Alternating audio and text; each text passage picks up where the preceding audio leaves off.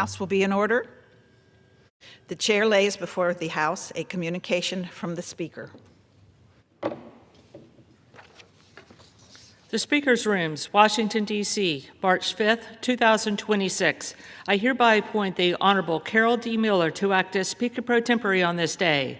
Signed, Mike Johnson, Speaker of the House of Representatives. Pursuant to the order of the House of January 6, 2026, the chair will now recognize members from lists submitted by the majority and minority leaders for morning hour debate. The chair will alternate recognition between the parties, with time equally allocated between the parties, and each member, other than the majority and minority leaders, and the minority whip, limited to 5 minutes. But in no event shall debate continue beyond 11:50 a.m. The chair recognizes the gentleman from Maryland, Mr. Hoyer.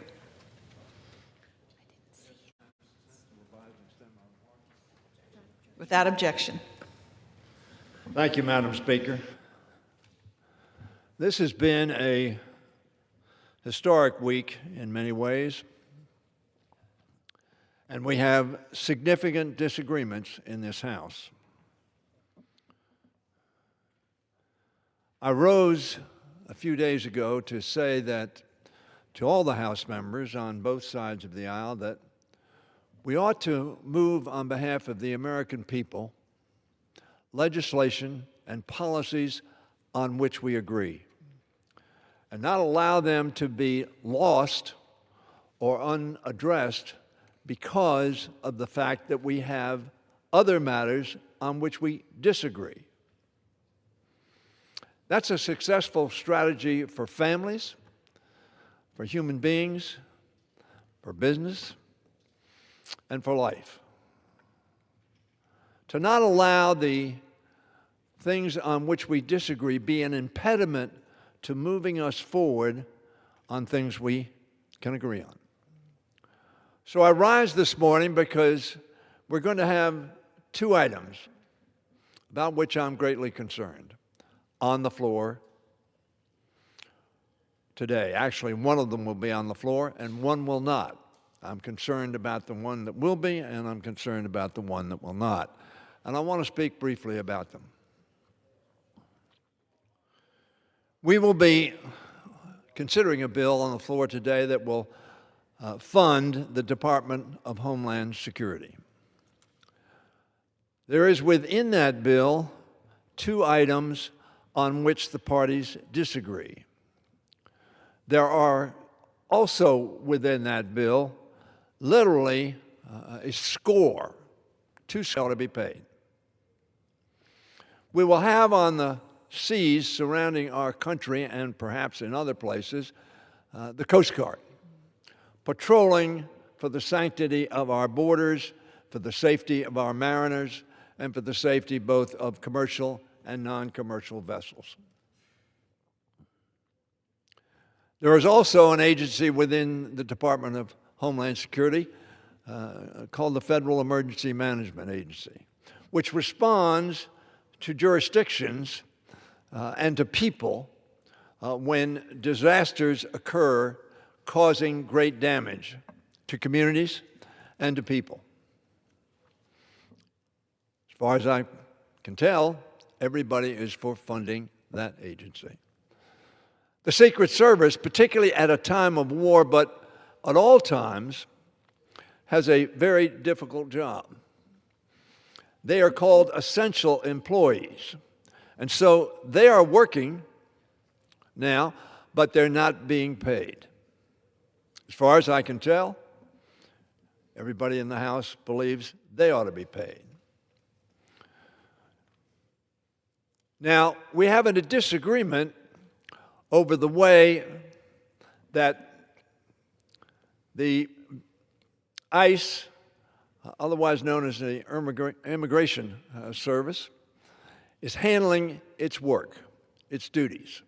Some of us believe that they are doing things that are outside the boundary of the Constitution, the laws of our country and our states, and the norms of police activity. It is a significant, important difference of opinion that ought to be argued, that ought to be resolved, and we resolve things through a vote on this floor.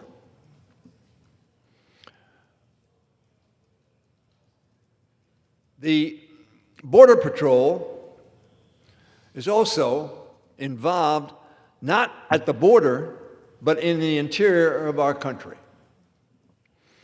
That is not usual, and it has resulted, in the opinion of some of us, from the taking of American lives inconsistent with the safety of American citizens and inconsistent with the norms of police work in America, in our counties and in our cities and in our states. The gentleman's time has expired. So I hope, in conclusion, that we will vote on a motion to recommit, which funds all of the federal employees in question and represents honestly to the American people that the Customs Agency and ICE are already funded and were funded at the beginning of this year. Madam Speaker, I thank you for the additional seconds and yield back the balance of my time. The chair recognizes the gentleman from Kansas, Mr. Mann, for 5 minutes. Thank you, Madam Speaker. Madam Speaker, farmers, ranchers, and agriculture producers are the backbone of this country. They wake up before the sun, work long after it sets, and take on risk every single day to feed, fuel, and clothe the world. Yet too often in Washington, we ask them to do that work without the certainty and stability that they deserve. The last fully enacted Farm Bill was passed in 2018. That might not seem like long ago in Washington, but in agriculture, 6 years is a lifetime. Input costs and inflation surged under the mismanagement of the last administration. Markets are more volatile, and global competition has only intensified. Our farmers do not need more uncertainty. They need predictability. They need policies that allow them to invest, plan, and efficiently keep their farms and ranches in their families. That is why it is so critical that we pass what I call the Farm Bill 1.0 last year. Through the Working Families Tax Cut, weather economic pressure after 4 years of sky-high inflation, that increased input costs by more than 36% under President Biden. But the job is not finished. Farm Bill 2.0 is about continuing what we started last summer. It's about taking that running start and delivering a fiscally responsible 5-year farm bill that works for agriculture producers in the real world. The Farm, Food, and National Security Act of 2026 does exactly that. This week, my colleagues on the House Agriculture Committee and I marked up the Farm, Food, and National Security Act of 2026, passing this legislation out of committee in a bipartisan fashion just a few hours ago. This bill, which I consider Farm Bill 2.0, reflects the agriculture of today, not that of 2018. It strengthens commodity programs and disaster assistance so our nation's producers are not left waiting on Congress every time drought, flood, wildfire, or disease strikes. Farm Bill 2.0 ensures dairy, livestock, and specialty crop producers have policies that match their risk. It protects crop insurance as the cornerstone of the farm safety net. It supports conservation programs that are locally led, voluntary, and practical. The Farm, Food, and National Security Act expands access to credit and modernizes loan limits so producers can keep up with the capital-intensive nature of agriculture today. It strengthens rural development, broadband, water infrastructure, and rural hospitals because agriculture does not exist in isolation. Strong farms require strong rural communities. And importantly, the bill is built on a bedrock of fiscally conservative policy. A farm bill should provide certainty without growing government for the sake of growing government. It should prioritize the men and women who've dedicated their lives to American agriculture instead of prioritizing paperwork. It should set up farmers for success without getting in their way, and it should respect the taxpayer while recognizing that a secure food supply is key to national security. I'm proud to say that our Farm Bill 2.0 lives up to those conservative standards. This is not about politics. It's about doing our job. Farmers and ranchers plan in seasons and decades, not in continuing resolutions and short-term extensions. Every delay makes it harder for them to make decisions about planting, equipment purchases, and land leases. Passing a 5-year bill gives producers what they need most: certainty. Certainty to invest, certainty to innovate, certainty to keep feeding a hungry world. Farm Bill 1.0 laid that foundation. Farm Bill 2.0 will continue that work. As part of my Farm Bill Impact Series, I've spoken on this floor 34 times advocating for Congress to pass a farm bill, and this legislation is exactly what I've spent so long advocating for.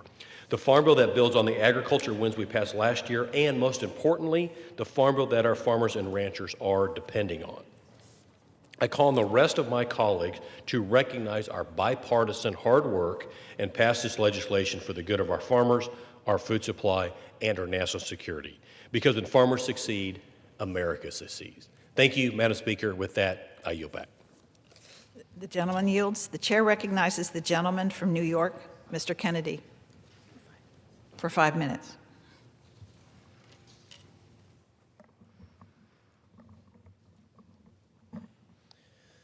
Thank you, Mr. Speaker. I rise today to honor the life and legacy of a truly remarkable Buffalonian, John J. Heidinger, who passed away at the age of 72 on January 1st, 2026. John's presence was woven into the fabric of Buffalo, and with his passing, our city has lost a pillar in our community. To know John was to know something essential about Buffalo itself: loyalty, humor, generosity, and an unwavering devotion to the people and places that shaped him. John was born and raised in Buffalo's Old First Ward, a neighborhood defined by its character and Irish pride. And John carried that with him every day of his life. He was one of 8 children raised by Jack and Elizabeth Heidinger in a small apartment near O'Connell Avenue, where love, faith, and hard work were not just values, they were a way of life. That foundation shaped the course of John's story. John deeply believed in the power of organized labor, in the fairness, stability, and respect unions provide to working families. That conviction led him to dedicate more than 40 years of his life as an usher and ticket taker, where he stood shoulder to shoulder with his fellow union members, and ultimately went on to serve as president of Local 235, which would later become SEIU Local 200 United. As president, John negotiated fair contracts, defended livelihoods, and helped ensure that generations of workers in Western New York, including me and my family, could make a better life for themselves and their loved ones. But if you grew up in Buffalo, chances are you knew John in another way too. In the early years of his career, John served as equipment manager for the Buffalo Sabres. He loved the team, the travel, the stories, the joy of being part of something larger than himself. John would even invite players, especially those far from home with nowhere to go, to his house for Thanksgiving dinner. That was John, making room at the table, always looking out for others, and always treating everyone like family. In so many ways, John was present for Buffalo's most cherished memories: Sabres games, Bills games, Bison's games, Shea's performances, Klein Hands concerts, and the racetrack, the Aud, the Rock Pile, Pilot Field, the Ralph, and the arena. John was the familiar face at the door, the one who knew your name, the one who greeted you with a smile and made you feel welcome. But above all else, John's favorite role was being a devoted father to Michael, Suzanne, and Sarah, and a cherished papa to his grandson, Ethan. He was also a beloved friend and partner to Martha. May we honor John's memory by living with the same generosity, loyalty, and pride in where we come from that he showed throughout his life. To John's extensive family, friends, and loved ones, we hold you in our hearts. On behalf of a grateful city and on behalf of a grateful nation, may John J. Heidinger rest in peace. I yield back.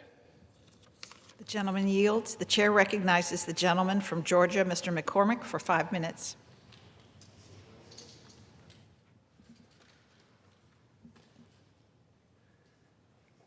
Madam Speaker, I rise today to discuss legislation that is near and dear to me.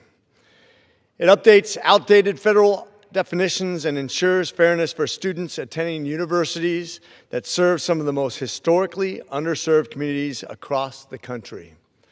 Importantly, this benefits many people with no cost.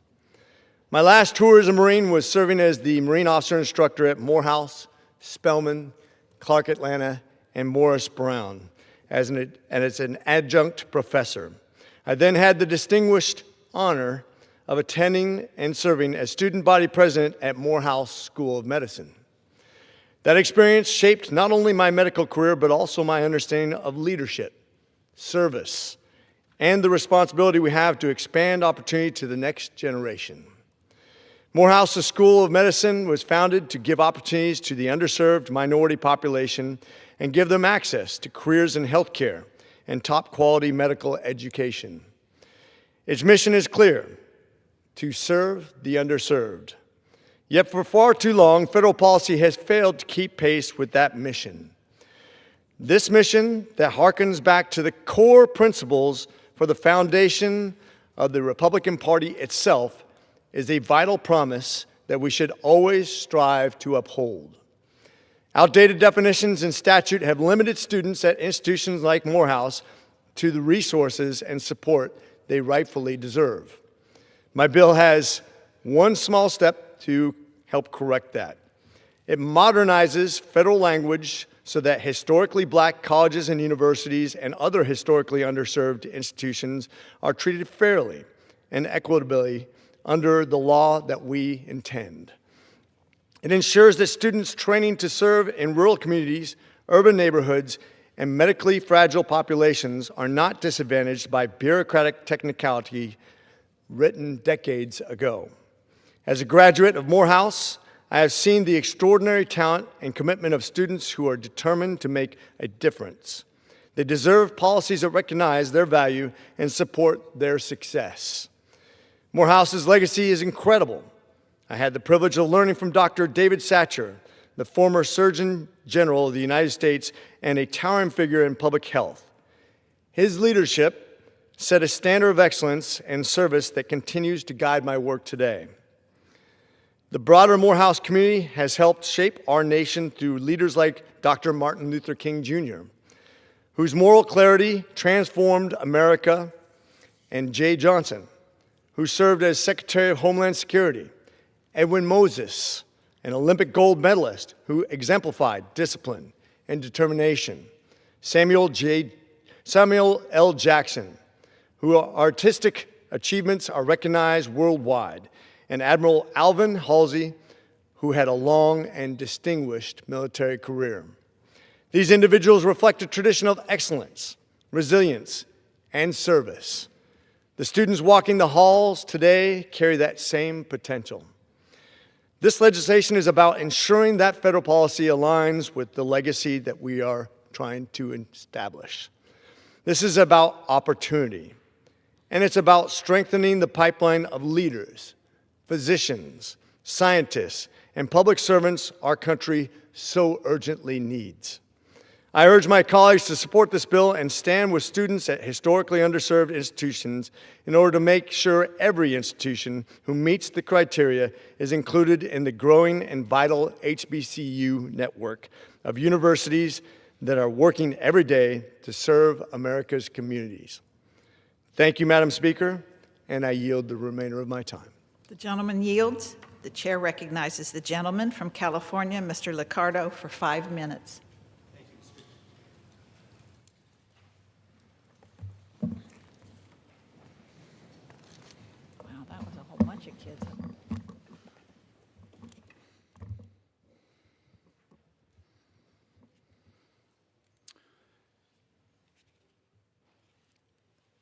Speaker, I rise today to honor the life and legacy of a great and a very good man, Mr. Louis Lon O'Normadin II of Montecito, California, a beloved businessman, philanthropist, and community leader. Lon passed away in December of 2025 at the age of 91. Born and bred in San Jose, Lon graduated from Bellarmine College Prep and earned a business degree from Santa Clara University, and then proudly served our country as a first lieutenant in the U.S. Army. He married his high school sweetheart, Peggy, And together they shared 70 years of marriage and raised a large, loving family. Following his military service, Lon Normanton carried on his family's storied business legacy, serving as president and chairman of the Normanton Car Dealership, a family business bearing the Normanton name since its founding in 1875 as a horse carriage manufacturer. Under the leadership of Lon and his kids, the dealership continued through its fifth and sixth generations, a rare achievement in America that reflects the deep bond that the Normanton family had with the community. Over more than 60 years in the auto industry, Lon earned national recognition, led dealer efforts to rebuild Chrysler alongside CEO Lee Iacocca back in the 1980s.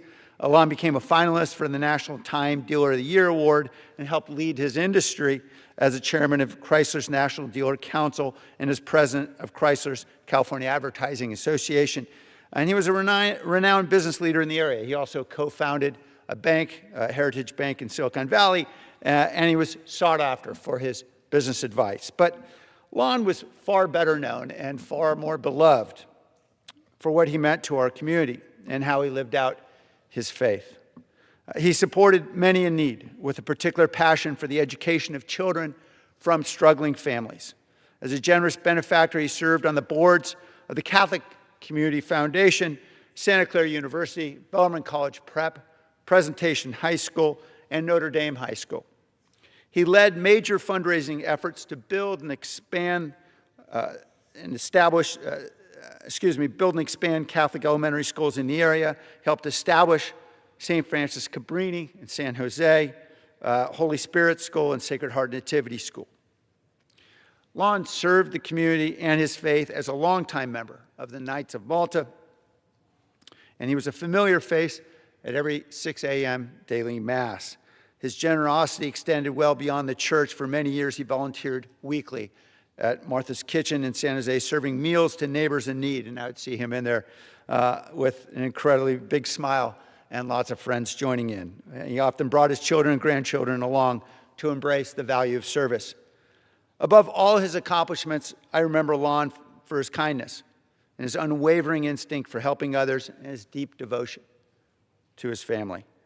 Lon treated everyone with respect, offered a ready smile or laugh, and sought to help anyone in need. And many came to him and to Peggy seeking help. His 6 kids went on to become great community builders in their own right. Mark, Karen, David, Lisa, Diane, and Paul. In my own youth, Lon provided me with a wonderful role model of Christian selflessness, leadership, and service. As I eventually learned, I wasn't alone in making Lon my role model. Many of my friends in the Normanton orbit felt the same way. Mr. Speaker, I ask my colleagues to join me in celebrating the life of Lon Normanton and extending our very deepest condolences to his beloved wife, Peggy, their 6 children and spouses, 14 grandchildren, and 11 great-grandchildren. Family was the great joy and foundation of Lon's life. We honor Lon Normanton's legacy of faith, family, and service, and express gratitude for the example he set. May he rest in peace. I yield my time. The gentleman yields. The chair recognizes the gentleman from Pennsylvania, Mr. Thompson, for 5 minutes.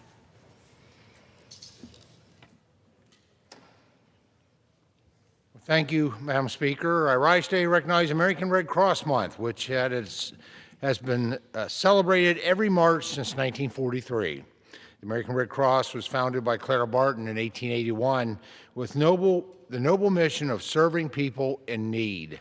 The American Red Cross is one of the largest organizations in the country with approximately 230 chapters in the United States and close to 300,000 volunteers. American Red Cross Month was first recognized during World War II with President Franklin D. Roosevelt urged individuals to assist with the nation's growing humanitarian needs. What initially started out as a humanitarian call to action has grown into a larger mission. Now communities across the country come together to help those in need. The bond between the American Red Cross and the United States government is defined by more than a century of service. Since the organization's formal chartering in the early 1900s, the American Red Cross has had a hand in providing aid to our military personnel and their families. The organization was pivotal in assisting service members and families during World War I and World War II. During both wars, the American Red Cross recruited thousands of registered nurses and prepared millions of aid packages for the United States military and our allies. Today, the American Red Cross still provides support for military members and their families. However, their reach has extended to also serve communities that have been impacted by natural disasters.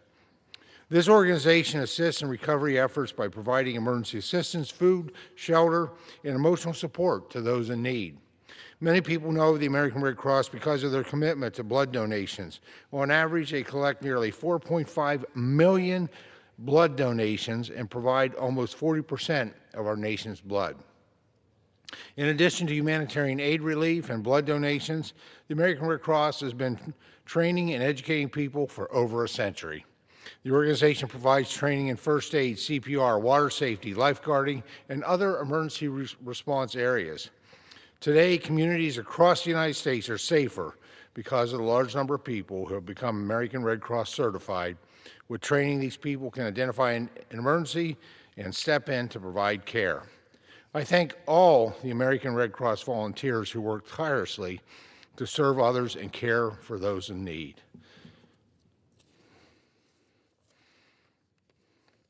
Madam Speaker, I rise today to recognize Jersey Shore, Pennsylvania, which marks its bicentennial celebration on March 15th. Jersey Shore was founded in 1826, although the borough's rich history dates to the 1700s, when families settled in the area after the Revolutionary War. Many families chose this location because of the availability of farmland.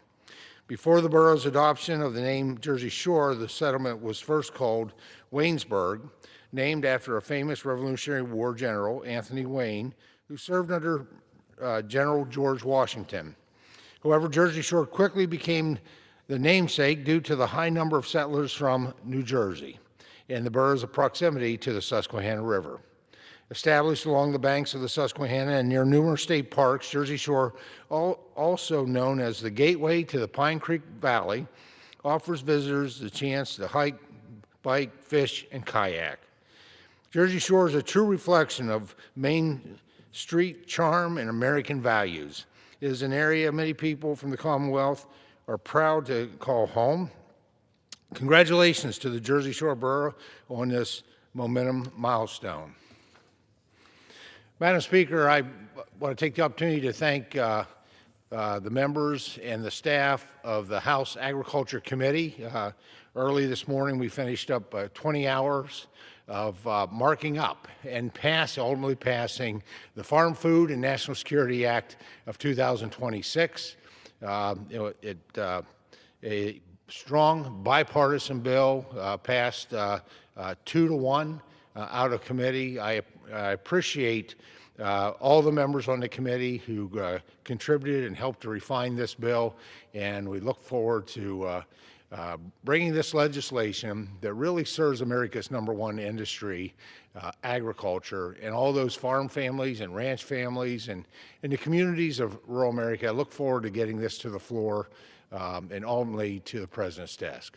With that, Madam Speaker, I yield back the balance of my time. The gentleman yields. The chair recognizes the gentleman from New York, Mr. Latimer, for 5 minutes. Thank you, Madam Speaker.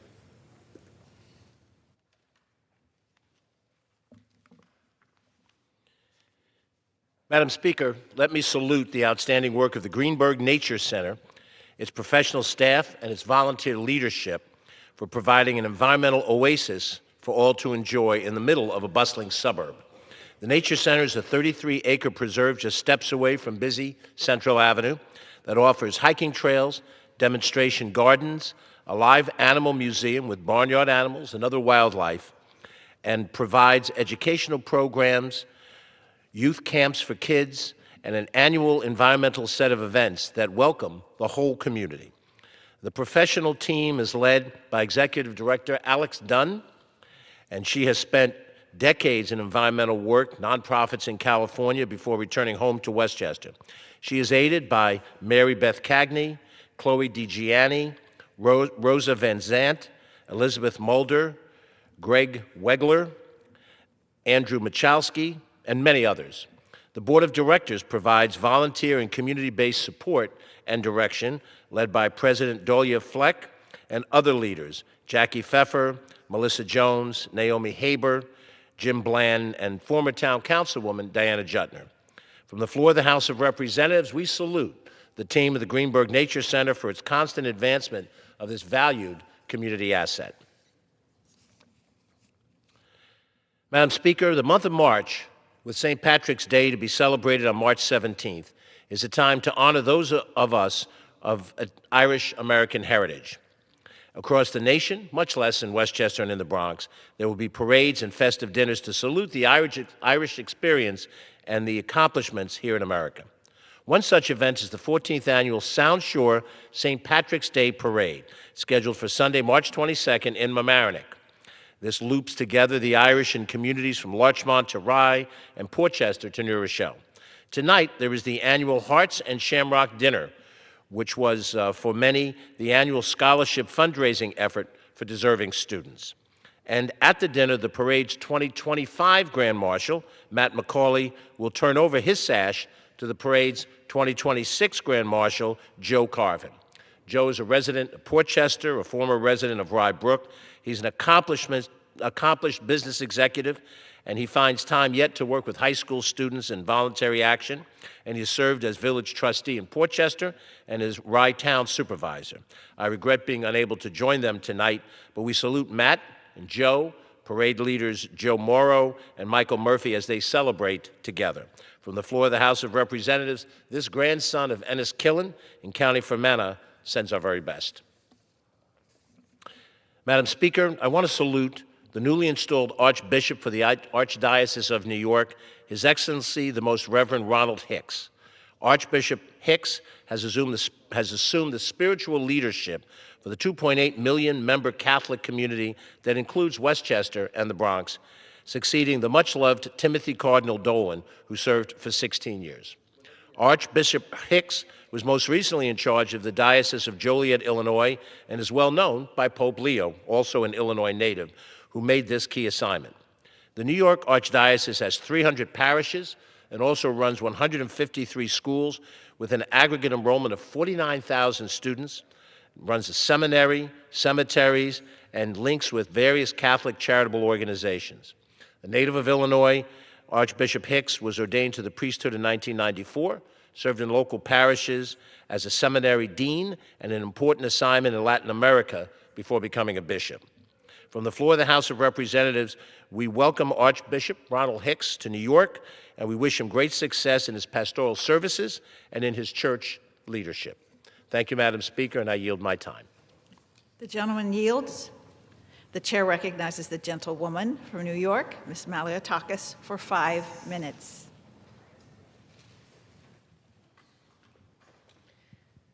Thank you, Madam Speaker. Thank you, colleagues.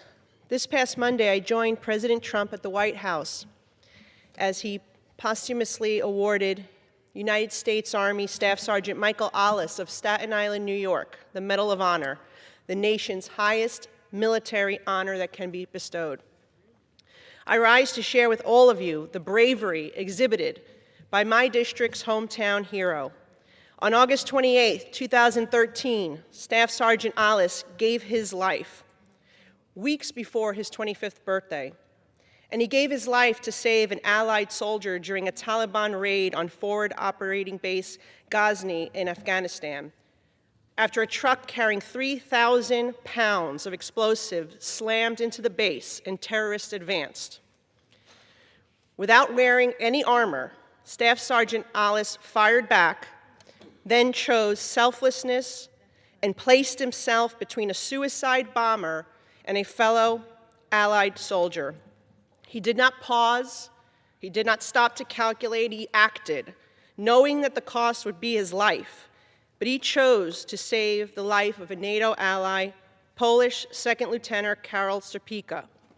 Michael's courage, selflessness, and sacrifice represent the very best of our nation, earning him the Purple Heart, Bronze Star, Silver Star, and Distinguished Service Cross, as well as the Grand Cross of the Order of Merit of Poland, the highest Polish decoration for a foreigner.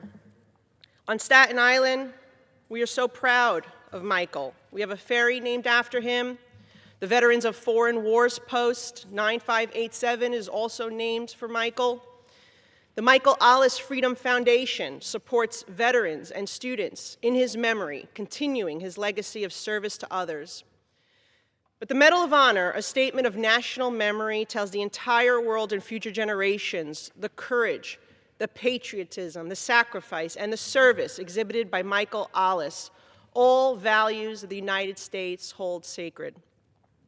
His final act requires no embellishment or argument. It stands on its own, resolute and selfless, and is worthy of the highest military recognition our country can bestow.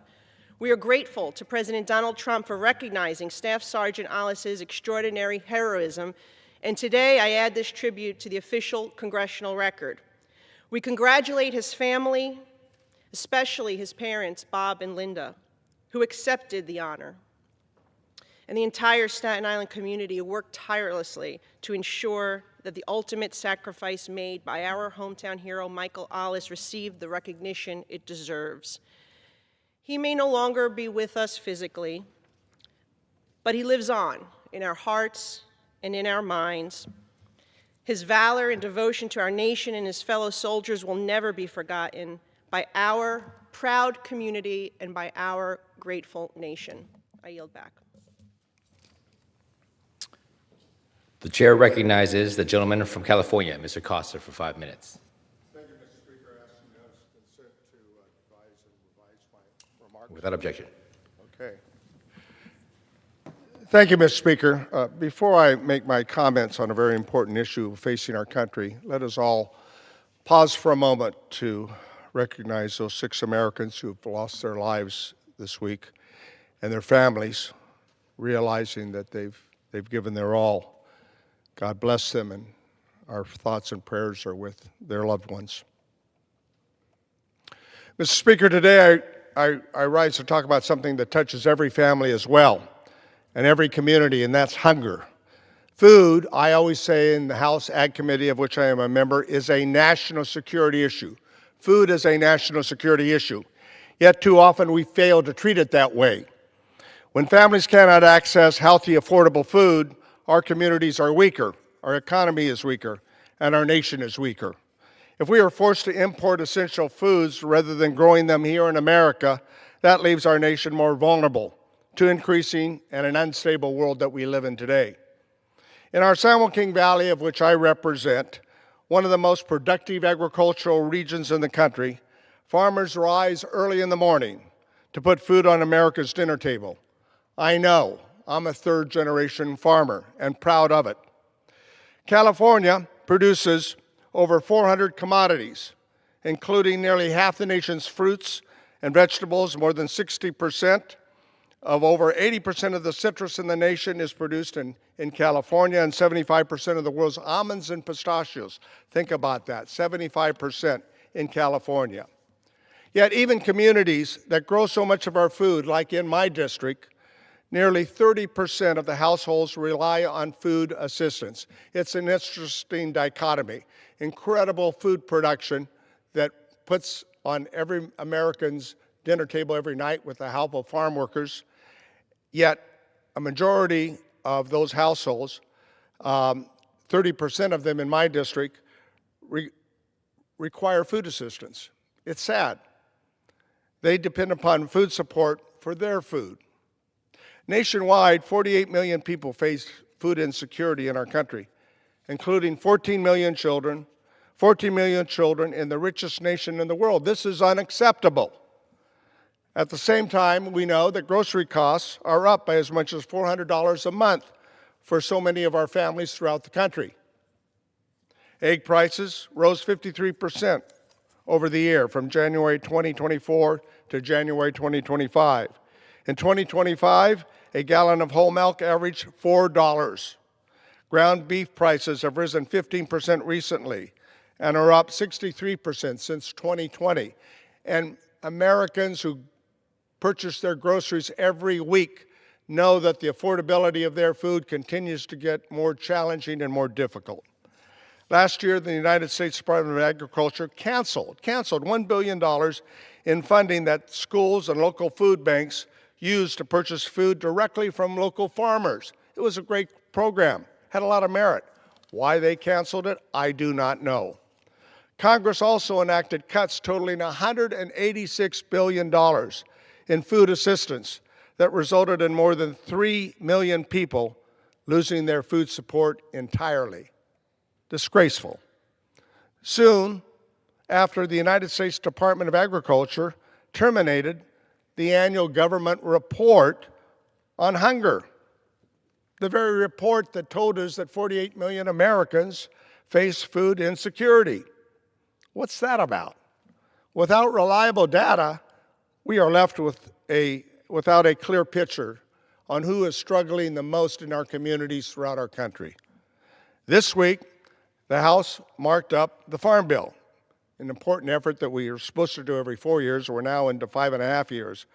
And we tried to strengthen the nutrition programs through amendments in legislation, but the Republicans defeated our efforts, sadly.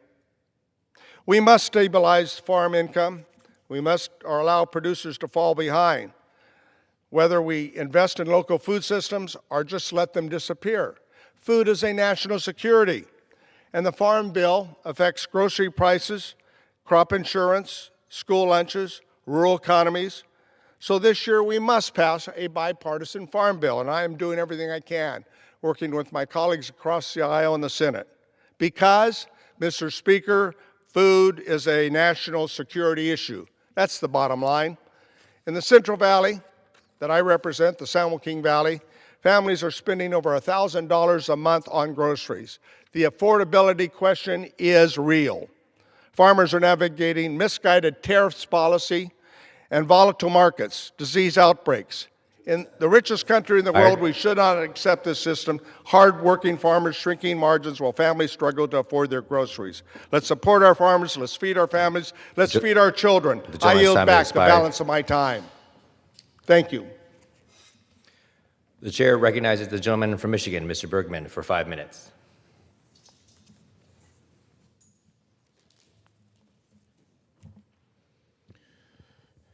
Mr. Speaker, I rise today with a heavy heart to honor the life and legacy of a truly remarkable man.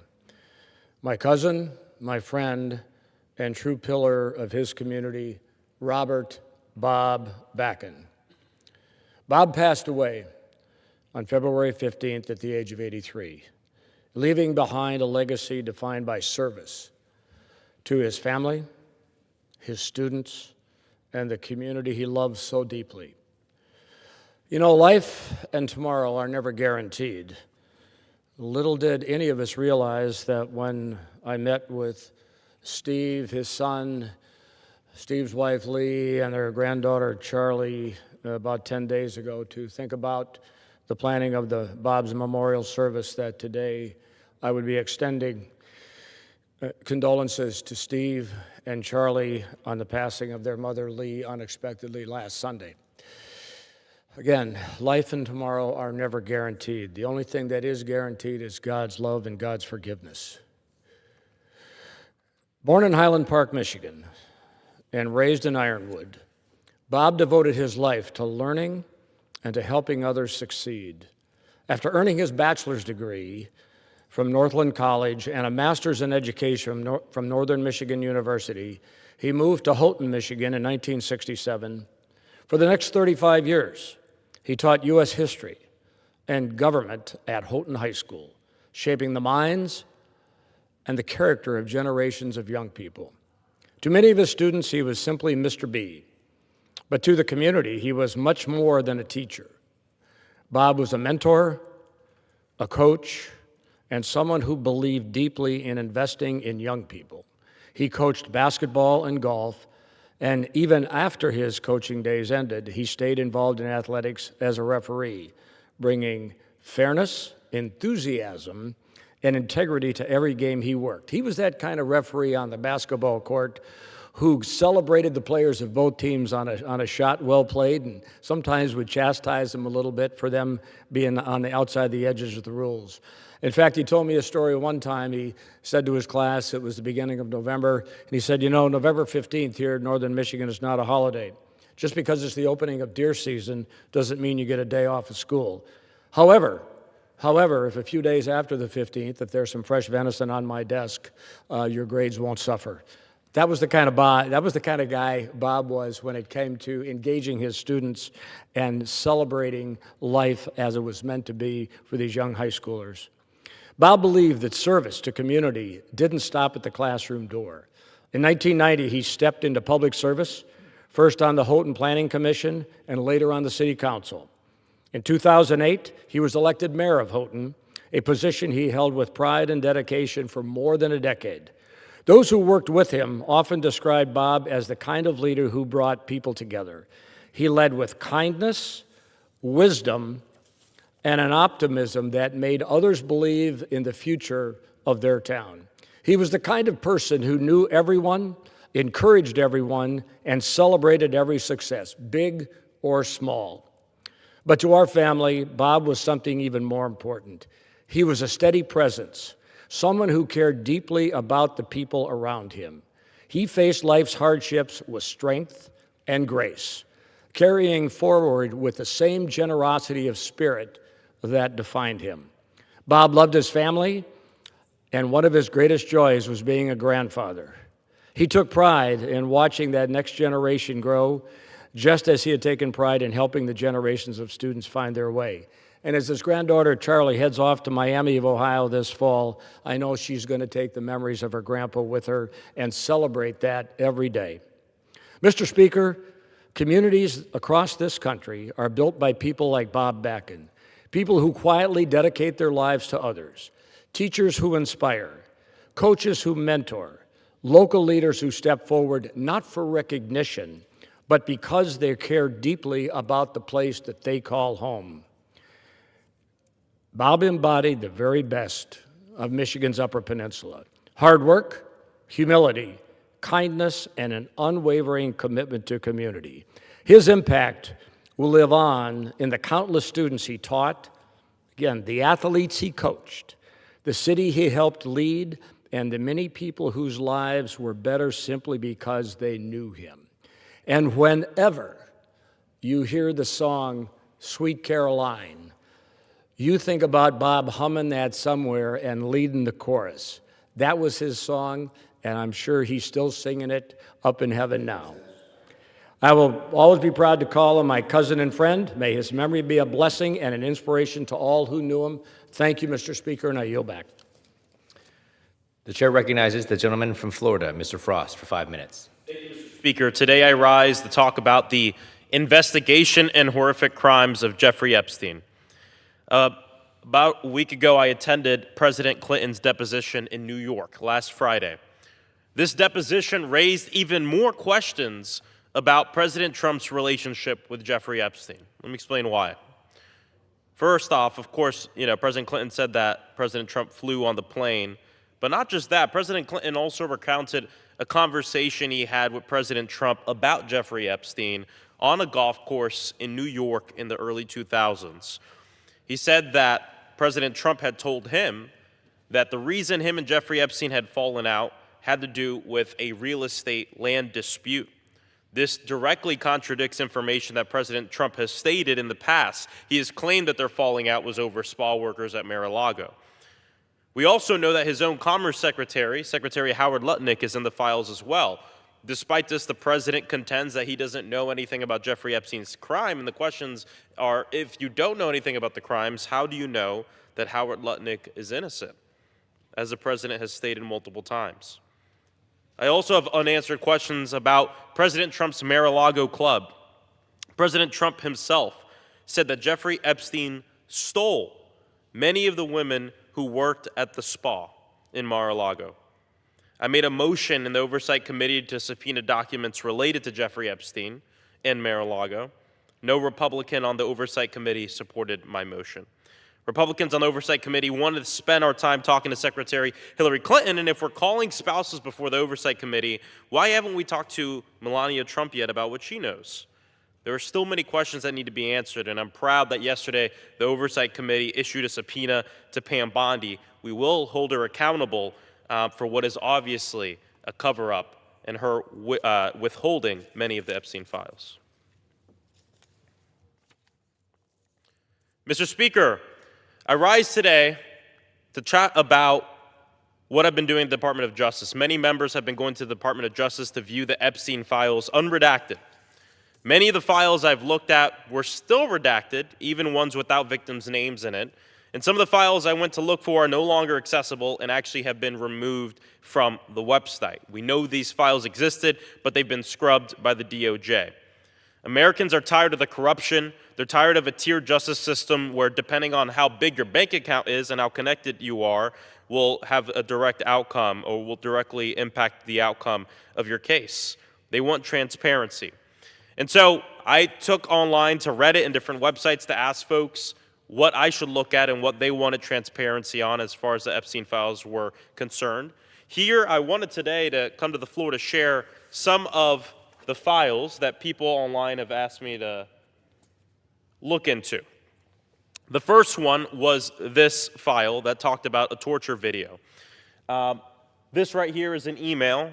The email belongs to Sultan Ahmed bin Sulayem, and that is who this was sent to. The next one has to do with an email that says, "Did you know somewhere in the hills outside Zorro, 2 foreign girls were buried on orders of Jeffrey and Madam G. Both died by strangulation during rough fetish sex." This is from a fake email right here, dfd42299@protonmail.com. And then at the bottom down here, they're arranging for a Bitcoin to be sent to a wallet address. I'm actually going to read that address out loud. 3CR9T PVEREGEG 4ZG HPEDZMC 94 HZUUSCBHN.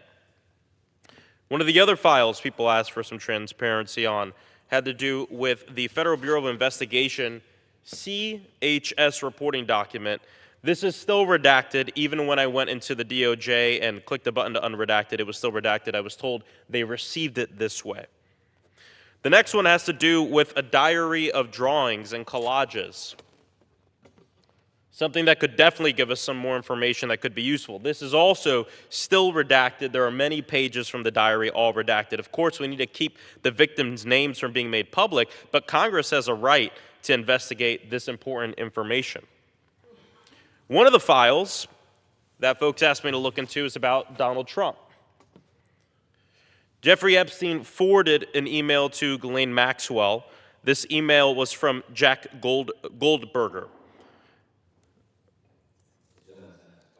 Okay. The chair recognizes the gentleman from Indiana, Mr. Yocum, for 5 minutes.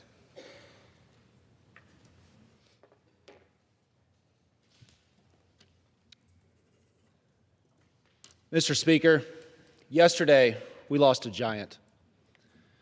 Growing up in South Bend, Coach Holtz was more than a football coach. He was a living legend. When I was young, my family took me to a Notre Dame hockey game, and we were walking up late, so there was nobody else around. And appearing out from the shadows, you could see the silhouette of Coach Holtz. My father asked if he had a moment to say hello and sign autographs for us. You know, Coach could have just blown us off, but he didn't do that. He walked straight up to me, got down on one knee, stuck out his hand and said, "Hi, I'm Coach Holtz. What's your name?" That moment for me became a lifelong lesson. It taught me that no matter who you are or where you go in life, you're never too important to say hello to someone that wants your time. That's exactly who Coach Holtz was. A national champion, a Hall of Fame coach, sure. But even more importantly, he was an extraordinary person. He's someone who brought out the best of people. He got more out of people than they ever believed possible. He inspired them to be the best that they could be, and he set a high standard of excellence that the people around him could only hope to achieve. Sally Ann and I lift up the Holtz family in our prayers. Thank you, Coach, for the memories. Thank you for your positive influence on the South Bend community and Notre Dame at large. Go Irish. Mr. Speaker, I yield back. The chair recognizes the gentlewoman from Ohio, Ms. Sykes, for 5 minutes. Thank you, Mr. Speaker. As we come off the observance of Black History Month, we are reminded of a story of courage, scholarship, and action that helped reshape how America understands its past. Black History Month began with the work of Carter G. Woodson, who believed that contributions of African Americans must be visible, taught, and celebrated. In 1926, he created Negro History Week to highlight Black achievement and make space in our nation's story for those who are often ignored. But it was Kent State University, my alma mater, in 1969 and 1970 that students decided that 1 week was not enough. Black students and educators argued that history this rich and important deserved at least a full month. Students from the Black United Students Organization proposed expanding the observance into what we now know as Black History Month. In February 1970, Kent State became the first campus to celebrate a month-long event, 6 years before it became a national observance. As someone who attended Kent State and studied in Oscar Ritchie Hall, I know firsthand the power of students demanding more truth, more justice, more inclusion. Their voices shaped one of many national movements, showing how change can start with those who are willing to speak up. Although February has ended, the lessons of Black History Month do not end with it. History shapes our identity as a nation, good, bad, and everything in between. When we know the struggles and triumphs of those who came before us, we understand our collective journey towards justice. Black history is American history, and leaving any part out makes our story incomplete. The close of Black History Month is not a conclusion, it is a continuation. It is a reminder to confront inequities in education, economic opportunity, healthcare, voting rights, and justice. True justice requires more than just recognition. It requires change. It requires action. Even as the calendar turns, the call remains the same.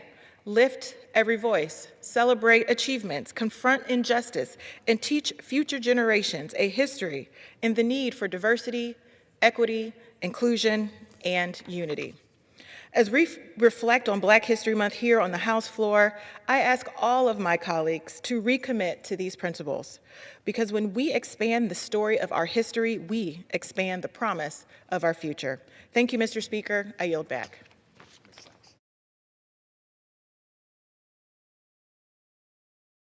The chair recognizes the gentleman from North Carolina, Mr. Davis, for 5 minutes.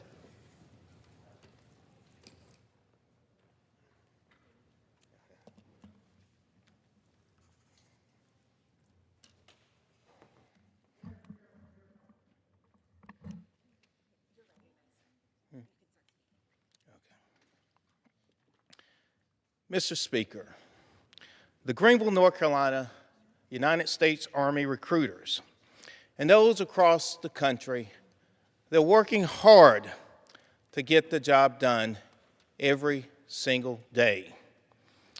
My son, Justin, has arrived now at Fort Benning, Georgia, to become an infantryman. He went from carrying our nation's flag to now answering the call to protect it. Inspired as a child and from his 4 years in JRTC with the Ram Battalion at Green Central High School in Snow Hill. I recall a few months back, he called me and he said he wanted to talk to me about something. And I said, "Son, what is it?" He said, "Dad, I want to join the Army."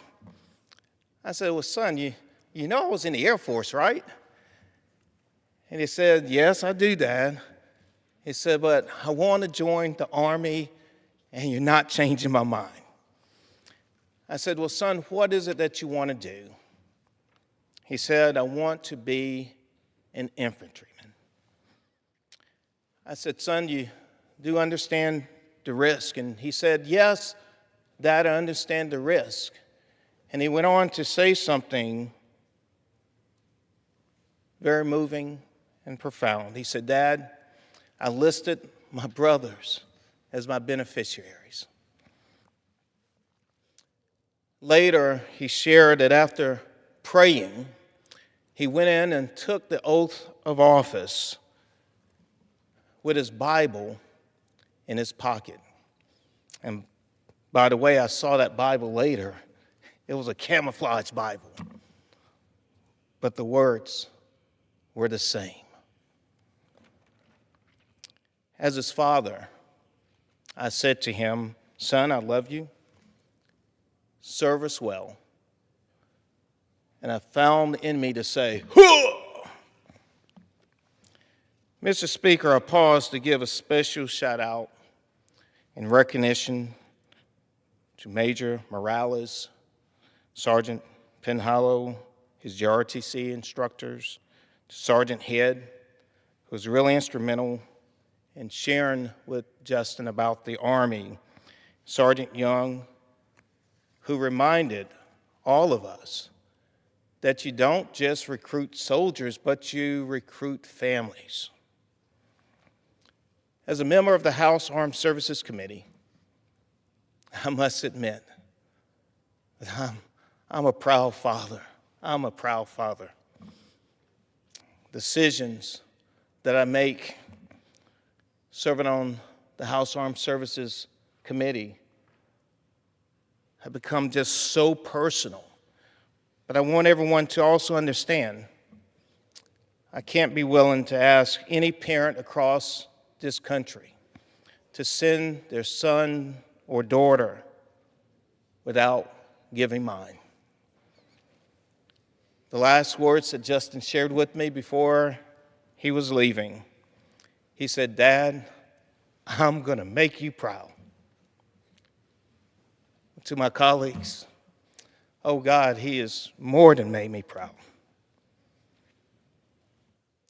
To all the recruits who are shipping out to serve our country, and especially right now during these challenging times. I was taking them to MAPS in Raleigh. This was over the weekend. But during these challenging times, I want to thank every single recruit with all of my heart. Thank you for your bravery. Thank you for your courage. Thank you for your willingness to serve our country. Thank you for your love for America. And to every recruit, I share the same words that I shared with my son. Be strong and be of good courage and be all that you can be. I yield back. The chair recognizes the gentleman from Texas, Mr. Fallon, for 5 minutes.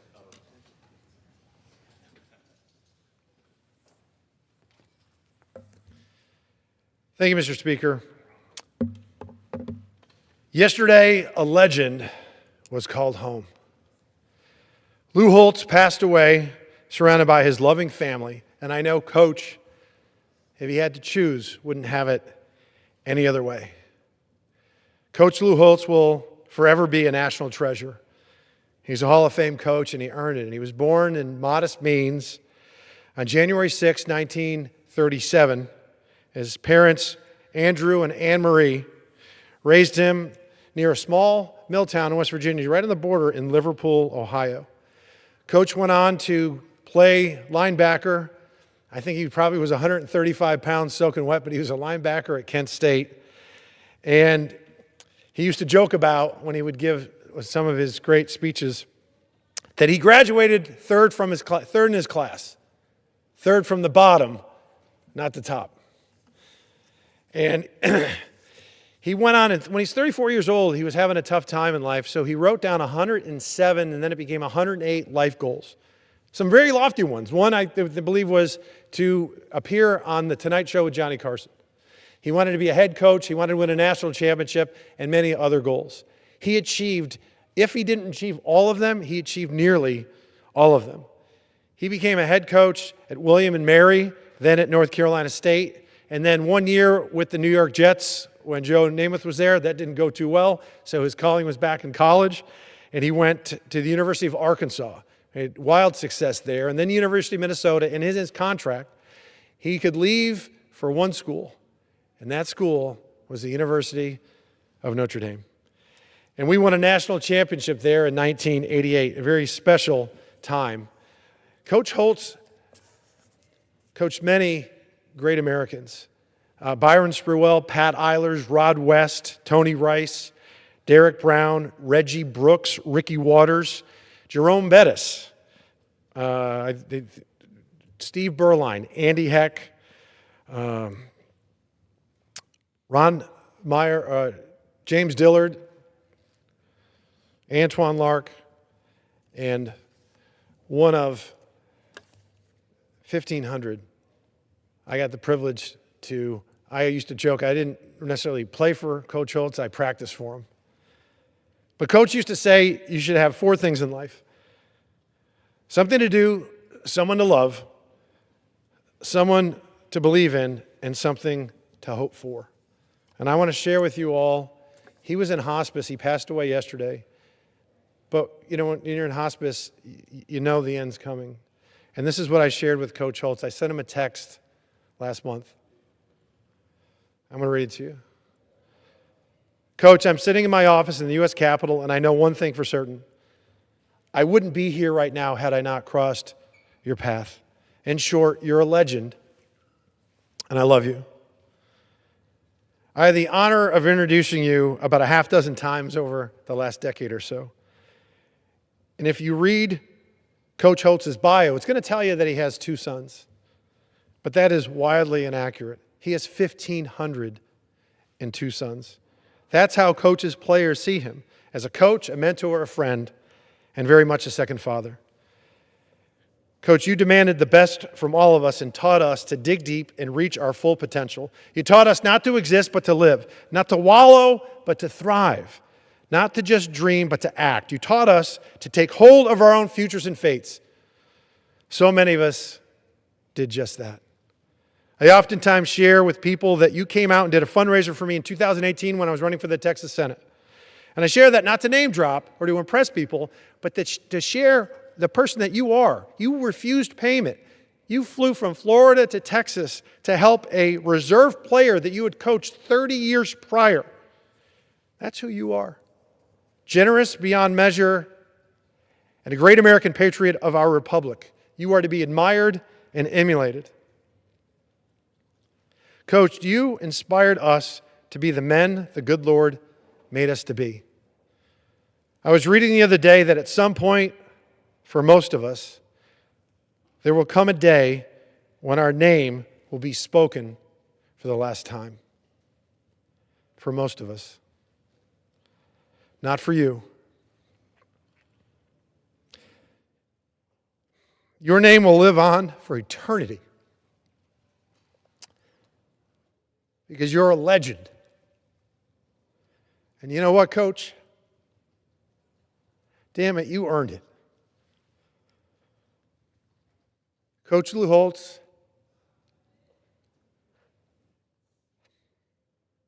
God bless you. And Coach,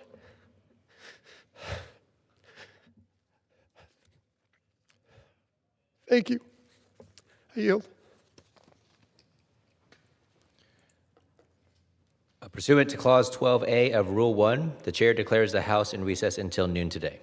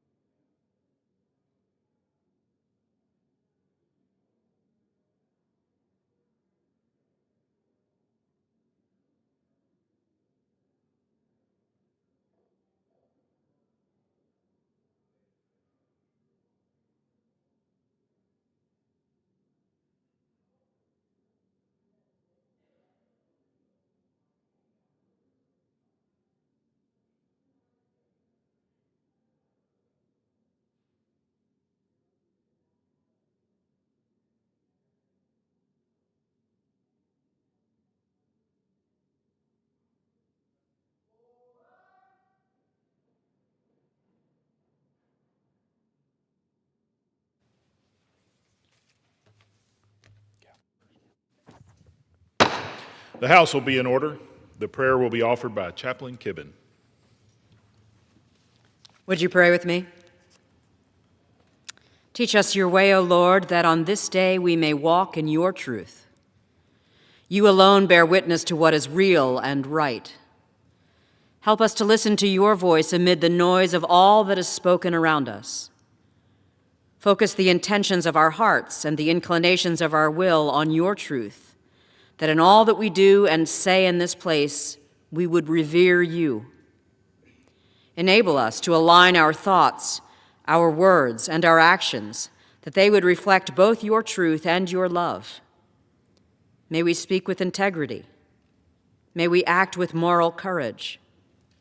May we live faithfully. Holy God, redeem and sustain us that we may present ourselves to you as those whom you approve, without reason to be ashamed. And when the day is done, by your grace and guidance, may we have spoken your truth, proven faithful to your word, and served as ambassadors of your matchless love in these troubled times. In your merciful name we pray. Amen. The chair has examined the journal of the last day's proceedings and announces to the House the approval thereof. Pursuant to Clause 1, Rule 1, the journal stands approved. The Pledge of Allegiance will be led by the gentleman from California, Mr. Correa. Please face the flag and repeat after me. I pledge allegiance to the flag of the United States of America and to the republic for which it stands, one nation, under God, indivisible, with liberty and justice for all.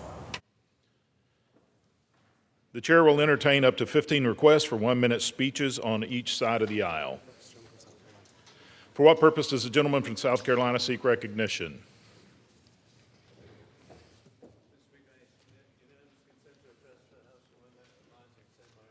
Without objection, the gentleman is recognized for 1 minute. Thank you, Mr. Speaker.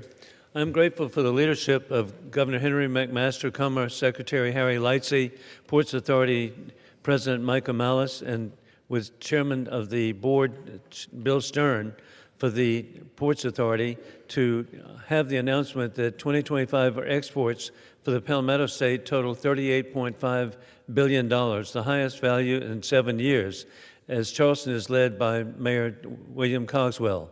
Motor vehicles and parts, aircraft and parts, machinery are the most exported commodities. South Carolina has exported to 198 countries and territories, creating jobs. In 2025, the highlights, we were the leading exporter of vehicles with BMW, Volvo, Mercedes, the national exporter of tires with Michelin, Bridgestone, Continental, GT, and Trelleborg. In conclusion, God bless our troops as the global war on terrorism continues. Trump is reinstituting peace through strength, revealing war criminal Putin lies, insulting Trump and mocking Trump as Putin supports Iran today after the attacks on civilians in Azerbaijan and Syria. And I am confident that President Ilham Aliyev of Azerbaijan and President Ahmad al-Shara of Syria will respond, protecting Syrians. South Carolina also recognizes the passage of our favorite son, Jesse Jackson. Gentleman's time has expired. For what purpose does the gentleman from California seek recognition? Speaker, to address the body for 1 minute without objection. Without objection, the gentleman is recognized for 1 minute.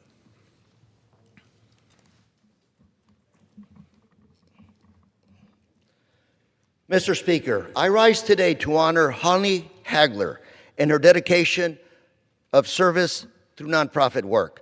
Ms. Hagler has spent much of her career serving our community's fastest growing demography, adults 65 and over. And since becoming the Orange County chapter president and CEO of Meals on Wheels in 2010, Ms. Hagler has led the delivery of meals to more than 15,000 older adults per year. Ms. Hagler has also served on the Leadership Council of the Orange County Strategic Plan for the Aging and as board chair of the National Association of Nutrition and Aging Services for the Aging. She's been recognized many times by the LA Times and both chambers of the California State Legislature. Congratulations, Holly, on a career filled with many accomplishments. We will miss you. Mr. Speaker. For what purpose does the gentlewoman from Maryland seek recognition? Without objection, the gentlewoman is recognized for 1 minute. Mr. Speaker, I rise today to honor a friend and a beloved Annapolitan, Billy Keys, who we lost last week at the age of 104. Mr. Keys was a World War II veteran, a police officer, a public school teacher, artist, a proud alpha man, husband, father, and devoted community member. Everyone fortunate enough to know Mr. Keys knew him for his wisdom, his compassion, and his unbridled wit. He served in the 761st Tank Battalion, the first all-African-American unit to enter combat during World War II, and then shared his experience with the next generation as a teacher for over 3 decades in the Anne Arundel County Public Schools. He retired only 5 years ago at the young age of 99. Mr. Keys was also an example of how to live well and how to live generously. When I visited him to mark his 100th birthday, he requested that I bring vanilla ice cream and Maryland distilled whiskey. And he made sure I let people know that while he was a lifelong registered Republican, he appreciated sharing his wisdom with service-minded Democrats. He accomplished more during his lifetime than many of us can dare to imagine, not taking a single moment for granted, and he touched so many lives through his decades of service to our community. He leaves behind a historic legacy here, and I will forever be inspired and grateful for having known him. I yield back. For what purpose does the gentlewoman from Connecticut seek recognition? Thank you, Mr. Speaker. I rise The gentlewoman's recognized for 1 minute. Thank you. I rise today to honor one of the most effective staffers and one of the most trusted partners with whom I have ever had the pleasure of working. Many of you know her well, either by her presence at my side on this floor, from the town halls and the briefings she has given regarding community project funding, or her skill in helping hundreds of House Democratic offices submit their priorities to the Appropriations Committee each year. In each aspect of her role as Director of Member Services, Ryan Elizabeth Kinney has brought unmatched tenacity, patience, attention to detail, and good humor with her, all essential qualities during long debates and longer markups. Ryan is more than staff to me, she's family. I worked with her father, and I watched her grow up and begin her career as an intern in my office, who jumped at the opportunity to become my temporary scheduler. We all know that scheduling is the no-win job in the office. But Ryan handled it with aplomb, taking on a legislative portfolio, even as she became my permanent scheduler. When I took the role of Appropriations Chair, I knew there was no one I would rather have in my corner on the committee. And as always, Ryan was up for the challenge. Since then, we have known victories, we've known defeats, we've had highs and lows, and like me, Ryan never tires of the fight. I am certain that Ryan will enjoy great success in her future endeavors, wherever that may lead. And while I will miss her counsel and her company in this body, I am so proud and excited to see her pursue new opportunities and adventures. Ryan will always be part of my family, and I say thank you to you for everything. And we're all here gathered, the staff in the gallery, The to say gentlewoman's time thank has you. expired. I yield back. For what purpose does the gentleman from Florida seek recognition? What do I say? Huh? Oh, I ask unanimous consent to address the House for 1 minute to revise and extend my remarks. Without objection, the gentleman is recognized for 1 minute.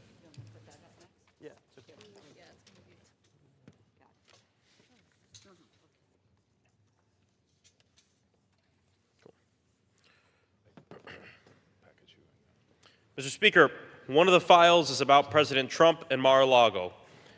What it reads starting here is Jeffrey Epstein forwarded Ghislaine Maxwell an email from Jack Goldberger. What it says starting here is, J.E. ever expelled from Mar-a-Lago? No. He was not a member, may have been a guest, never asked to leave. Mark Epstein said Trump on J.E. plane is true. I've been on a lot of planes, may have been on his plane, no young girls on plane. What do you know about allegations against J.E.? Only what I read in the paper. Trump ever been at J.E. house? I may have been there with my wife. Any young girls there? No. May have been children of guests, but that's it. Trump specifically asked Garton to advise us of the interview. Brad had also previously talked to a manager at Mar-a-Lago. Bernd Lempt confirmed J.E. never asked to leave Mar-a-Lago. That's this document, the final one that we'll report on today. The Department of Justice is still sitting on about 3 million files. They continue to pull things back and hide them every day. The government is lying to us, and we'll continue to fight till we have full transparency. The Thank you. I gentleman's yield time back. has expired. For what purpose does the gentlewoman from Michigan seek recognition? Then to address the House for 1 minute and revise my remarks. Without objection, the gentlewoman is recognized for 1 minute. DTE Energy is out of control. They are requesting another outrageous rate hike just days after state regulators approved $242 million in increase, an increase of 4.6% per customer. This is our residents getting their utility costs increased. Our families can't afford higher rates with more power outages that wipe out groceries, spoil our medicines in our refrigerator, leave our neighbors without critical medical services, all because DTE in Michigan would rather spend money on campaign contributions than invest in reliability.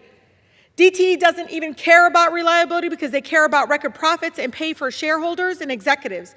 The company, Speaker, made $1.5 billion in profits last year. This is unchecked corporate greed.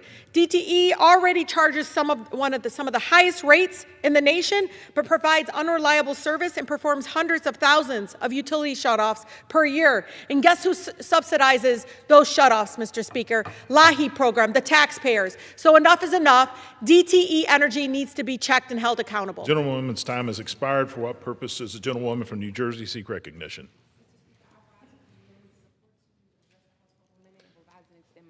Without objection, the gentlewoman is recognized for 1 minute.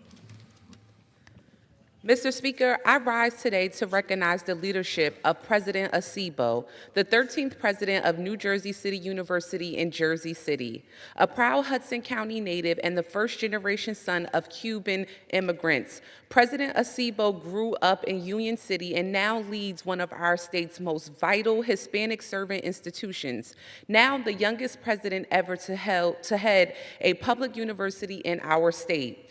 When he stepped into leadership, NJCU faced a $22 million deficit and a physical emergency. In less than 2 years, he stabilized the university's finances and restored confidence in an institution that serves working families across New Jersey's 10th. But his leadership goes beyond balance sheets. Under President Acebo, NJCU ranks #1 in New Jersey for social mobility, expanding transfer access, increased enrollment, and reaffirmed its mission to make higher education affordable and accessible. President Acebo's story reflects the very students NJCU serves, resilient and rooted in community. With that, I yield back, Mr. Speaker. Thank you. For what purpose does the gentleman from Oklahoma, Mr. Cole, seek recognition? Mr. Speaker, pursuant to House Resolution 1095, I call up the bill H.R. 7744, the Department of Homeland Security Appropriations Act 2026, and ask for its immediate consideration in the House. The clerk will report the title of the bill. H.R. 7744, a bill making appropriations for the Department of Homeland Security for the fiscal year ending September 30th, 2026, and for other purposes.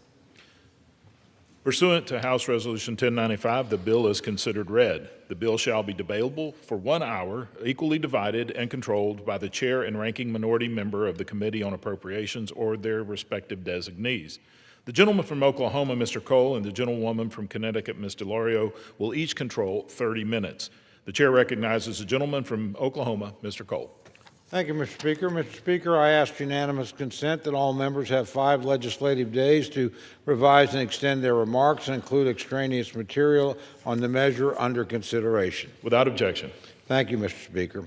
Mr. Speaker, I yield myself such time as I may consume. The gentleman's recognized. Thank you. Once again, we are here on the House floor amidst a partial government shutdown. The bill before us isn't new. In fact, we debated this very same bill just 2 months ago. It reflects the bipartisan, bicameral agreement that Senate Democrats at the last minute failed to honor. Shutting down the Department of Homeland Security over a partisan fight hasn't changed the stakes. But maybe, knowing how critical it is to keep the homeland safe at this heightened moment, Democrats will side with reason and protecting the nation. No matter the question, shutdowns are never the answer. I know my colleagues think by shutting down the government, they are somehow punishing Donald Trump for winning the election. But President Trump is not the one feeling the pain of a shutdown. They are punishing the TSA agents who are working hard to keep their community safe. They're punishing FEMA employees who are trying to help Americans fighting through these winter storms. They're punishing the cybersecurity analysts at CISA who are combating constant threats to our infrastructure and electric grid. Hundreds of thousands of federal employees in critical national security positions are being forced to work without pay. Their jobs leave no room for error, but they're being asked to continue that critical work with the added stress of not knowing when they'll receive their next paycheck, not knowing if they'll be able to put gas in their cars or food on their table. A few weeks ago, we heard from TSA Acting Director McNeil at an appropriations hearing. She talked about the impact of the longest shutdown in history, which was also initiated by Democrats. She told us about agents sleeping in their cars in the airport parking lot rather than spending money on gas to drive home because they couldn't afford it. Officers who sold their blood and plasma or took second jobs with what little spare time they had just to have money to feed their families. These hardworking families are just now barely recovered from the previous shutdown antics, and they are once again in the same confusing and undeserved position. Closing down or shortchanging federal agencies is irrational and irresponsible. This isn't something anyone should be proud of. It breaks my heart to hear of these stories. We know that shutdowns cause pain and uncertainty for the nation. Personally, I would find it unconscionable if my vote was the reason someone was sleeping in their car or if my vote was the reason someone couldn't pay their mortgage this month. This isn't a game. These are real people and real lives. In addition to the astoundingly negative human impact this shutdown is having on men and women who work for DHS, it's directly impacting our ability to keep Americans safe during heightened national security threats. In-person trainings at the National Fire Academy, the National Emergency Training Center, and the Center for Domestic Preparedness and the National Disaster and Emergency Management University have been canceled. The FEMA Disaster Relief Fund has a low balance, and the account will continue to be drained without new appropriations. Wait times at our nation's airport are already increasing as staffing strains hit the TSA workforce. There will be no new national flood insurance policies processed impacting Americans buying homes. CISA operates at limited capacity with the majority of the workforce furloughed. Meanwhile, Iranian, Russian, and Chinese cyber actors continue targeting U.S. networks and critical infrastructure. While Coast Guard service members received their most recent check, civilian personnel are working without pay. Homeland Security investigators who investigate wide-ranging illicit activity like drugs and weapons smuggling, as well as human trafficking, are not moving forward. These limitations on our national security capabilities should concern us all. There's no reason to vote against this critical funding for our Department of Homeland Security at such an important time for our country.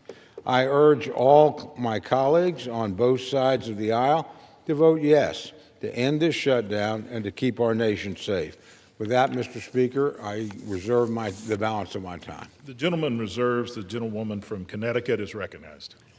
Thank you, Mr. Speaker. I yield myself such time as I may consume here. Gentlewoman's recognized. I rise in opposition to the bill. Let us face facts. The bill we are considering today has no chance of becoming law. It has already failed once. It will fail again. Republican leadership is aware of this, but they still have chosen to waste our time on political theater, while President Trump's aimless, endless, and costly war with Iran puts American lives in danger. Whether it is from crises abroad or masked agents at home, President Trump and Republicans are putting Americans at risk. Democrats are fighting to keep our communities safe, both from foreign adversaries and out-of-control federal agents. if the Republicans are actually serious about the threat that President Trump's war with Iran has caused, then they should move quickly to bring up my bill, which they rejected, which would fund FEMA, TSA, the Coast Guard, the Secret Service, federal law enforcement training centers, Science and Technology Directorate, the Office of Inspector General, Federal Protective Services, and the Cybersecurity and Infrastructure Security Agency, while setting funding for ICE and Customs and Border Protection aside as negotiations on those issues continues. There is broad agreement on funding for these agencies. There's no controversy over funding disaster relief or aviation security, or making sure the men and women of the Coast Guard and the Secret Service are paid. What there is a significant controversy over, however, is how ICE and Customs and Border Protection have beaten, detained, harassed, and even killed law-abiding U.S. citizens with zero accountability. So I ask my colleagues across the aisle, why not allow funding for the parts of Homeland Security over which we have no disagreements to pass? Allow disaster relief fund to be replenished. Allow TSA and Secret Service agents to be paid. Allow the Coast Guard to support its service members. Ensure our cybersecurity measures are in place while we continue to negotiate the reforms to ICE and Customs and Border Protection that the vast majority of Americans want to see enacted. Republicans have called these reforms radical, unreasonable. I would like to know which reforms specifically they feel are out of line. Let me tell you where there is a broad support for these. And do they oppose? Do they oppose prohibiting the detention or the deportation of U.S. citizens? Are they opposed to that? Are they opposed to requiring agents to get a warrant from a judge before kicking in someone's door? Are they opposed to removing masks, requiring badges and identification on uniforms? Are they opposed to prohibiting operations at sensitive locations like schools, medical facilities, houses of worship? Are they opposed to allowing independent investigations into wrongdoing? And are they opposed to ending racial profiling and ending roving patrols? Those are the discussions that are underway. Let us continue to do that. And are they really willing to block funding for the rest of the Department of Homeland Security because they believe so strongly that these armed federal agencies marauding our streets, armed and terrorizing our communities, they believe that they should be allowed to hide their faces as they patrol our streets? They believe that that's the case. Mr. Speaker, these reforms are fundamental. They are the same standards that law enforcement all across this country abide by. They protect our communities, they protect law enforcement, and they protect our basic constitutional rights. I encourage my Republican colleagues not to let their opposition to these necessary and overwhelmingly popular reforms stand in the way of funding the rest of the Department of Homeland Security, especially now as President Trump's war with Iran has put Americans at risk.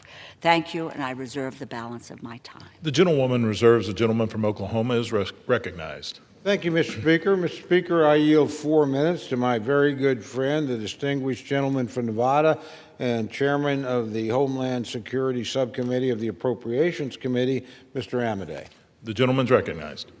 Thank you, Mr. Speaker. Thank you, Mr. Chairman. And thank you to my colleague, the ranking member on the other side. As the chairman of the Homeland Security Subcommittee, obviously I rise today in strong support of the fiscal year 2026 Homeland Security Appropriations Bill. Later today, we will vote on this bill for a second time in 2 months. It shouldn't be necessary.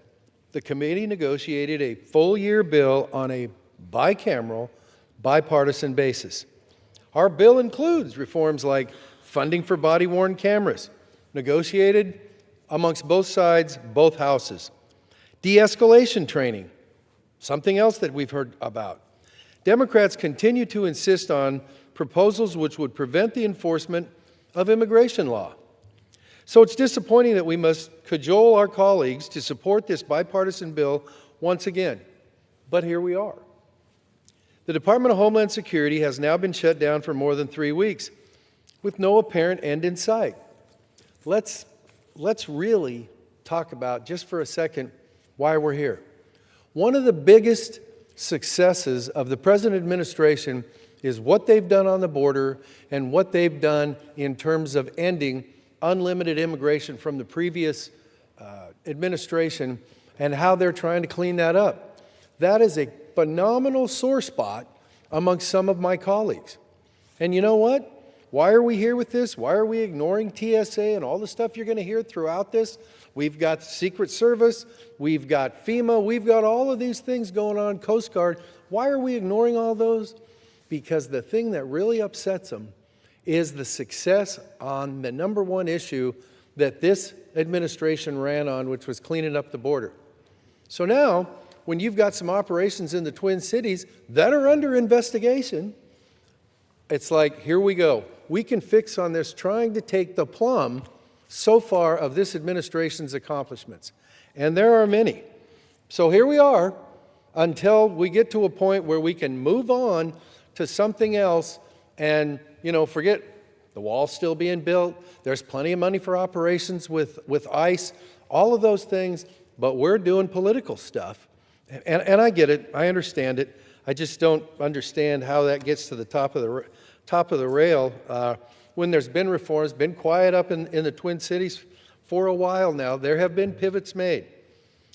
So while utility bills, mortgages, car payments, and grocery bills don't stop coming because the Senate has decided to hold this bill hostage, we sit here and struggle through and hope that people can struggle through in all the other homeland areas that are on hold. So what I would tell you is this: vote yes, end the shutdown. I yield the balance of my time. The gentleman from Oklahoma reserves. The gentlewoman from Connecticut is recognized.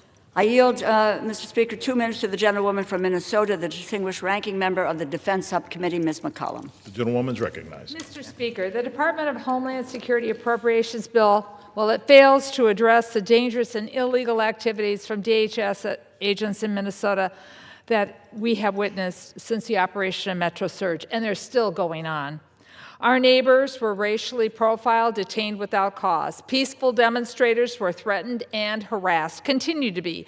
American citizens were assaulted and kidnapped from their homes and even killed in our streets. Democrats are calling for common sense reforms that protect our communities and our rights. We want ICE and agent borders to follow the same rules as our local law enforcement. Identify yourself, use your body camera, get a real judicial warrant when you enter a home, and establish a policy clearly for use of force. When DHS agents engage in illegal or dangerous behavior, we want independent investigations to hold them accountable. I will not vote for more funding for ICE or CBC until this Congress includes those reforms, period. Republicans should allow a vote on Ranking Member Delores' bill that would separate ICE and Border Patrol and Secretary Noem's office while we negotiate real reforms. It would fund the law-abiding components of DHS, like the Coast Guard and FEMA and Cybersecurity Infrastructure Agent, known as CISA. CISA works to protect our critical infrastructure, our emergency communications, and our election systems. In Minnesota, when we learned that the hard way, when St. Paul suffered a major cyber attack last system, it took us weeks to recover.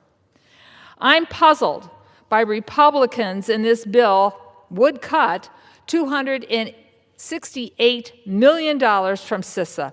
We should be increasing money for cybersecurity, not reducing it, and I urge my colleagues to vote no. The gentlewoman reserves. The gentleman from Oklahoma is recognized. Thank you very much, Mr. Speaker. Mr. Speaker, I yield 90 seconds to my very good friend, the distinguished gentlelady from California, Ms. Kim. The gentlewoman is recognized. Thank you, Mr. Speaker, and thank you, Chairman, for yielding. Today, we are in a battle for the safety and security of every U.S. citizen.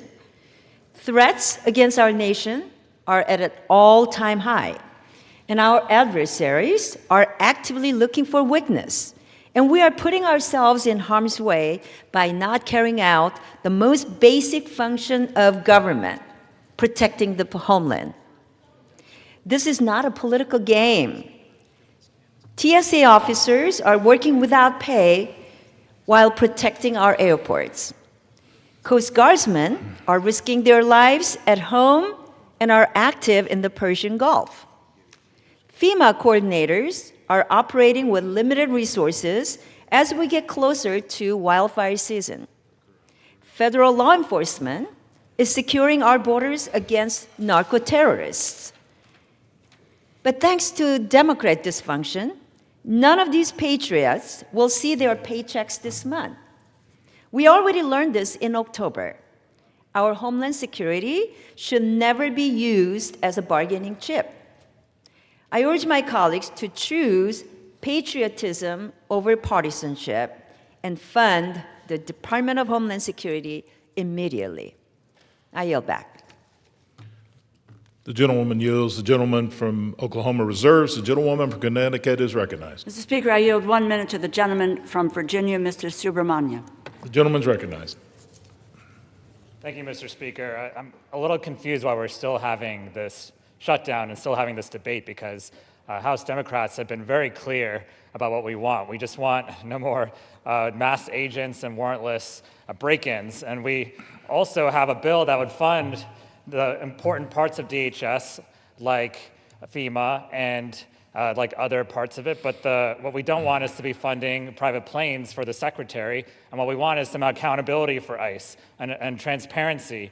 This is what the American people want. But I want to remind us about who's actually prioritizing safety, because it's this administration that actually fired a lot of people that were cybersecurity experts. We're now in a war where cybersecurity is at the forefront. They fired a lot of people who were in counterterrorism, and now there's a 22-year-old running counterterrorism for our country, and now we're in a war with a country that specializes in terrorism. And meanwhile, Secretary Nome has spent millions on personal planes. The American taxpayers want accountability for their tax dollars, and they deserve better. I yield back.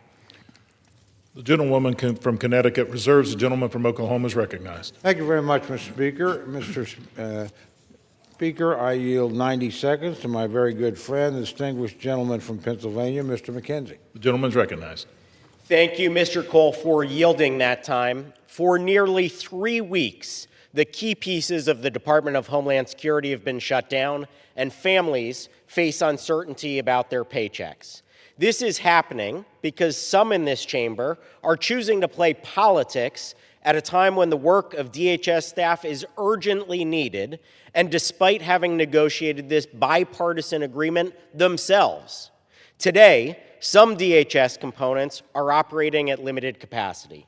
Trainings are halted, long-term planning is paused, and only bare minimum essential services are being continued. This is not sustainable for our national security. While some have chosen to politicize this debate by exclusively focusing on ICE, this ignores the fact that DHS is responsible for a wide range of responsibilities that are essential for our national security. TSA officers stand on the front lines every single day to secure our skies, yet they're working without paychecks. The Coast Guard can fully execute marine security if they had funding, but search and rescue operations, drug interdiction missions, all of those are in jeopardy because, again, of the opposition from the other side.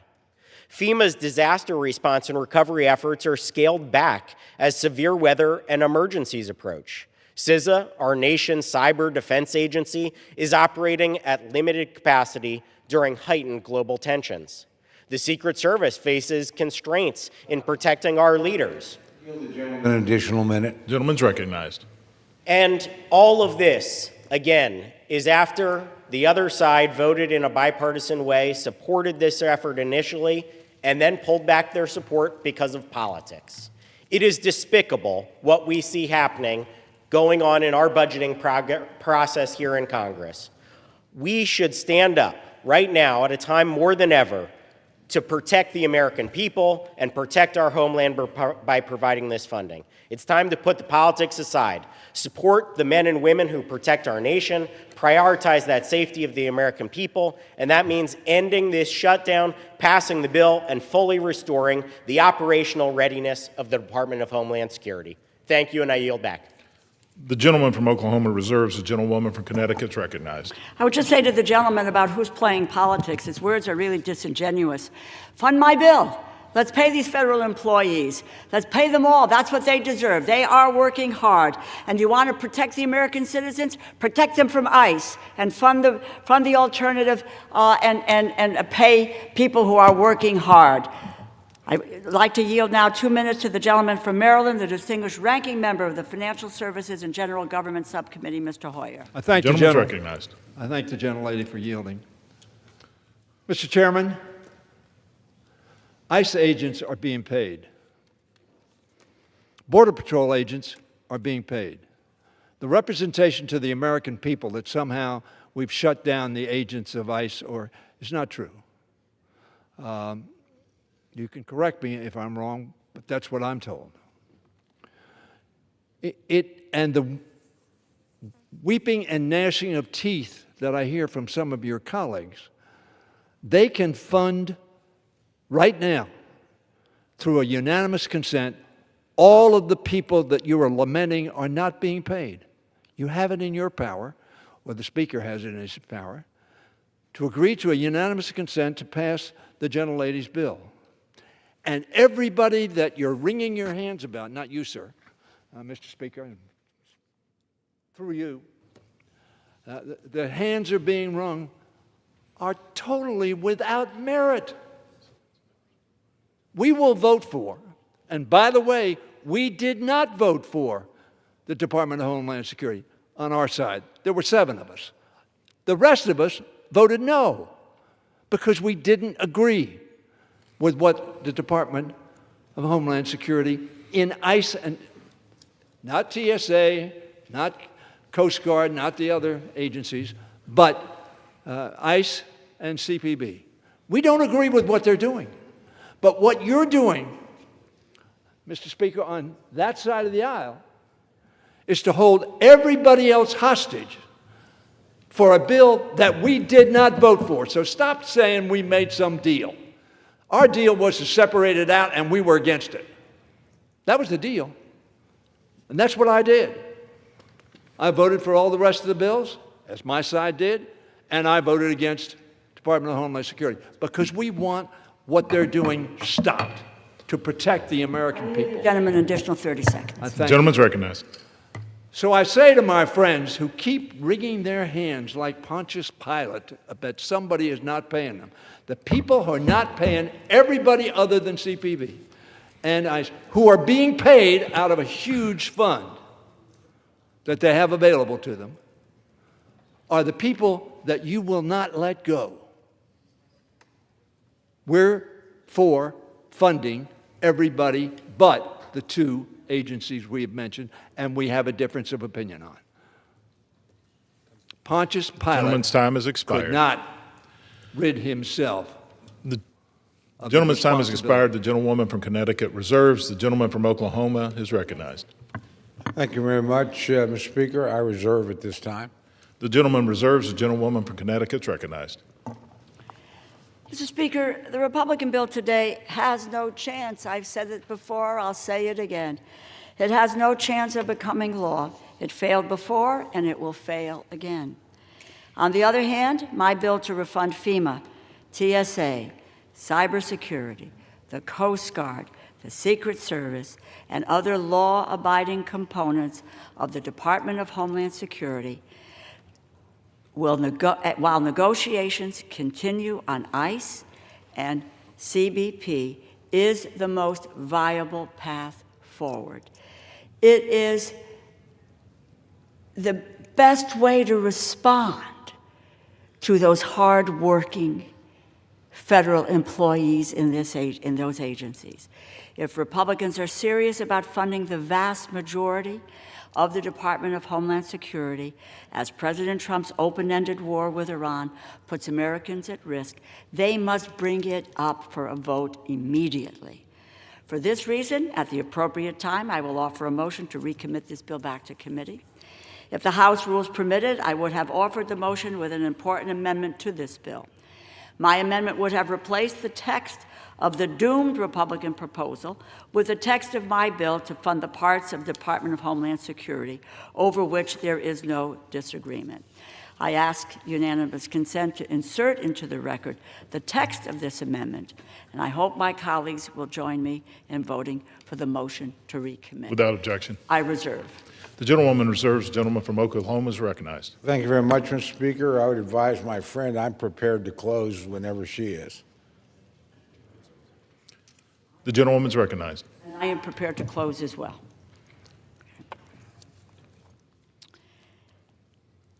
Mr. Speaker, we've heard a lot today about the federal workers who are impacted by this lapse in funding. And I have to say, I am surprised to hear so many of my Republican colleagues suddenly express such ardent concern for the fate of federal workers.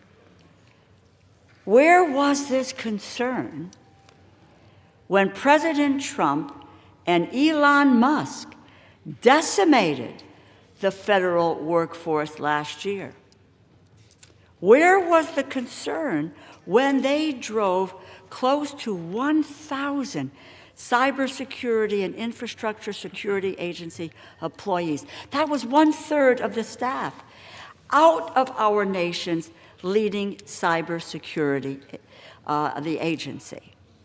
Where was the outrage when President Trump proposed slashing funding for the same agency by $500 million? That was part of the president's budget. Not a peep from my Republican colleagues. Where were they when the Trump administration appointed a 22-year-old, an intern, to head the key Department of Homeland Security's counterterrorism, that office? I have no patience for the crocodile tears being shed by anyone who sat by as President Trump and Kristi Noem tried to eliminate FEMA entirely. People who said not a word when the White House hollowed out whole agencies without the consent of the Congress. They were silent when all of these things happened. Now, all of a sudden, they are ardent defenders of cybersecurity and others. It is nothing more, as I said, than political theater. This kind of selective sympathy often betrays a partisan agenda. If Republicans were serious this week, we could have funded every agency under the Department of Homeland Security, except for ICE and for CBP. And I will not vote for another dime for these agencies until we get the reforms that the American people want in stopping these agencies from terrorizing our communities. And by the way, we could have funded every agency under DA except for ICE and CBP, who, by the way, and I talked to my colleagues, you're sitting on $140 billion from the one big, beautiful bill. Let's dip into those dollars and pay for these federal employees. I encourage my colleagues, vote no on what is a cynical attempt to extract more funding for lawless agencies because of a crisis that the president has created without an imminent threat. And I call on the Republican leadership to stop blocking my bill to fund the parts of the Department of Homeland Security upon which we all agree. And let's continue the negotiation, continue on the parts that we do not agree on. Thank you, and I yield back. The gentlewoman yields. The gentleman from Oklahoma is recognized. Thank you very much, Mr. Speaker, and I yield myself the balance of my time. Gentleman's recognized. Thank you. I want to begin by thanking my very good friend, the ranking member, for participating in the debate and for working with us to get most of the government open. Quite frankly, and I want to not correct my good friend from Maryland who spoke earlier, but just provide some context. When we were in negotiations over this bill, we're in the majority in each chamber, and we asked the minority what did they need. And my friend, the ranking member, told me what she needed, and we compromised on almost every bill, all but one. And she said, and this is the form in which I would like to receive it. I think that would maximize the chances of funding most of the government. And she followed her word to the letter.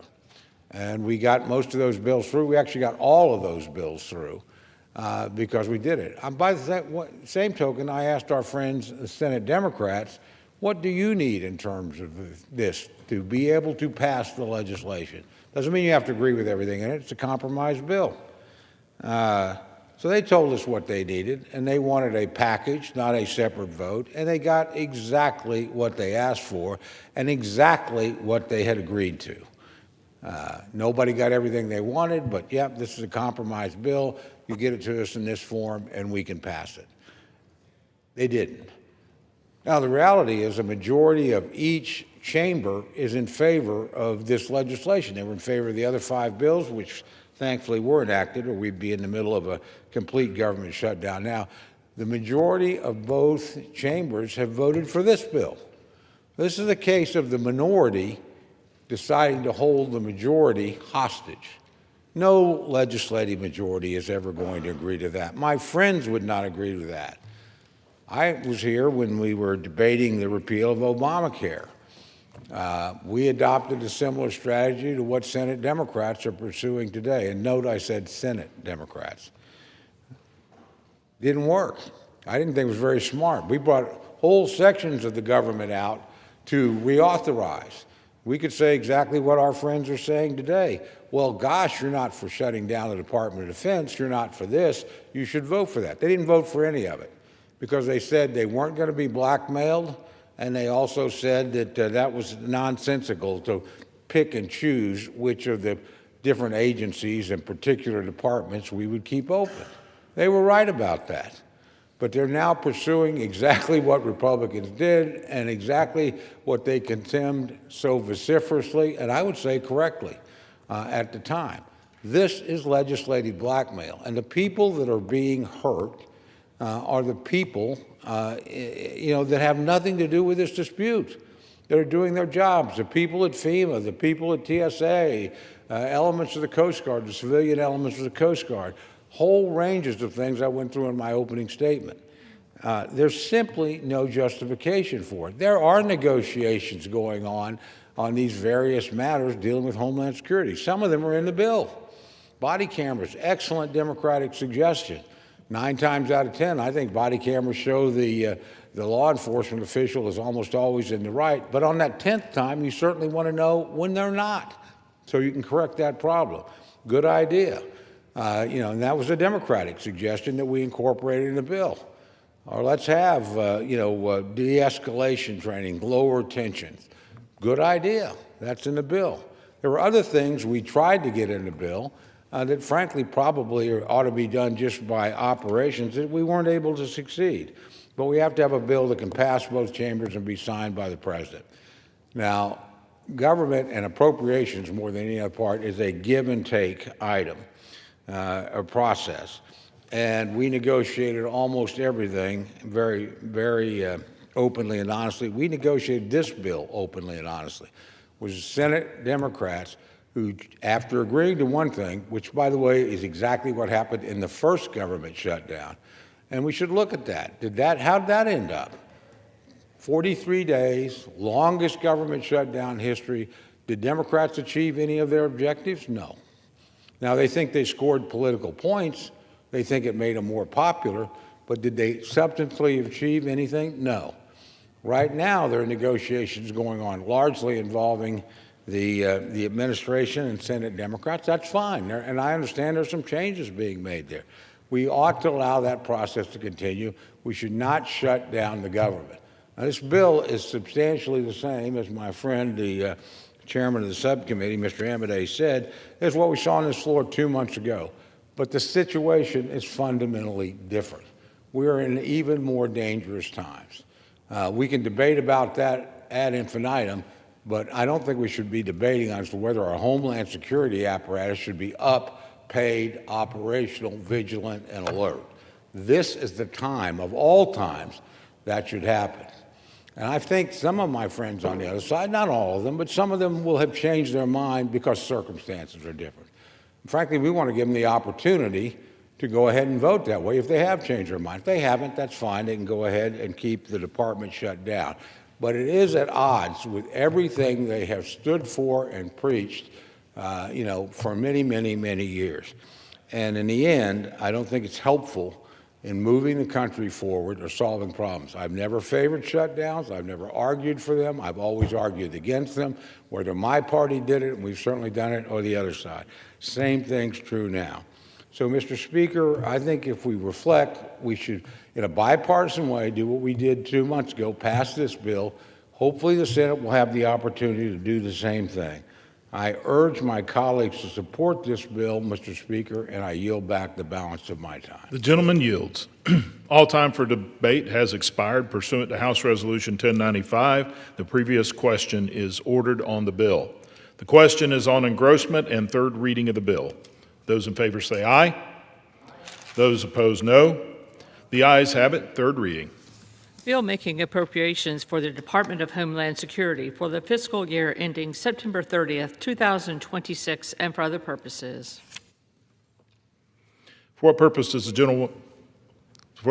gentlewoman from Connecticut seek recognition? Mr. Speaker, I have a motion to recommit at the desk. The clerk will report the motion.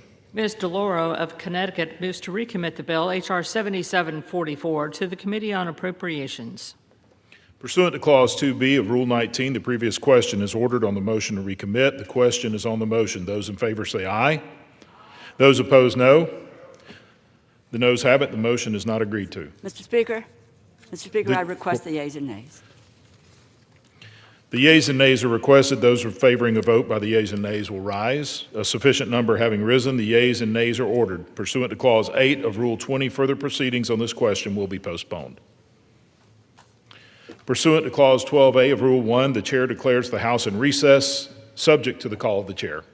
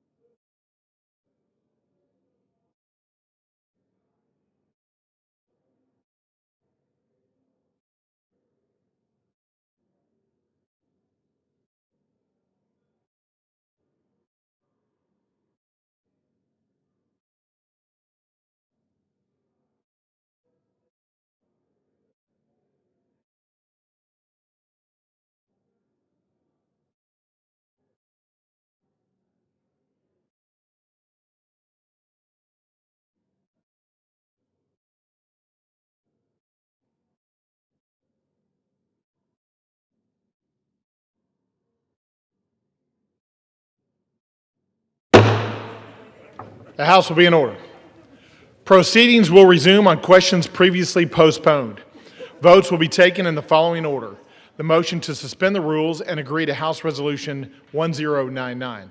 Adoption of House Concurrent Resolution 38 and the motion to recommit H.R. 774 and passage of H.R. 7744.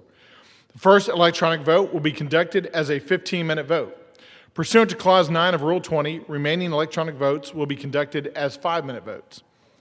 Pursuant to Clause 8 of Rule 20, the unfinished business is the vote on the motion of the gentleman from Florida, Mr. Mast, to suspend the rules and agree to House Resolution 1099, on which the yeas and nays are ordered. The clerk will report the title.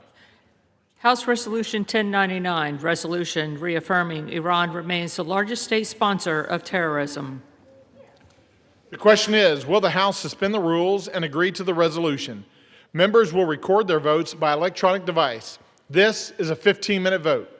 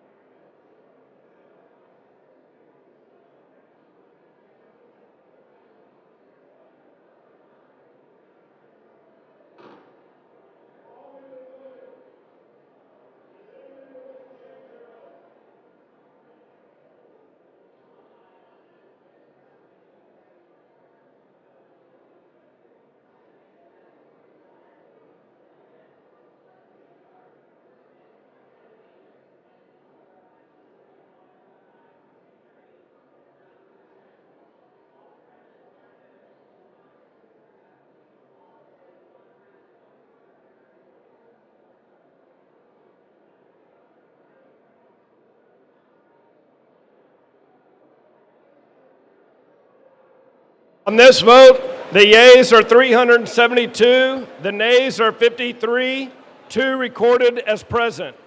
2/3 being the affirmative, the rules are suspended, the resolution is agreed to, and without objection, the motion to reconsider is laid on the table.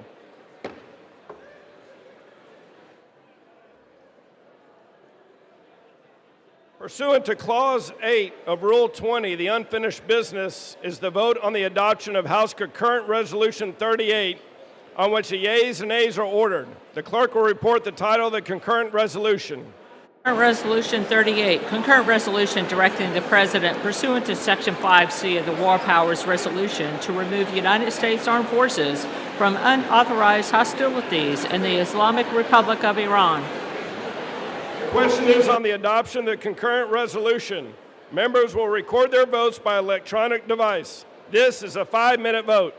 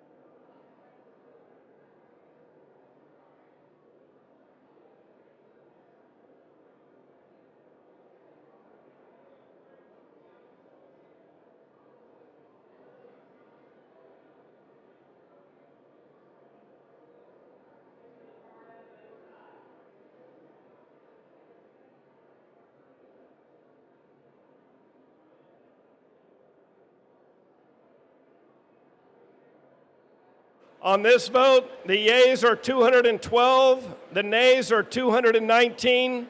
The concurrent resolution is not adopted. Without objection, the motion to reconsider is laid on the table.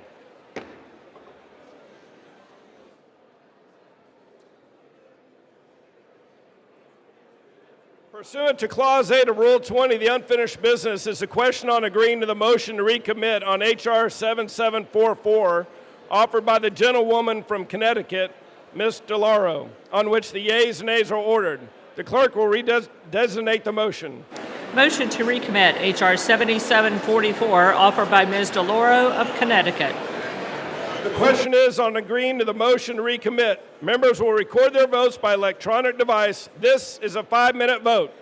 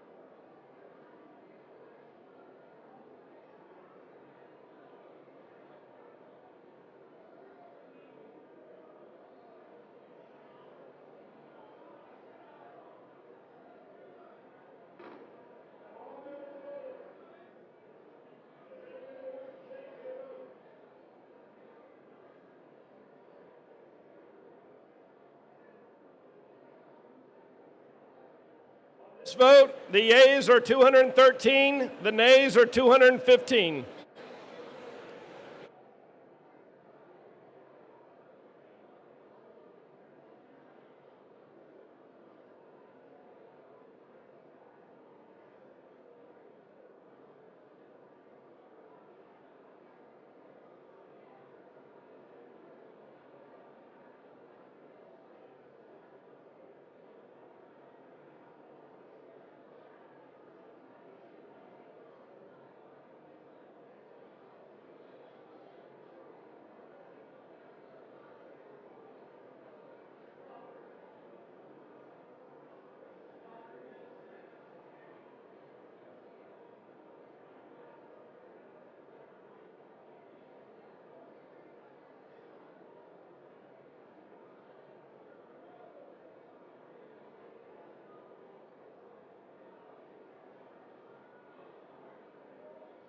This vote, the yeas are 212, the nays are 217. The motion is not adopted.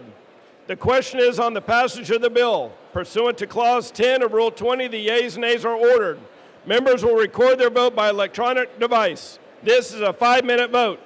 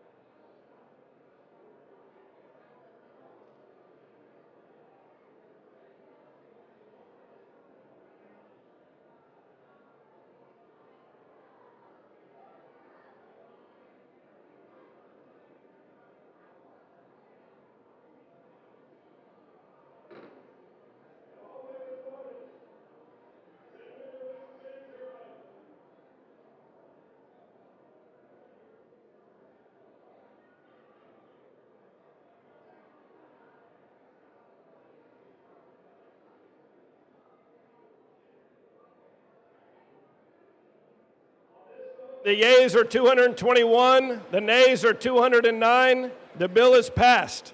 Without objection, the motion to reconsider is laid on the table.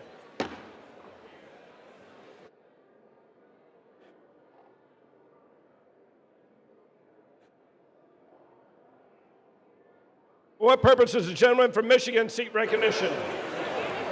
Speaker, I ask unanimous consent that in the engrossment of H.R. 6392, the clerk be directed to make the correction I have placed on the desk. Clerk will report. On page 3, line 15, strike this act and insert this title. Without objection, so ordered. You'll give a better speech. For what purpose does the gentleman from Oklahoma seek recognition? Mr. Speaker, I ask unanimous consent that the clerk be authorized to make technical corrections in the engrossment of H.R. 7744 to include corrections in spelling, punctuation, section numbering, and cross-referencing, and the insertion of appropriate headings. Without objection. Thank you, Mr. Speaker. For what purpose does the gentleman from Rhode Island seek recognition? Mr. Speaker, I ask unanimous consent that I may be hereafter considered as the first sponsor of H.R. 537, Increased Housing Affordability Act, a bill originally introduced by Representative Sherrill of New Jersey, for the purposes of adding co-sponsors and requesting reprintings pursuant to Clause 7 of Rule 12. Without objection.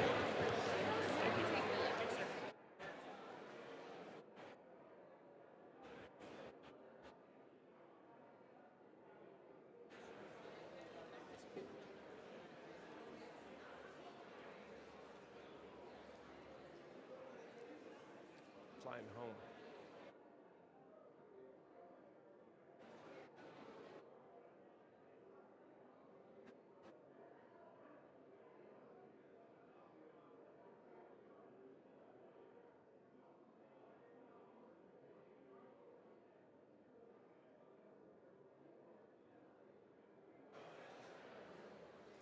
Am I switching? Okay. So, how do we get order?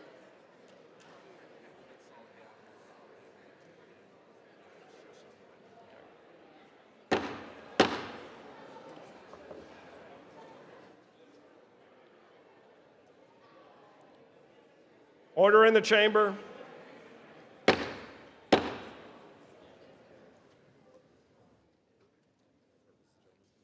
For what purposes, gentleman from New York rise? Mr. Speaker, I ask for unanimous consent to address the House out of order. Without objection. Thank you, Mr. Speaker. For nearly 2 decades, Westchester's own Richard Dick Ottinger walked in these halls as a congressman and served in this chamber, representing his neighbors with insight and energy. He was first elected to the House in 1964. He left to seek a seat in the United States Senate in 1970, but returned here in 1974 to serve 10 more years. He was an early leader on environmental issues before they became commonplace, and his advocacy for the cleanup of the Hudson River benefited generations to follow. In his post-congressional years, he turned to teaching as a professor at Pace University School of Law, with a building being named in his honor. We lost Dick Ottinger on February 16th, and he joins in our memories the great House members from New York that we've recently lost, Charlie Rangel and Nita Lowey. Dick, like them, is a role model for all of us who serve here today. Please join me in a moment of silence to honor him.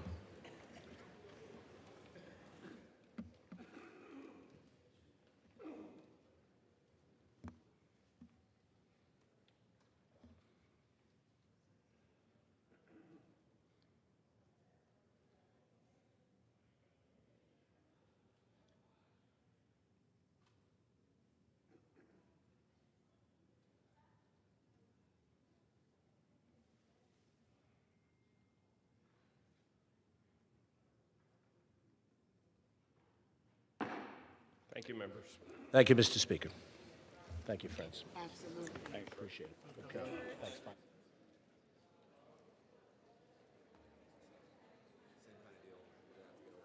Okay.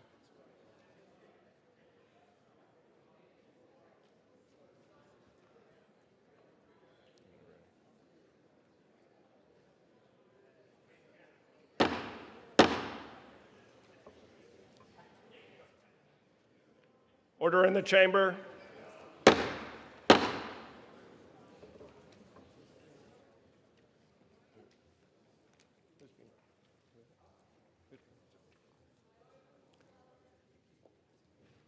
For what purpose does the gentleman from Iowa rise?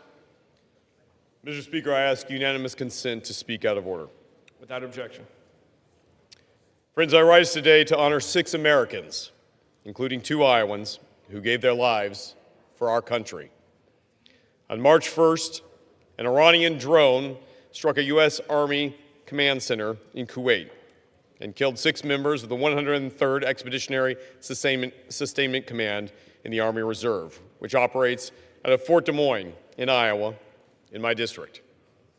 I want to speak first about these 2 young Hawkeyes. Sergeant Declan Cody of West Des Moines was only 20 years old. He was one of the youngest men in his unit, and by every account, one of the best. He trained as an IT specialist with the Army Reserves while studying cybersecurity at my alma mater, Drake University, right here in Des Moines. He was taking classes online from Kuwait while he defended our country in order to become an officer in the U.S. Army. Last week, he proudly told his father he'd been recommended for promotion from specialist to sergeant. And I'm happy to say, posthumously, he achieved that very honorable rank. With him was Major Jeffrey O'Brien, 45, of Waukee and before Indianola, Iowa, a senior officer in the same unit who spent decades in service. He gave his life keeping our forces in Kuwait safe and Americans at home guarded.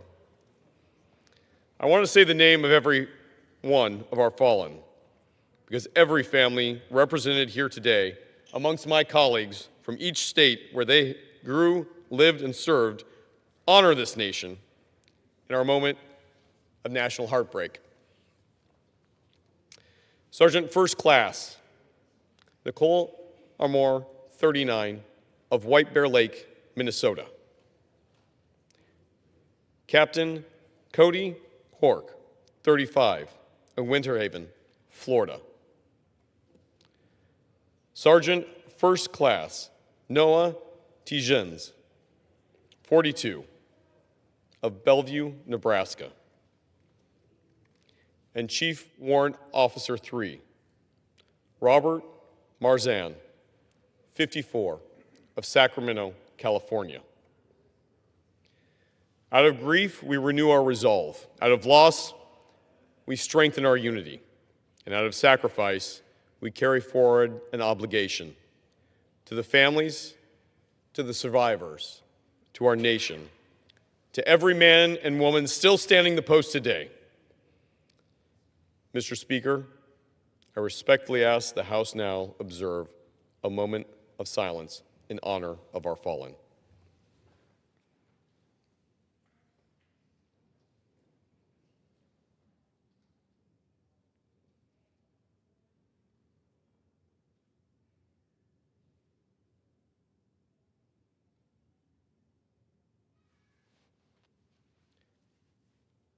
Thank you, Mr. Speaker. I yield back.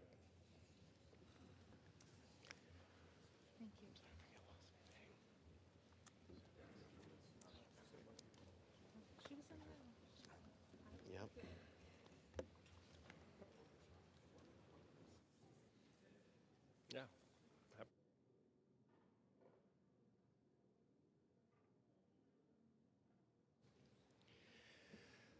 The chair will now entertain requests for 1-minute speeches. For what purpose does the gentleman from Florida seek recognition?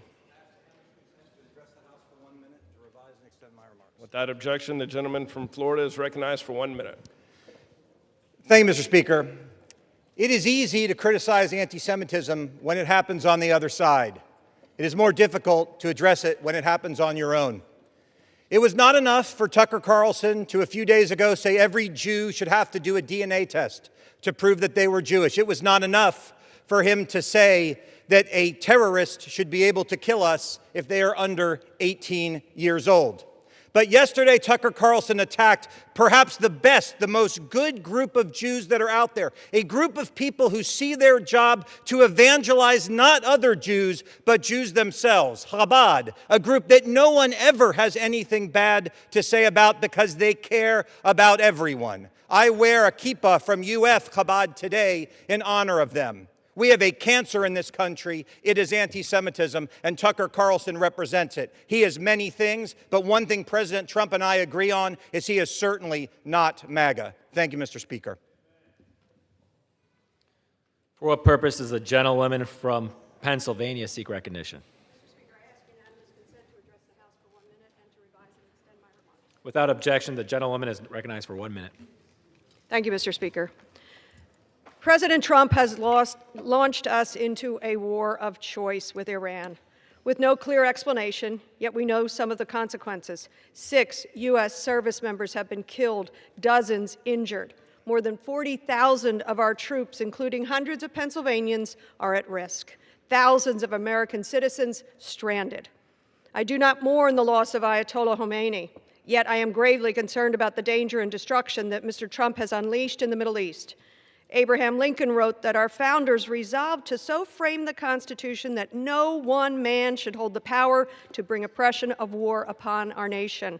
That power lies with Congress because we are closest to the people, and it is why I voted today in favor of the War Powers Resolution.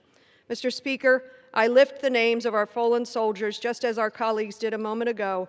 I lift their names in prayer. Captain Cody Cork, Sergeant First Class Nicole Amar, Sergeant First Class Noah Tegens, Sergeant Declan Cody, Major Jeffrey O'Brien, Chief Warrant Officer Robert Marzan. God bless them. God bless their families. I yield back. For what purpose does the gentleman from Ohio seek recognition? Mr. Speaker, I ask unanimous consent to address the House for 1 minute and revise and extend my remarks. Without objection, the gentleman is now recognized for 1 minute. Thank you, Mr. Speaker. I rise today to recognize Ezra and Cleo Teeters from Waverly, Ohio. Ezra and Cleo represent an extraordinary love story that spans more than 8 decades. Ezra and Cleo met as children growing up in the same neighborhood and sharing the same bus ride. Their life has been full of love and amazing memories, as together they have 1 son, 2 grandchildren, and 1 great-grandchild. Their marriage began in the middle of a snowstorm during the Christmas season of 1945 when Ezra was on leave from his service in the Army in World War II. Ezra and Cleo drove across the Ohio border into Kentucky to get married at the age of 19. Ezra and Cleo kept this secret, telling everyone they were going to Christmas shopping, but really, they were going to get married. This year, both Ezra and Cleo will celebrate their 100th birthdays. I wish them continued health and congratulate them on their amazing life that they have shared together over the past 8 decades. Thank you, Mr. Speaker. I yield back. For what purpose does the gentlewoman from Arizona seek recognition?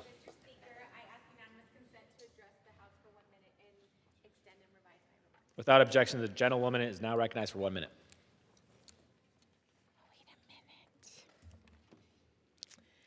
As we begin Women's History Month, I rise to recognize a true leader from Southern Arizona, Deanna Lewis. In 1984, Deanna became the first woman and the first Black woman to serve in the Tucson Fire Department.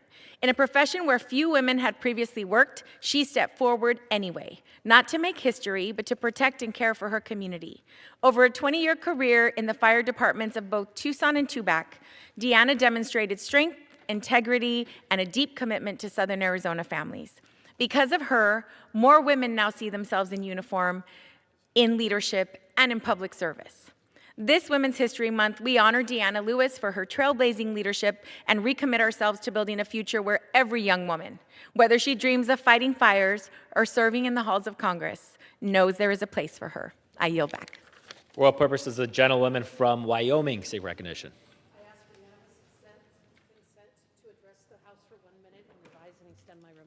Without objection, the gentlewoman is recognized for 1 minute.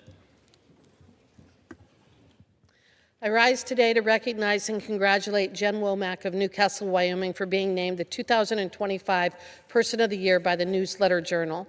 Jen has long been a cornerstone of both her Newcastle community and our state.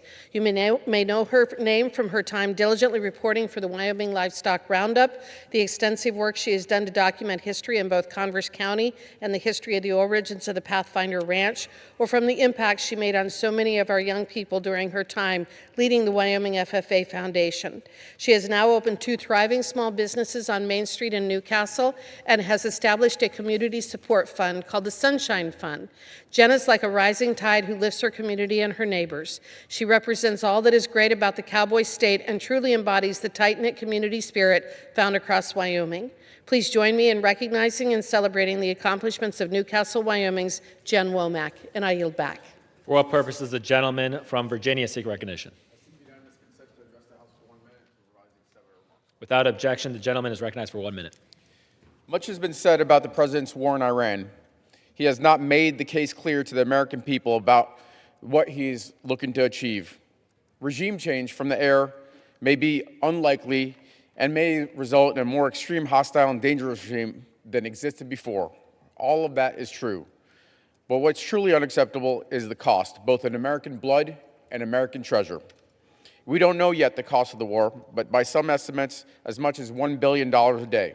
The president has said 4 to 6 weeks, and that translates to $28 to $42 billion. I've heard even more alarming reports from senior DOD officials earlier today. That money won't be spent on lowering working Americans' grocery bills, prescription drugs, and gas at the pump. But the most horrifying cost is the 6 Americans who have been killed, including one who was a constituent that lived in Spotsylvania County, Virginia. And yesterday, the Secretary of Defense said it's tragic news that is reported because the press only wants to make the president look bad. That's outrageous and beyond the pale. This is not about the president. It's not about the secretary. It's about the service members. The American people are deeply concerned about our sons and daughters and are dying in a war that just 27% support. Thank you, and I yield back.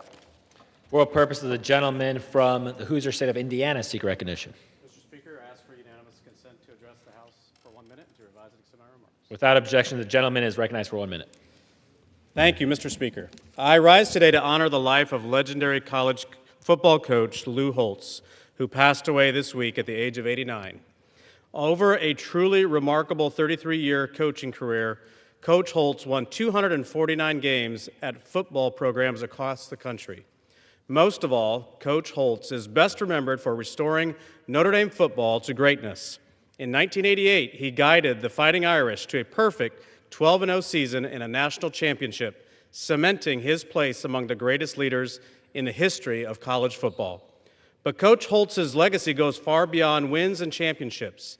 He was known for his faith, his commitment to protecting life, and his ability to inspire young men to strive for excellence on and off the field. He was also an honorary trustee at Trine University in my district. From humble beginnings in West Virginia to the College Football Hall of Fame, Lou Holtz embodied perseverance, discipline, and leadership. Today, we remember a legendary coach who shaped the game of college football and the lives of countless players. May he rest in peace. I yield back. For all purposes, a gentlewoman from North Carolina seek recognition. To address the House for 1 minute and revise and extend my remarks. Without objection, the gentlewoman is recognized for 1 minute. Mr. Speaker, I rise today with grave concerns about President Trump's unwarranted and unconstitutional war of choice on Iran. Only Congress has the authority to declare war. The president does not have the power to send our nation to war unilaterally. We are now in an escalating conflict that the American people do not want and that Congress did not authorize. Senior Trump administration officials have failed to provide significant evidence of an imminent threat to justify this attack, and there is no consensus on when it will end.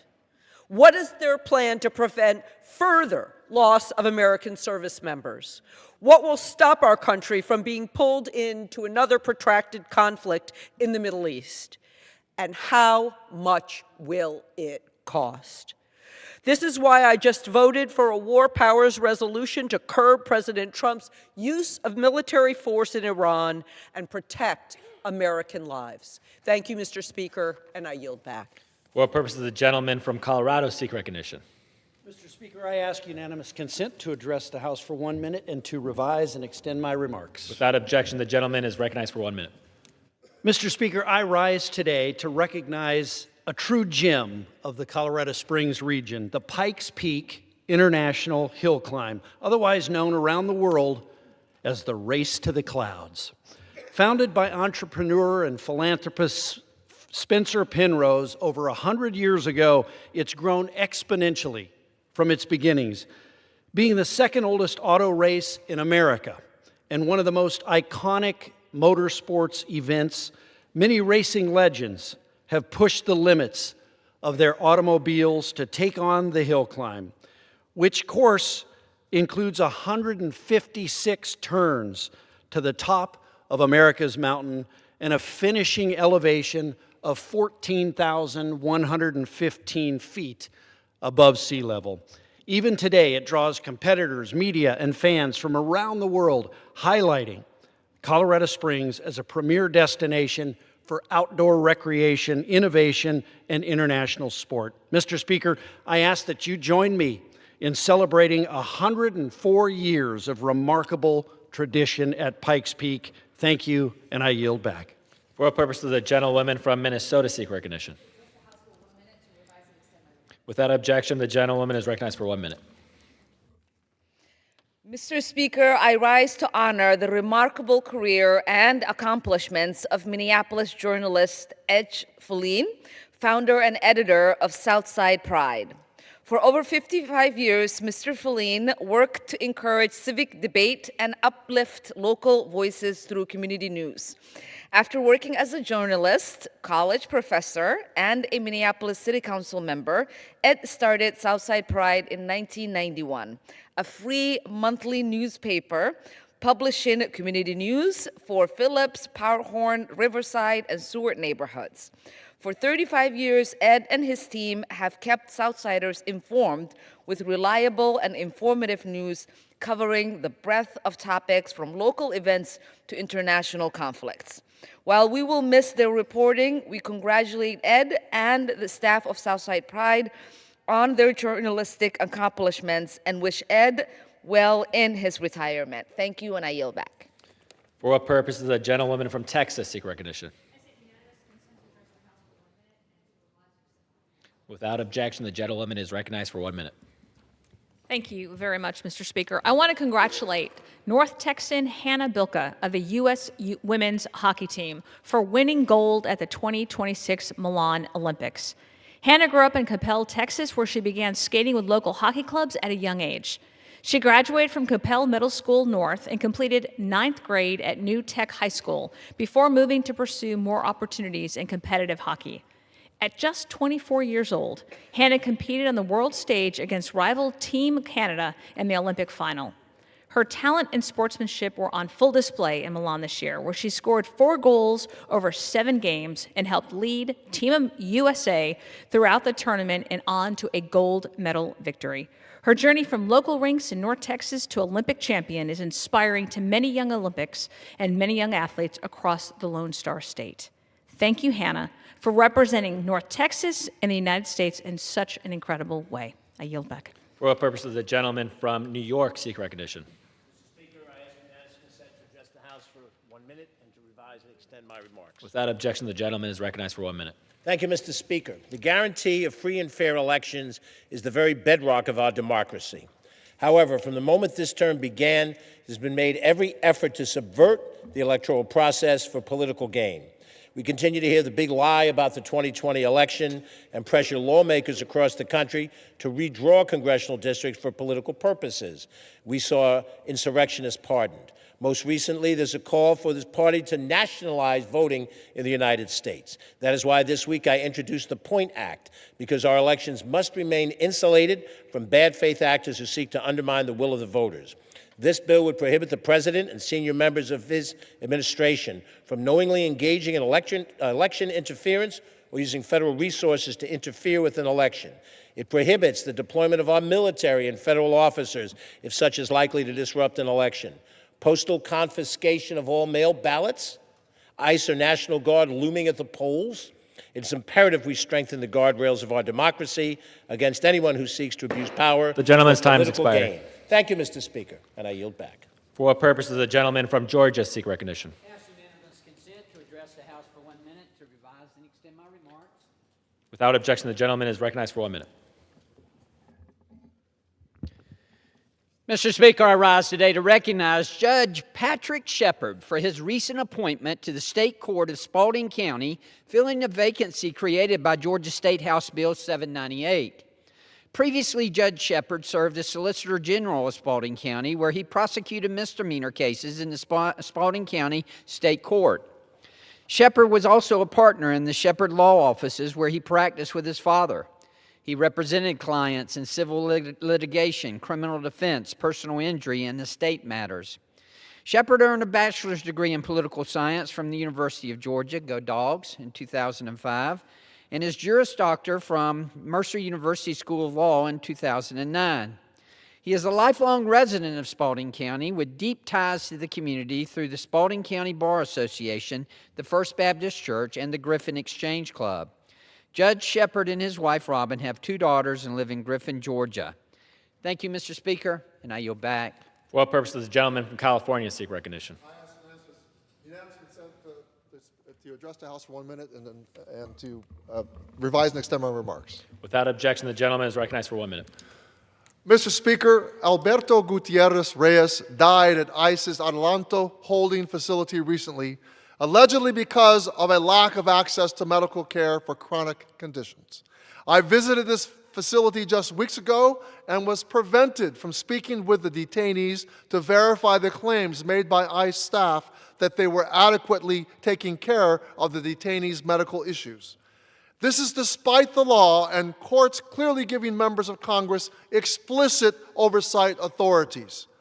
I will be returning to Adelanto and demanding answers from the agency that has billions of dollars to quote-unquote protect the homeland, but could not provide basic medical care for someone who was in their custody. Until there is justice for Alberto's family and the other families impacted by ICE's brutality and recklessness, I will be voting no on any new funding for ICE or CBP. I yield back. For what purpose does the gentleman from Wisconsin seek recognition? Thank you. I'd like to ask make a unanimous request to speak for 1 minute. Without objection, the gentleman is recognized for 1 minute. Obviously, the Department of Homeland Security has been in the paper a lot lately. I want to remind people of these facts. We are already letting in about 800,000 people every year legally in this country. Which is an all-time high by a mile. We already have 1/6 of the people who are born in this country, or 1/6 of the people in this country are born in another country, which is also an all-time high.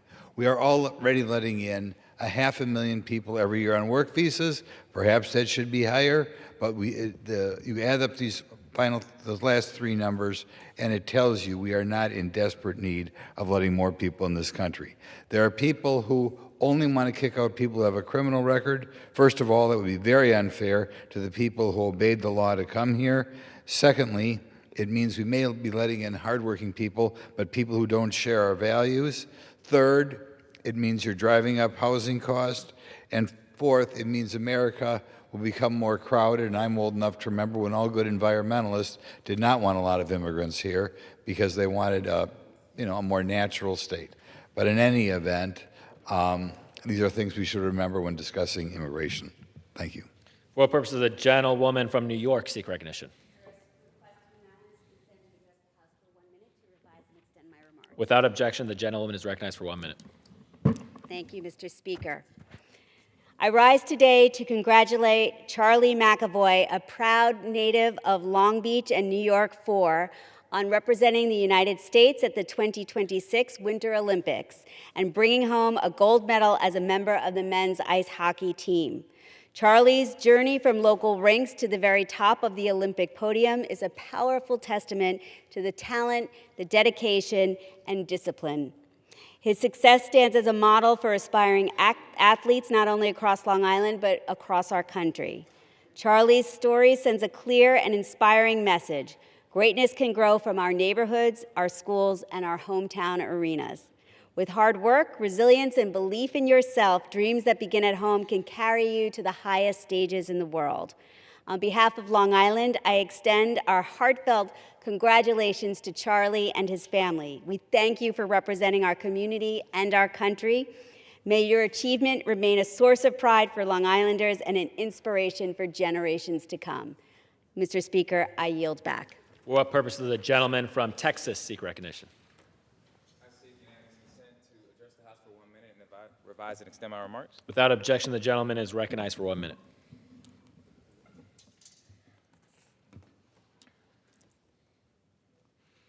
I rise today to address the House in my first time addressing the House to honor my predecessor, the late, great Sylvester Turner.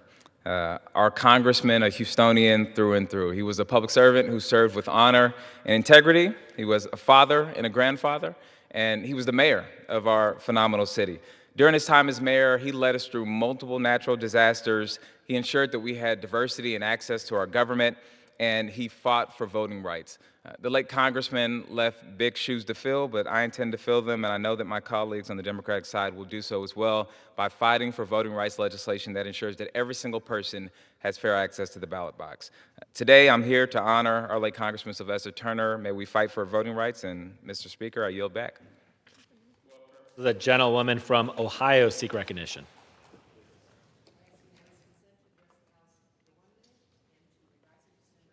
Without objection, the gentlewoman is recognized for 1 minute. Thank you. Mr. Speaker, I rise today to celebrate General Casimir Pulaski Day, which took place earlier this week, honoring his enduring legacy of service to our nation when it was very young. He was a native son of Poland, and he became a hero in the American Revolution. He brought to our shores an unshakable love of liberty and military courage. On the battlefields of our revolution, Pulaski's strategic brilliance and bravery helped forge what would become the American cavalry. He shed his blood for a nation not yet his own, proving that the cause of liberty knows no borders.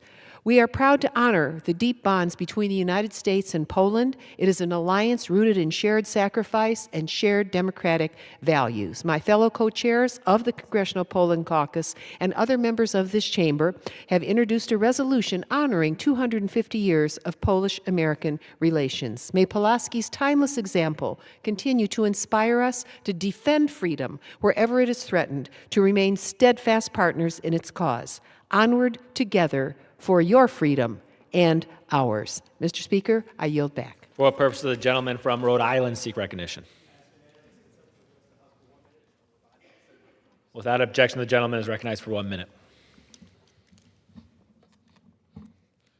Mr. Speaker, Rhode Islanders are struggling with Trump's affordability crisis.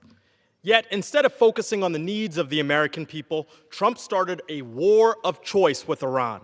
Now 6 American service members are dead, thousands of Americans are stranded, and the risk of a wider war is growing, all while spending $1 billion a day of your taxpayer dollars.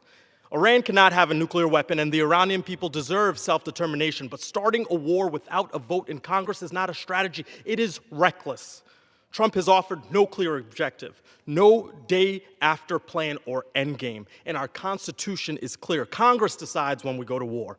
I voted yes on the War Powers Resolution to stop Trump from further destabilizing the Middle East, to prevent more casualties, and to stop this madness. One man should not be able to drag America into another foreign war, and we must keep fighting to stop these actions that are leaving Americans and the world less safe at a major cost to all of us. I yield back. For what purpose does the gentlewoman from Ohio seek recognition? Without objection, the gentlewoman is recognized for 1 minute. Thank you, Mr. Speaker. Today I rise to recognize the recipients of the 2026 Women's History Project Woman of the Year Awards as Ohio's 13th Congressional District's Champions of the Week. This month, the Women's History Project Committee will honor 8 women from Summit County for their contributions to the community, aligning with the 2026 theme of Leading the Change, Women Shaping a Sustainable Future. One of these inspiring women is Katanya Ford, a constituent advocate in my Akron office. She is receiving the Woman to Watch Award, which is given to a woman under the age of 30 who has already shown potential for making lasting contributions to her community, state, or country. And trust me, she is more than deserving. Other award recipients include Sarah Abood, who will receive the Initiative Award, Laura Davis, who will receive the Perseverance Award, Lily Jackson, who will receive the Pioneer Award, Lois Matney, who will receive the Inspiration Award, Miriam Ray, who will receive the Imagination Award, Kathy Rest, who will receive the Faith Award, and Jane Startzman, who will receive the Creativity Award. Thank you to these phenomenal women for leading the way and providing such an impressive example. It is everyday citizens doing remarkable things who help make our community the birthplace of champions. Recipients of the 2026 Women's History Project Woman of the Year Awards are certainly champions in their own right who have made Summit County and Ohio's 13th Congressional District proud. Thank you, Mr. Speaker. I yield back. For what purpose does the gentleman from Massachusetts seek recognition? Unanimous consent to address the House. Without objection, the gentlewoman is recognized for 1 minute. Mr. Speaker, I rise on behalf of the grieving families of the service members killed. I rise on behalf of the little girls in Iran killed by bombs raining down on their schools. Constituents in my district are horrified to see the United States and Israel launch a war with Iran that has already spread to a dozen more countries. Parents are clutching their young sons as they remember stories from their grandparents about the boys sacrificed to the draft. They see the baby girls in Iran, their small bodies decimated as their own daughters. Mr. Speaker, I implore my colleagues, when a nation loses care and concern for children, all the children, a nation becomes irredeemable. The children of the world are all of ours, always. Small men wage endless wars because they are looking to profit. They believe their privilege and connections will shelter their own children from the frontline horrors of war, but our destinies are tied, Mr. Speaker. We rise and fall together. Trump has no plan of how many lives will be sacrificed before it is enough. We will not tolerate his callous disregard for human life. End this war now. I yield. Thank you. For what purpose does the gentleman from California seek recognition?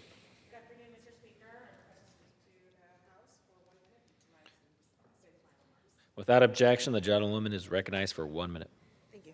Can you lift this up a little bit? Perfect. That's great. Good afternoon, Mr. Speaker. This is Women's History Month, and I rise to introduce my constituent of the week. Her name is Alyssa Liu. 20 years old, raised in Oakland, educated in Oakland, and trained in Oakland. 2 weeks ago, in Milan, Alyssa brought home 2 Olympic gold medals to the United States of America.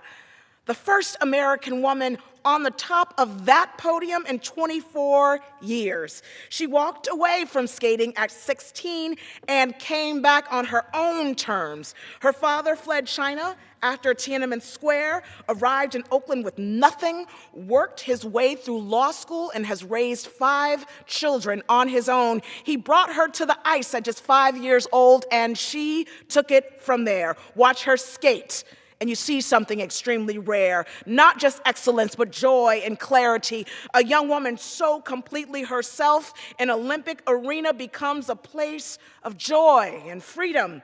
That is an American hero, not despite where she came from, but because of it. Oakland is proud, Alyssa Liu. We honor you today. Thank you, sir.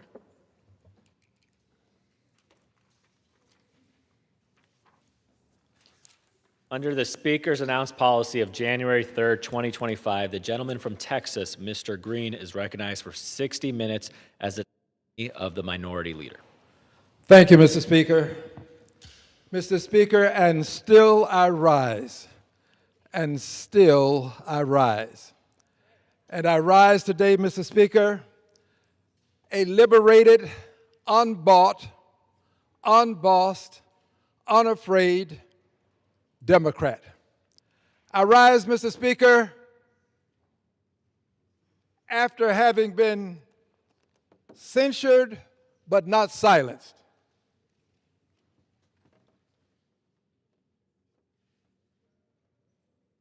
censured but not silenced. Yes, I am that person who chooses to take on some of the great social injustices of our time. And there are times when taking on these injustices necessitates that we take action right here in this chamber. And I'm proud of the things that I have done to call to the attention not only of the Congress, not only of this country, but to the attention of the world, some of the injustices taking place in my country. Quite frankly, the country that I love because of what it stands for in its great documents, liberty and justice for all, as extolled in the Pledge of Allegiance. Yes, I sometimes have to take difficult positions. And when I do, I sometimes have to face difficult consequences. But I do so, and still I rise, Mr. Speaker, and still I rise. And today, Mr. Speaker, I rise to address corruption within the Trump administration, corruption within the Trump family, corruption within Trump politics, and I want to show how this corruption is encroaching upon something that is very sacred in this institution. So let me start now, Mr. Speaker, with corruption within the Trump family. Within the Trump family. Mr. Speaker, I had the preeminent privilege of being a part of a hearing today in financial services. And this hearing had to do with fraud being perpetrated. Well, I want to talk about corruption being perpetrated. And I spoke about this at the hearing today, and I shall revisit some of these things that I called to the attention of the public at the hearing today. The first is a news article. It is styled, "Trump Meme Coin Down 96% as Bitcoin and Meme Coin Slide." This is the Trump meme coin. This article is dated February 9th, 2026. And I shall read excerpts. It reads in part this: last February, the coin market's capitalization stood at $3.5 billion. We're talking about now the Trump meme coin. $3.5 billion. Already well below its $14.5 billion peak on the eve of his second inauguration. When the Trump administration took on the task of being president again, which I regret occurred, to be quite candid with you, but when it did, it also, at the same time, by and through Trump, the person, introduced a meme coin. That meme coin stood capitalized at $3.5 billion. Well, this is $14.5 billion at its peak. $3.5 billion later, at its peak, 14.5. Today, it has fallen to $1.78 billion. To repeat, so as to allow people to completely understand, initially, it was capitalized at $3.5 billion. It then made an upward move to $14.5 billion. This was at its peak. And today, this is following February the 9th, it fell to $1.78 billion. Why is this important? Why is it important for me to call this article to your attention? Because there is something called pump and dump. Pump and dump. This is where clever people will create something such as a meme coin, and they will instantly start to put money into it. But they use famous people, And in using these famous people, this name identification in and of itself brings credibility to the product that they're placing in the market. And that credibility causes the product to move rapidly in its value. It goes up. And as it goes up, the people who are pumping it, they then find reason at some point to take out their profits. They take out their profits. They pump it and then they dump it, meaning they get rid of the product. They no longer want it. And when they dump it at its zenith, they take out great profits. They make not only millions, but billions. They remove the profits. Let me read on. The indication is a large-scale pump and dump scheme involving at least 15 cryptocurrencies, including the $ millennia, that is the currency of the president's wife, whom I have great respect for, by the way. I really do. I have met her and found her to be a very pleasant lady, but I've observed her from afar, and I have great respect for her. The complaint alleged that First Lady Melania Trump was used as a window dressing for a crime engineered by other persons. But the point is this: engineered by other persons, but the Trump family made large sums of money as a result. In fact, I have a second article that is styled Melania Trump's Mean Coin Architects Accused of Pump and Dump Fraud. Pump and dump fraud in a lawsuit. This one is dated October 23rd, 2025, and it's from The Guardian.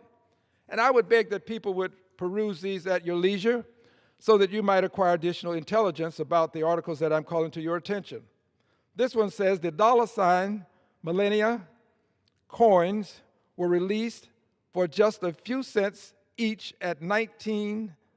on 19 January, the day before Donald Trump was inaugurated as U.S. president. Day before he becomes president, the coin is released. And then, within hours, this coin price soared to 13.73. Went from a value of a few cents, just a few cents, to $13.73, $13.73. However, it then collapsed almost as quickly and is now only worth about 10 cents. Went from pennies to $13.73, collapsed less than 10 cents, about 10 cents. And that is less than 1% of its peak price. This coin traded at a peak of $45.47 and now goes for $5.79. The article also indicates that the Trump family has pocketed more than $1 billion in pre-tax profits from several cryptocurrency-related products and companies over the past 12 months. 12 months pocketed more than $1 billion in pre-tax profits. Pumping and dumping, allowing consumers to be left holding the bag. Many people who assume that because the president's name is associated with it, or a family member of the president is associated with it, they assume that it's credible. And then they do incredible things. They just buy into it because they assume that the name itself gives it the credibility that will cause them to make large sums of money. Well, some people do make large sums of money. These are the people that introduce these coins. These are the people that pump them up. And these are the people who take their profits right off the top at the zenith of the market for the coin. This kind of scam, this kind of scheme is something that we should not tolerate emanating from the highest office in the land. The President of the United States is in the business of performing what I call a hustle of the country itself, of the market itself. The President uses all sorts of scams to make money based upon the fact that he is the President of the United States and his name should bring some sort of credibility to products that other people will buy into and lose money. I regret that this happens, and the best way for us to stop it right now, immediately, is for people to understand that the President's name is not worth what it appears to be worth. And people should not buy into these scams simply because the President associates his name with it. At some point, the President and family members will take their money out, and when that happens, the dumping starts. And when the dumping starts, those consumers who bought in good faith end up losing money. Pump and dump. Raise the price, sell, dump, and leave others holding the bag. They take the profits. But this kind of corruption is not limited to just the family of the President. Just today, the Secretary of Homeland Security, Secretary Noem, has been relieved of duty. Good reason why. Just today, I spoke about this at the Financial Services hearing when we talked about this corruption. Good reason why. Here's an article styled, "Firm Tied to Kristi Noem Secretly Got Money from 220 million DHS ad contracts." This is indicating that the Secretary had these contracts within the purview of her jurisdiction, and that there were ad companies that were advertising on behalf of the federal government. These ad companies received some $220 million in DHS contracts. Now, well, maybe that's not all bad. Ad companies make money. Ad companies should make money when they perform a service, a worthy service. But there's something about this contract and some of these that are a little bit different. By the way, this article is dated November 14th, 2025. November 14th, 2025, ProPublica is the publisher. And I would like to read just a bit more about this before I go on. This contract, let's read. Advertising firms make money by taking an often hefty commission. Federal records show the contracts have gone to two firms. We're talking about the Secretary now and her contracts that were let under the jurisdiction of her office on her watch. The contracts have gone to two firms. One, a Republican ad company in Louisiana called People Who Think, which has been awarded $77 million. That's not the bad news. But the majority of the money, $143 million, I repeat for emphasis, $143 million has gone to a mysterious LLC in Delaware. The company was created just days before it was awarded the deal. Days before receiving a $143 million contract, a mysterious LLC was created in Delaware.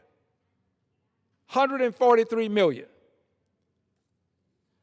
Friends, if it really walks like, looks like, and quacks like a corrupt duck, then that's probably what it is. And that's what this is, $143 million, just created company. Well, the President and Ms. Noem have had a little bit of a disagreement about this, it seems. President denies any association with this, as he always does. My speculation is Ms. Noem is correct when she gives the indication that the White House approved of what she was doing. And of course, the president, he doesn't know anything about anything at all associated with some sort of corrupt activity that he might be aligned with. And in this case, Ms. Noem is the person who's going to take the fall. She's been removed from her position. By the way, there were articles of impeachment filed against her. I'm one of the persons who signed on to them and believe that she should have been impeached. She has been moved now to some other position, but I think that Ms. Noem should be removed from the government, from the offices of the government. The good offices should not have Ms. Noem associated with them after this incident with the contracts, but more important than this is about money. I think that what has happened with human lives that have been lost, innocent persons, 2 people, American citizens, 2 people, unarmed, 2 people participating in peaceful protest, 2 people who have lost their lives. These people have families that are still in mourning, And the president and Ms. Noem, they just move on, go on to the next big scam, scheme, the next big thing that the president does that's questionable. For example, going to war without conferring with Congress, deciding that on his own volition, he can just take nuclear-powered aircraft carriers into a position off of the coast of a country, engage in gunboat diplomacy, and then after he concludes that the diplomacy has not succeeded, simply decide he's going to go to war, and so much as say it. And then we decide we here in Congress are going to take up the cause of being Congress people, the cause of the Constitution, which accords the power to go to war, conferred upon the Congress, placed within the hands of the Congress. Each member of Congress will have a voice and a vote. When we decide we are going to take up this challenge and say to the president, you can't do this, this is wrong, and it has to stop, well, my Republican colleagues will cover, and they do a good job of allowing the very power that has been accorded them, placed and entrusted to them in the Constitution of the United States of America. They now delegate that to the president, even when it is in contravention of the Constitution, and it is, because there was no imminent threat to this country from Iran, no imminent threat, which is one of the reasons why I voted against this resolution 1099, I believe is the number for it, because it had in there that Iran is a threat to the United States. Iran is not a threat to us. We are a superpower. Iran is not capable of harming us. But then they say, well, in 10 years they could. Well, in 10 years, a lot of other things can happen. But I don't think we should simply go to war because someone says to us that Iran is a threat to us when we know better. We know better. Our intelligence would tell you better. Iran is just not a threat to the United States of America. And as such, I don't think we should be at war with a country that is not an imminent threat, not an imminent threat to the United States of America. Iran is not an imminent threat to the United States of America. So we shouldn't be at war with Iran. I voted today for the War Powers Resolution, the Connor Resolution, a resolution sponsored by 2 members of Congress. I mentioned Connor. But this resolution is a resolution that we should respect, and we should make sure that history shows where we stood in such a time as this when the resolution was presented to us on the floor. I absolutely believe that if there is an imminent threat, then we can allow the president to have certain latitude. But without that, it should not be done. So I want to thank Massey, Representative Massey, and Representative Connor. Massey was the lead, I believe, and Connor was there with him. I thank them both for what they've done to bring this to the floor, and I regret that the resolution did not pass. Moving on to the Trump politics, the corruption in politics. The corruption in politics emanates from the president having decided that he will simply take, in mid-decade, congressional seats from various states wherein Republicans have the ability to do this because Democrats happen to have seats that are coalition seats where different groups have joined together and they're electing representation of their choice. Well, the president said that down in Texas, let's take 5 seats from the Democrats and award them to the Republicans. And the governor of the state of Texas, being the loyalist that he is to the president, complied completely, totally, and absolutely as best as he could. I'm not sure that he will succeed when the final bell rings on election night in November. I'm just not sure, but they've made every effort to do what the president has demanded, being the loyalists that they are in Texas, the attorney general, the governor of the state.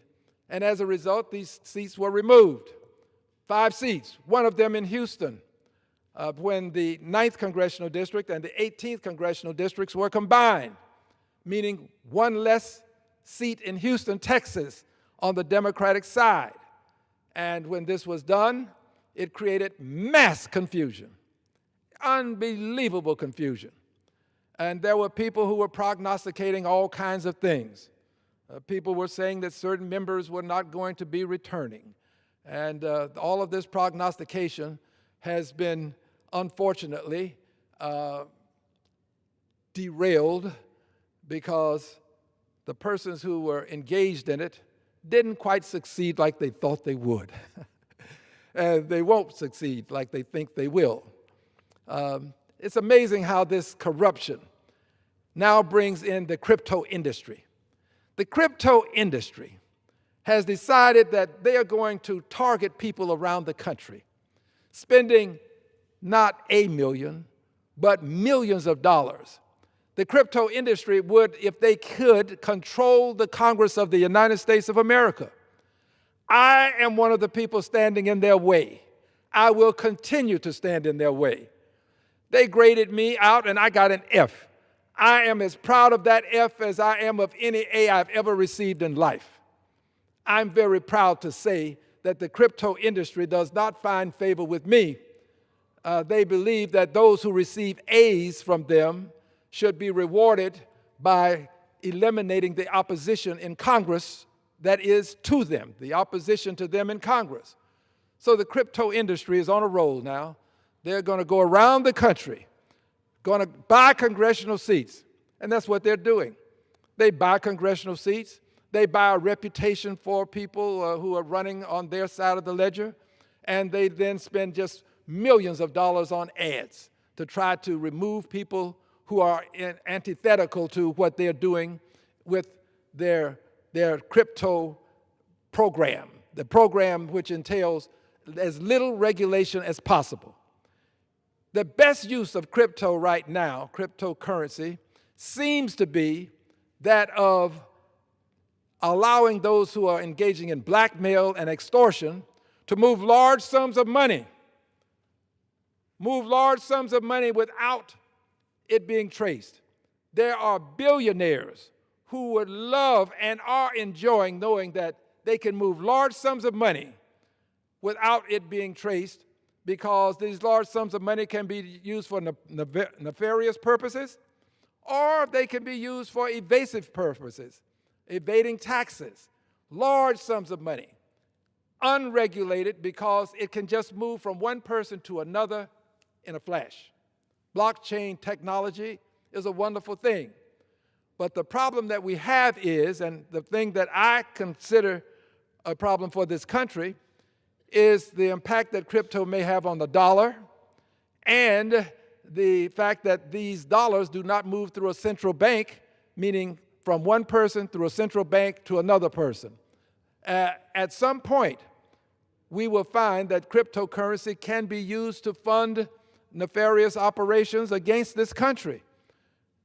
But how do you prove it right away when the money moves from one person to another without going through a central bank? Well, I want to see this regulated. I do. And I'm going to continue to want to see it regulated, and I'm going to continue to fight to have it regulated. This is something that I believe is going to injure our interest rates when we borrow from other countries if it has an adverse impact upon the dollar. The dollar is the reserve currency of choice across the globe, meaning countries hold dollars in reserve in their coffers. This is something for us to cherish and to protect the dollar as a reserve currency. Well, there are some people who are trying to knock the dollar out of this place. There's a war for currency supremacy. And in so doing, the dollar, if it is diminished in some way, our interest rates could go up. So we've got to be careful in terms of having the supremacy of the dollar continue. Cryptocurrency could conceivably have an impact on the dollar. I've had some to tell me that it can, and they're concerned about it. These are experts. My hope is this, that we will wake up and understand what is happening with the cryptocurrency purveyors, the people who want to take control of Congress. Anyone who is antithetical to them, they're willing to spend millions, untold millions, to remove people from office. And we have to take a stand against this. I will take that stand. There are many who will stand with them, but in doing this, something else is occurring. When they can take the congressional seats by drawing lines and simply taking them, and then if they can take them by using cryptocurrency, and these are friends of the president. They're friends of the president. They're all in this together, the current president with the cryptocurrency persons who would desire to control Congress, as the president would desire to control it, and for the most part, right now, he does. Well, these people, when they use this cryptocurrency, they're using it to take away seniority. Seniority. They want to get rid of senior members of Congress, and they're using their crypto dollars. They're really American dollars, but they're using this money to remove people from office, and they're going after senior leadership in Congress. Now, senior leadership is important in Congress. Senior leadership means that persons have been here, they've served, and they understand much of how this great institution functions, and they understand also how to get things done efficaciously. But there's something more important than all of this as it relates to senior leadership. If we decide that seniority no longer has any merit in the Congress of the United States of America, and that's the direction we're moving in, if we decide that seniority no longer has any merit in the Congress of the United States of America, money will rule. And when money rules, many persons will lose. A good many of them will be people who just don't have access to billionaires, millionaires, people who are exceedingly wealthy, who can fund their campaigns. And these campaigns are being funded. There are people who will say, well, I don't take money from corporate America. I don't take corporate dollars. Well, no, you don't. But you got the the money from these corporations in these independent expenditure accounts that are actually funding the campaign. So that is a clever way to avoid saying you're getting the money into your campaign, although it benefits your campaign. So these companies, they're spreading this money out in huge amounts to benefit campaigns. And they're taking people out, the seniority out. So seniority matters. It does in Congress. And if we allow this to occur, the seniority, the means by which some people move up, if it no longer exists, then money will rule. And if money rules, we will lose. We cannot allow money to dominate more than it does currently, because it already has an outsized influence. But if we allow money to take complete control, no seniority, I assure you, then people who just don't have access to the billionaires, the multimillionaires, the very wealthy, they will not have access to Congress. Then people who look to certain people to bring up issues that are important to them will get them not as a primary consideration, not as a secondary consideration, not as a tertiary consideration. I'm not sure where they would rank in the hierarchy of considerations. Maybe quaternary, I don't know. But I do know that they won't be primary. And as a result, what happens to people who are here championing the cause of the very poor? The people who believe that Social Security is an investment, not simply an entitlement. The people who believe that there ought to be Medicaid for people who cannot afford insurance and who are living sometimes in the streets of life. The people who understand that Medicare is something we have to protect because the insurance companies don't want you after you become a certain age. There are people here who fight for these things. That fight can be minimized. And don't you think for 1 second that there are not people who wouldn't take that money that is now in Social Security in the government's hands and put it in the stock market. There has already been efforts to tamper with Social Security. I stand and fight for these things: Social Security, Medicare, Medicaid. I have a history and a track record of fighting for these things. And we fight and we win. We win because you still have these programs. If we had lost the fight, you wouldn't have Social Security as you know it now. Texas was offered $100 billion for Medicaid expansion and rejected $100 billion. Texas did, and we have to fight to get these things done. And that fight will be limited to people who are wealthy in and of their own right and can afford to take on the crypto giants, can afford to take on the very wealthy. It would be fights among the very wealthy and the puppets of the very wealthy. And when that happens, this country is going to be a country that can no longer say that it stands for liberty and justice for all. How can it be justice for all if poor people who need health care can't get it? How can it be justice for all if Social Security is minimized or placed in the stock market and is subject to the whims of the market? No. The system that we have is a tried and proven system that works well. So we have to protect it. And we have to protect it from the crypto corruption that is finding its way into Congress to take out senior leadership and to destroy the system by which persons get there after having served for some time and being a senior person in line to have the opportunity to serve as a leader. That's pretty important for people who don't know millionaires and billionaires.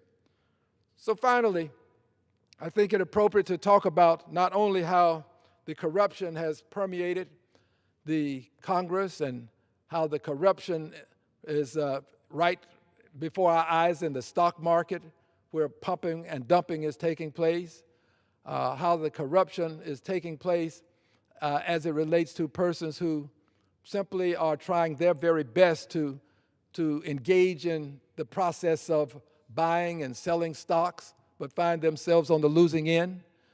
All of this corruption is taking place before our eyes, and we have to do something about it.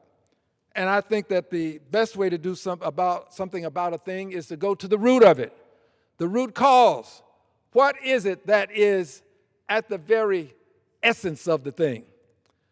Well, this corruption is aided and abetted by a president of the United States of America who's engaged in the corruption and the skimming and scamming in the stock market. He is president who would take seats from one side and award them to another side just to maintain power, to make sure that he stays in office. He said as much that he's afraid we'll impeach him, and he's right. This president, he's at the root cause of this.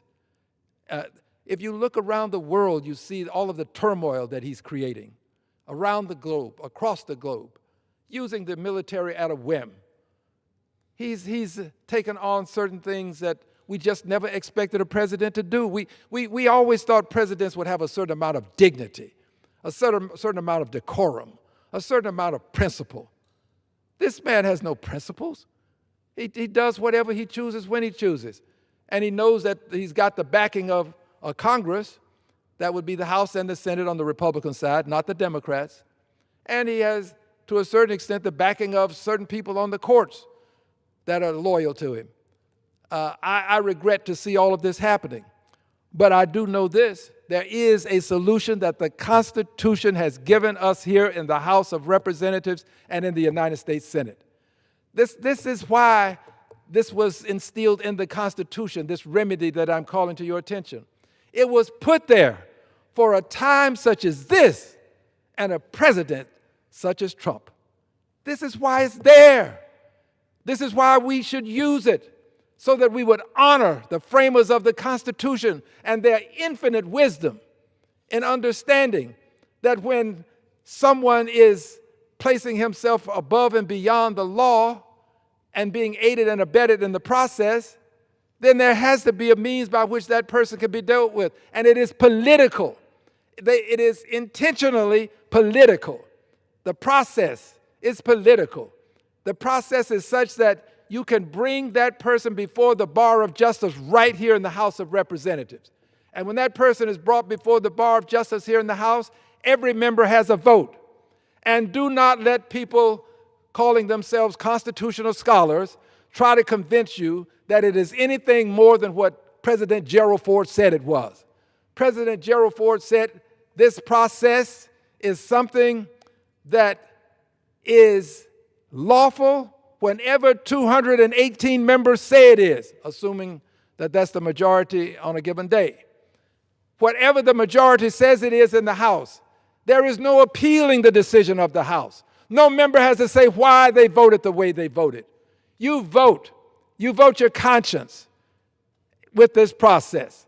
And when you vote your conscience with this process, if you vote to do as they did in a bygone era with Andrew Johnson, as they did with him, they voted to impeach him because he spoke ill of the House of Representatives. So don't let people convince you that it has to be something that is more than what the will of the House says it is, because it's not appealable. It is comparable to an indictment in the House. Not the same, but comparable. And then if this process functions as it should, it goes over to the Senate. And then the Senate takes up the process. And the Senate can try the president, and if the president is convicted, the president can be removed from office. Now, this process, you've been wondering what it is, I'm sure. This process is one that we have a countdown on, and I am absolutely committed to it. There is a countdown to impeachment. Impeachment is the process. This is what the framers of the Constitution accorded us for a time such as this and a president such as what we have. Impeachment. There is a countdown to impeachment, and yes, Mr. President, quake in your boots, because I will tell you the truth. You will be impeached. We're laying the foundation for it right now. You're going to be impeached again. And there are people who would say, well, if you can't get him convicted in the Senate, why impeach him in the House? Because we want posterity to know that the House of Representatives did its job. Let the Senate then have the opportunity to do their job. We send bills to the Senate all the time that we know the Senate won't pass. We do it all the time. We did it for tens of years with health care, knowing that we couldn't get it done, and we finally did get what is called Obamacare, the Affordable Care Act. But that didn't happen overnight. Many times we sent legislation over to the Senate that doesn't pass, and we do it now. But when it comes to impeachment, the persons who don't want to see it will say you shouldn't use that same paradigm. You shouldn't send it over unless you know the Senate's going to take it up and pass it. Well, if that's the case, we wouldn't send most of what we send over to the Senate right now, because we can't pass it, and Senate won't take it up for whatever reasons, and I'm talking about from the Democratic side. So we should not allow that to become the acid test for whether we are going to do the right thing. The right thing to do is to impeach him right here, send it over to the Senate, and give the Senate an opportunity to act. I'm committed to this process. I do it as a matter of conscience. I do it as a matter of conscience. I do it because I believe that we shouldn't allow this country to just go down the tube, or down the drain. I don't want to see my country on the trash heap of history. This is a great country, and it can be great if we remove the stain from its conscience that the president has imposed upon it. This is our time. We are the people, and we can change this because this president is truly unfit to hold the office that he holds. And there are people who will defend him to the nth degree. And I cannot understand how you can see all that is happening to this country and still defend this president's actions. We now have found ourselves devolving into authoritarianism, and then what lies beneath authoritarianism? One person rule. One person rule, meaning more so than one person with cohorts. One person alone ruling a country that extols liberty and justice for all. Government of the people, by the people, for the people. That's where we're headed. I stand in the way with some others. I don't stand alone on this. There are others who are with me. But the people in this country are going to rise up and demand impeachment. In fact, they're already doing it. They're just waiting on us to catch up. Well, I'm going to help us catch up. There is a countdown to impeachment, and I'm guaranteeing you, I'm assuring you, that there will be additional articles of impeachment brought before this House of Representatives, and I do it as a matter of conscience. And I do it knowing that there are people who are going to spend all kinds of money to prevent me from doing it. Let them spend. But I will leave if they do succeed, knowing that I gave it my best. Every day that I was here, I gave it my best, and I pledge to you, you will continue to get my best. God bless you. God bless the United States of America. The countdown to impeachment continues. I yield back. The gentleman yields back. Members are reminded to refrain from engaging in personalities toward the president. Under the Speaker's announced policy of January 3rd, 2025, the gentleman from Texas, Mr. Roy, is recognized for 60 minutes as the designee of the Majority Leader. I thank the Speaker. You know, this past weekend in Austin, Texas, near where I live, we had a tragedy where an individual shot a bunch of Austonians, including several University of Texas students, at a bar on what we call West 6th Street, in an area that I frequented often when I was in law school, a little less often these days, but it's an area that's a fairly normal place for people to go, not generally perceived as dangerous. And this past Saturday night, early Sunday morning, even as I believe I was returning home from San Antonio Rodeo, where I'd been there, I wake up in the morning to find out that there were 3 people who had been killed, and one of whom was the shooter, and then later a fourth person would die, a third victim. And it was an unnecessary, senseless act, but it's compounded by not just normal violence, but why this individual was here in the first place. And I think we've got to wrestle with some serious questions about who we allow into this country and why. The individual who killed these students, by the way, there were multiple others who were shot, having surgeries. One young woman, young student who was shot multiple times in her abdomen, another young man who was shot in his head. So it's not just the 3 dead victims, other people who are hurt, other people who are traumatized by it. And the individual who did it was wearing a Property of Allah sweatshirt, had a Quran in the back seat of the car that he had traveled in, was wearing an Iranian flag t-shirt under the Property of Allah sweatshirt. And what we know about him is that he came here from Senegal in 2000, overstayed his visa. 2006, he obtains LPR, or legal permanent residency status, under the Bush administration. I'm going to be an equal opportunity basher of administrations who have failed to secure our border properly, and did so on the back of supposedly a marriage to an American citizen. Fast forward to 2012, under Obama, he gets full citizenship, which Obama was handing out like candy, and then tries to get status, LPR status, for 2 additional women, allegedly women he was marrying. I don't know whether in succession or at the same time. All I know is he was trying to do that.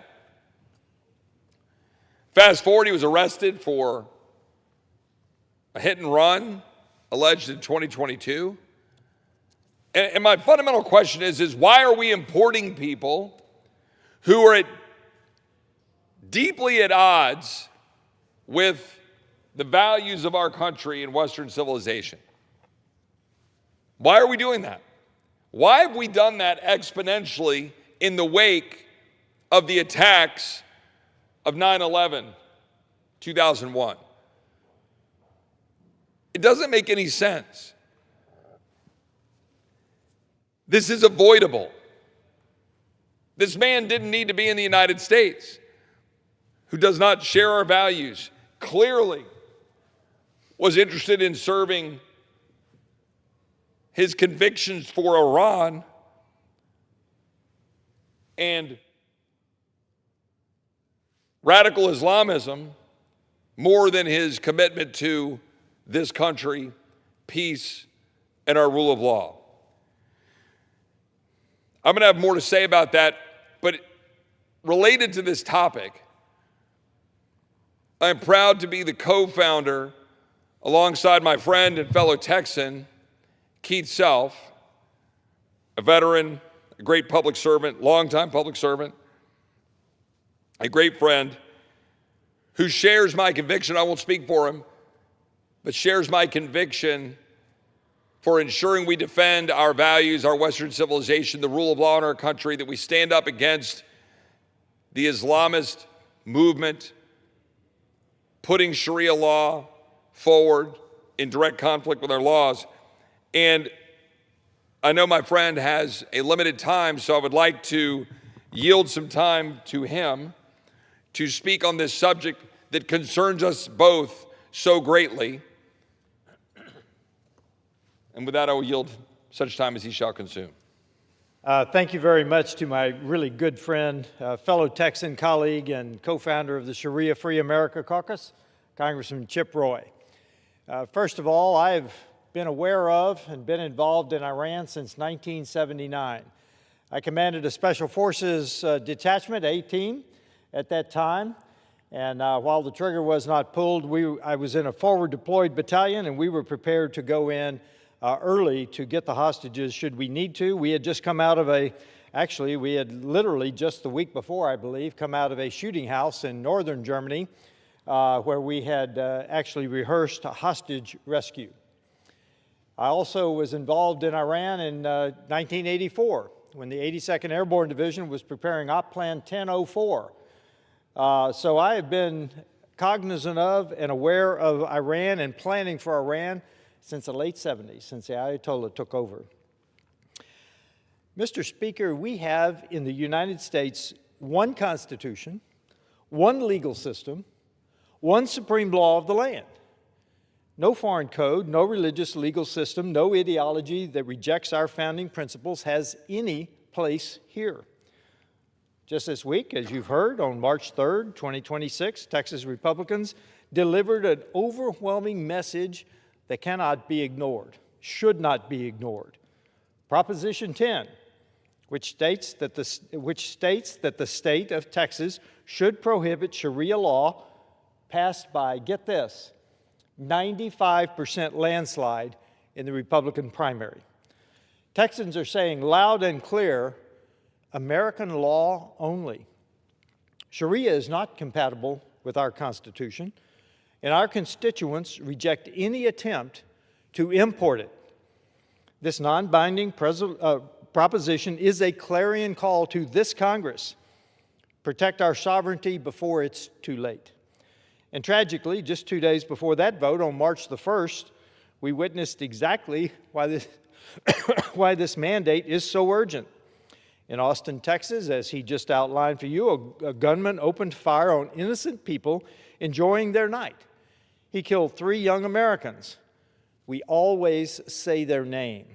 19-year-old Ryder Harrington, a Texas Tech student, 21-year-old Savitha Shawn, a University of Texas student, and 30-year-old Jorge Peterson, and wounded 13 others, some critically.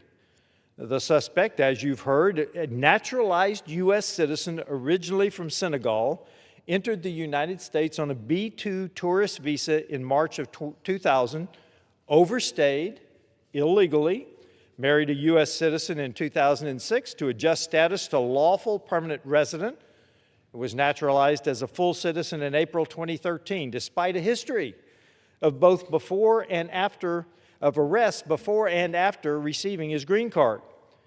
Our broken legal system let him in, let him stay, and disturbingly made him one of us. Naturalization.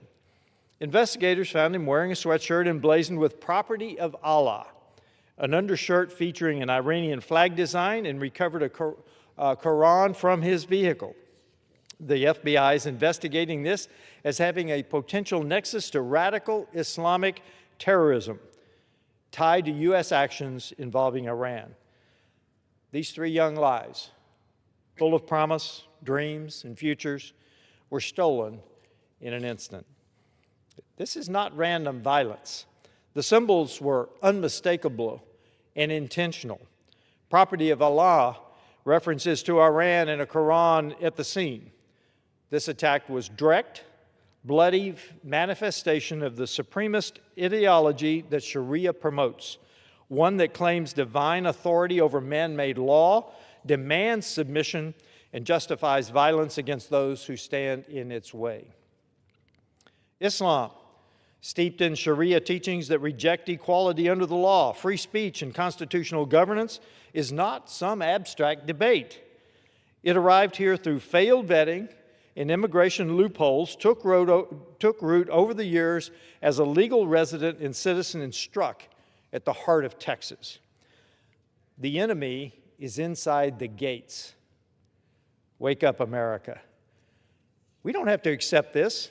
We don't have to watch leaders, Republican and Democrat, allow individuals from regions hostile to our values to enter on temporary visas, overstay, marry their way into permanent status, naturalize despite red flags, and then unleash terror on our streets.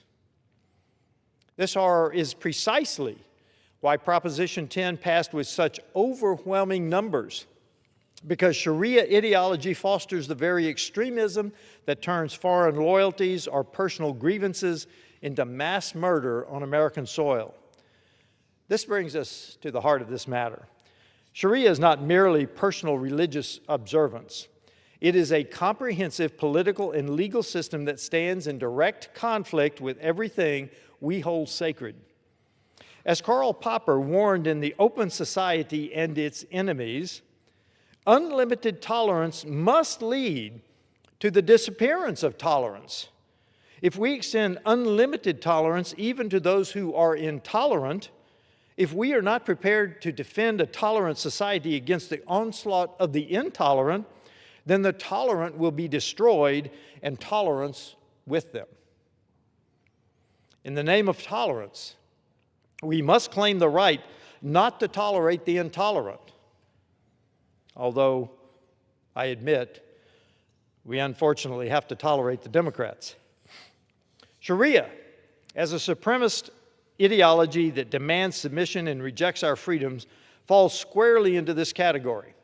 It refuses to tolerate dissent, equality, or our nation's law.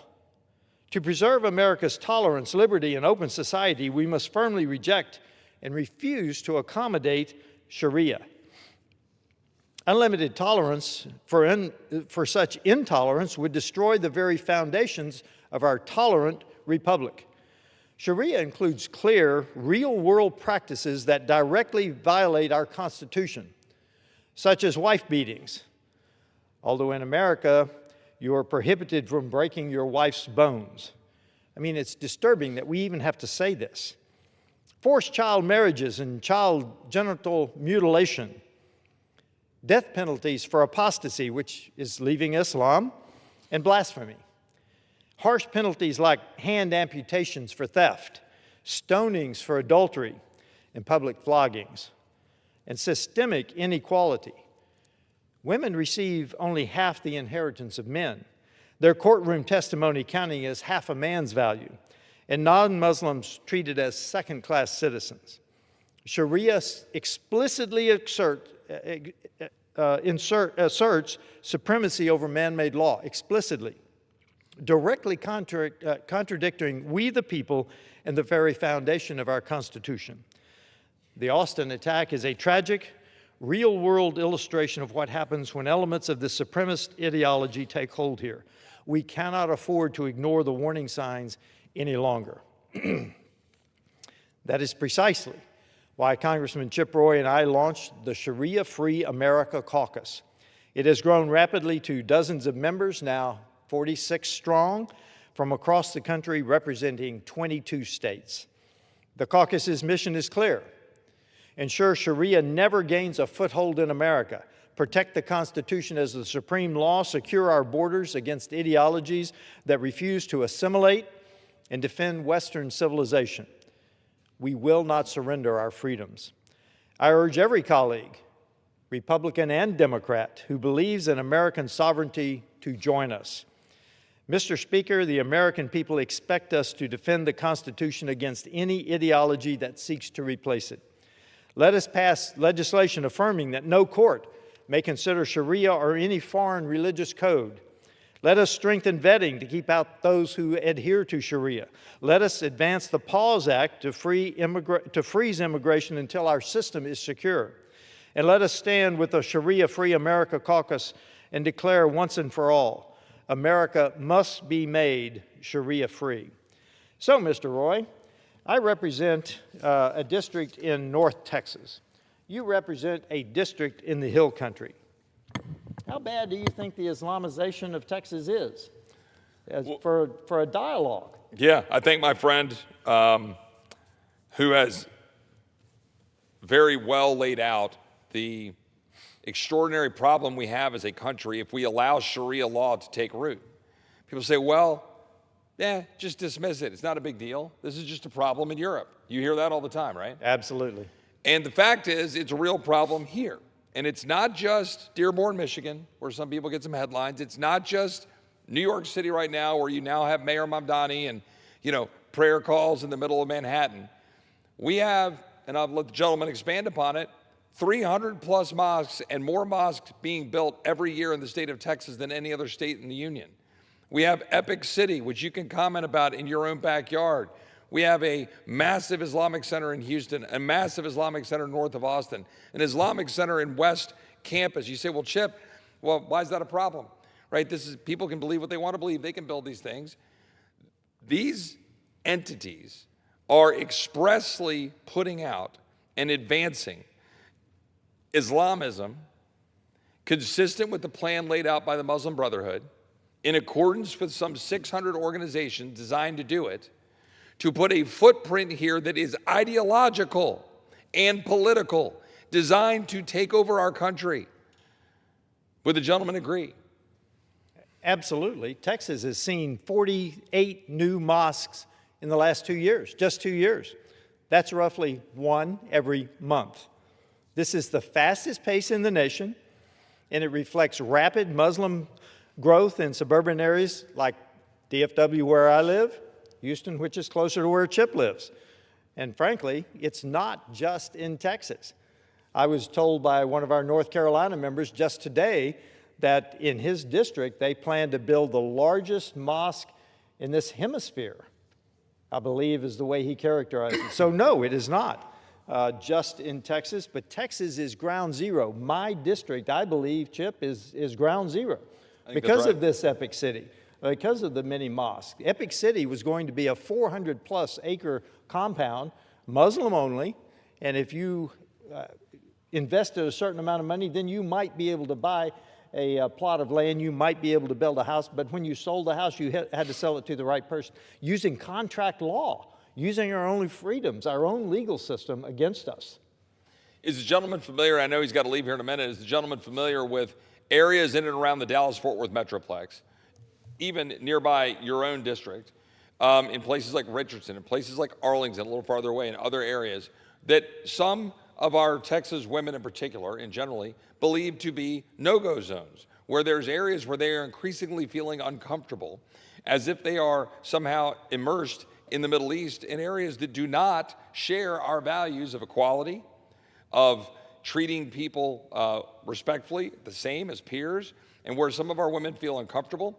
Is the gentleman familiar that that is the case, and in fact, in the Dallas-Fort Worth Metroplex, from what we understand? Absolutely. I understand that from the local officials, and the women are not comfortable traveling there because, frankly, to quote an imam, women are animals created by Allah to be used by men.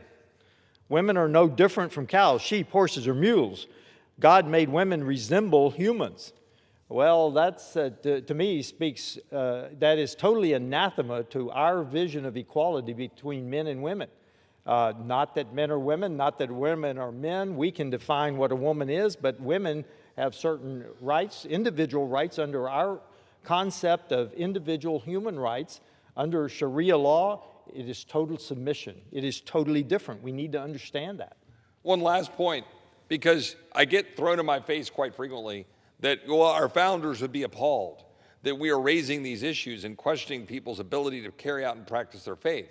I know that the gentleman is a student of our history and the Constitution, a student of military history, and I'm confident that he is well apprised of the engagement that Thomas Jefferson had with respect to the Barbary pirates and the Barbary Wars. And when posed with the question that Jefferson posed, said, well, why do you make war with us? And the response was, as the gentleman knows, well, we are commanded to in the Quran. Now, to which Jefferson was fairly appalled, as you would expect him to be. And then we had to carry out wars, right, to make sure our shipping lanes were open and so forth. But I know the gentleman's student of history understands that that conflict was very clear and present, even among our leaders as they were founding this nation in the Enlightenment, that led to the First Amendment, which we cherish, but the recognition of the direct conflict that the Islamic faith had, especially with respect to Sharia law being carried out against our values in Western civilization. The gentleman agree? Absolutely. In fact, there is a term now that's being used, civilization jihad. This is the importation of Muslims who, under Sharia, it reaches the accommodation phase. Yes, we'll pray in the middle of the street. No, you can't walk your dog on the public sidewalk. And then it goes to the intimidation phase that you were referring to earlier about women feeling unsafe on the street. We do not want to get to the position where Great Britain is, where they have rape gangs that kidnap young girls off of the street, take them, fill them full of drugs and alcohol, rape them mercilessly, and then the police arrest the young women for being drunk in public. We do not want to get to that point that the UK is currently. Well, I thank my friend. I think he has to go to another engagement. I want to thank him for his leadership in working with me and co-founding the Sharia Free America Caucus. We now have, are we 46, 45? 46 members strong and growing, and I would invite colleagues on either side of the aisle to join. We should all be united in having a Sharia-free America. It is inconsistent with our values. I appreciate his leadership. I appreciate his public service. I appreciate his friendship. And I wish him well this evening. Thank you very much for allowing me to participate. Thank you, my good and friend. I yield the gentleman to the I gentleman. appreciate it. Thank you, sir. And look, I would just note, in addition to what we just talked about, there's this view that Europe is unique, right? And right now there are some 50 million Muslims that have now moved into Europe. You've now got France approaching 10% of its population. You have the United Kingdom at 7% plus of its population. In the United Kingdom, you have 85 courts carrying out Sharia law alongside the civilian courts. In Germany, you're at 7 to 8% of the population. Spain, Italy, a good chunk of Western Europe is now approaching 10% plus Muslim. And what question now is we're having a battle with Iran to take out their nuclear capability. At what point are we going to be concerned about a nuclear France or a nuclear United Kingdom? People say, well, Chip, that's awfully controversial. Is it? Is it really that controversial? You have majority Muslim countries that are refusing to send their kids to schools in the United Kingdom because they believe that the schools there are teaching a radicalized Islam that is more radical than they have at home. This is purposeful. This is being driven by the Muslim Brotherhood. This is not just happening in Europe, it is happening here. And but for an ocean, we would be Europe now. But after the massively open borders under the Biden-Mayorkas regime, with the increasing shrinking of the globe, and with totally irresponsible wide open borders and totally irresponsible legal, quote unquote, immigration policies by this country, we are importing people who hate us and hate our values. Why would we do that? Someone explain to me why we would do that. In the 25 years since 9/11, we have imported millions of people from countries that are diametrically opposed to our values. Why? Why would we do that? And why would we continue? I don't care what it is, H-1B, I don't care tourist visas that people tend to overstay and we never enforce. We have massive, rampant abuse of our so-called legal immigration system, and I'm sick and tired of hearing colleagues, and frankly, the administration, Republicans generally, people, governors, they want to go, oh, we love legal immigration. You just got to stop the illegal immigration. Well, of course we should stop the illegal immigration. It's like the basic duty of government. But why would you continue massive, widespread legal immigration from countries that very heavily, largely oppose our way of life and want to transform it? They do not wish to melt into the pot. They wish to take over the country and change it. Stop doing that. This is common sense. But common sense was thrown out the window years ago. Everybody lives in this touchy-feely nonsense bull that they were taught in schools to say, well, you just got to open your doors to everybody. Your porch, just have your porch open, everybody come in. Hold on. Why would you let people in who want to undo what you have?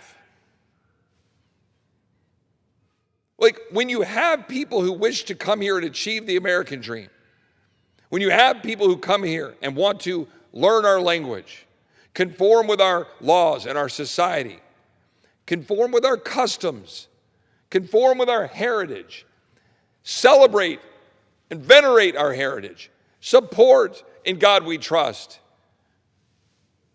accept our values as we have Moses sitting right here overlooking the House chamber. I'm guessing that Mr. Property of Allah here, who shot up people in my town and killed students at the University of Texas and a Texas Tech student, would not be too excited about Moses overseeing our chamber. Look, We have to make choices. We have 53 million-ish people foreign-born in the United States, almost 16%. It's the highest percentage of our population in history. In the 1920s, in 1924 specifically, Congress restricted immigration after a massive explosion of immigration in the late 1800s, early 1900s. Now, let's also consider at the time that while there were differences in cultures, German, Czech, Italian, whatever, predominantly these were people who shared Western civilization values, believed in our country, were going to schools that taught that our country was great, were going to schools that taught the Constitution, were going to schools that taught kids English. And at the time, we were trying to build a melting pot. Yet even with that, we all recognize, whoa, whoa, whoa, maybe we need to pause immigration because we've had so many people come here. We need a little resettling to ensure that everybody here knows what being an American means. So for the better part of 40 years, we pretty much flatlined immigration, constrained it to negligible numbers. And by the way, during that period, we ultimately were able to win a world war, ultimately have the baby boom post-World War II, grew the economy, and then sometime in the mid-1960s, we opened up the spigot.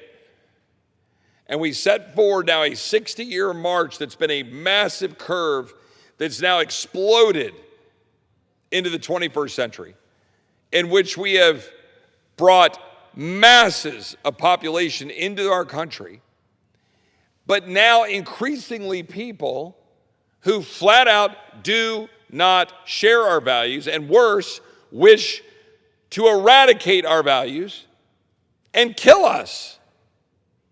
Again, to my colleagues who like to yap on the House floor or on news media about how great legal immigration is this great?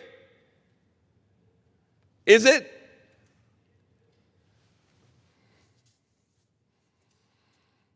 Now, look, I want to say that I'm not just making these numbers up. Since 2002, which astute observers of history will recognize was the year after 9/11, where 3,000 Americans were murdered by people who overstayed their visas, I would remind. All the friendly, oh, come join us melting pot folks that came over here on tourist visas, that overstayed their visas, and then flew airplanes into buildings. Since then, the United States has issued 4.6 million green cards or lawful permanent status to nationals from Muslim-majority nations, allowing them to remain here indefinitely. Now, I'm sure there are some of my colleagues on both sides of the aisle that come down and say, well, Chip, that's a good thing. Isn't that great? Having people come here and diversity. Well, is it? There's been a 48% increase in green cards to these countries from 2002 to 2023, since 9/11. Afghanistan, Bangladesh, Cameroon, Egypt, Indonesia, Iran, Iraq, Jordan, Lebanon, Libya, Malaysia, Mauritania, Oman, Pakistan, Qatar, Saudi Arabia, Senegal, Sierra Leone, Somalia, Tajikistan, Uzbekistan, Yemen. I'm doing that for the benefit of the stenographer.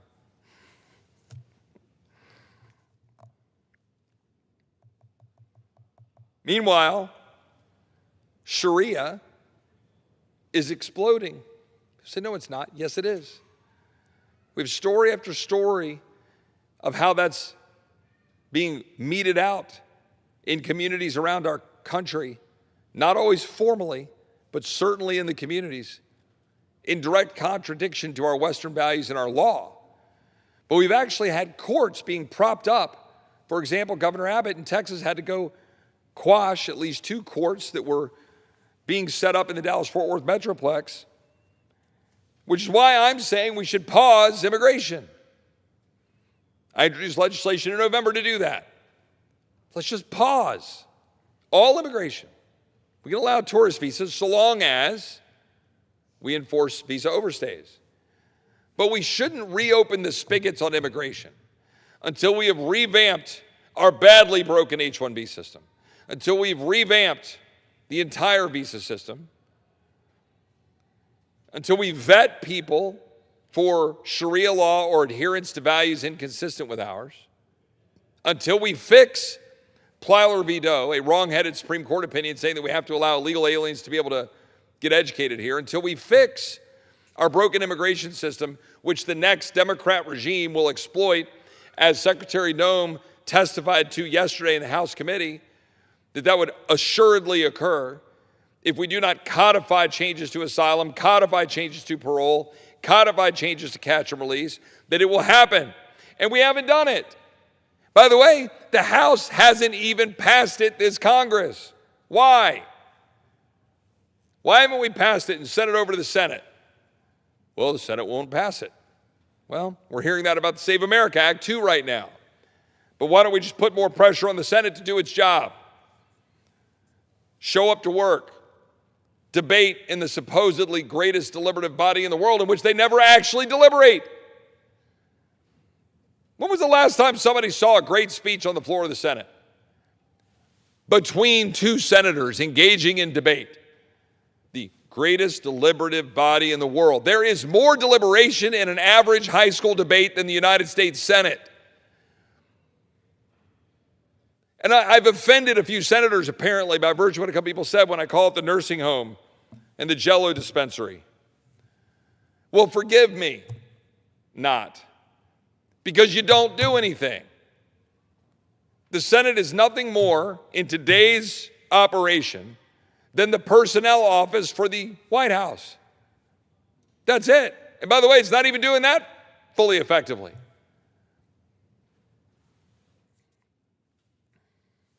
Why haven't we passed the Save America Act in the Senate? Well, Chip, we don't have 60 votes. Does anybody know how the filibuster and the rules of the Senate actually work? 60 votes is one mechanism for shutting off debate. But you actually have to have debate to turn off. Have the debate. Put it on the floor. Oh, but they might offer amendments, and those amendments might be really tough votes for our members. Well, hell's bells. You might have to vote on something in the United States Senate. Who could imagine the horror of running for office to become a vaunted United States senator, and yet, oh no, I might be forced to vote on something. Heaven forbid that the United States Senate Republicans lock together, lock arms, have a strategy, and say, hey, why don't we just table all the amendments? I serve on the Rules Committee here in the House. We get amendments every week, gamesmanship by my colleagues on the other side of the aisle. They offer amendments to put us in a bad position, to run ads against us that we're somehow the devil because we voted against puppies and children and whatever it is. Boo-hoo.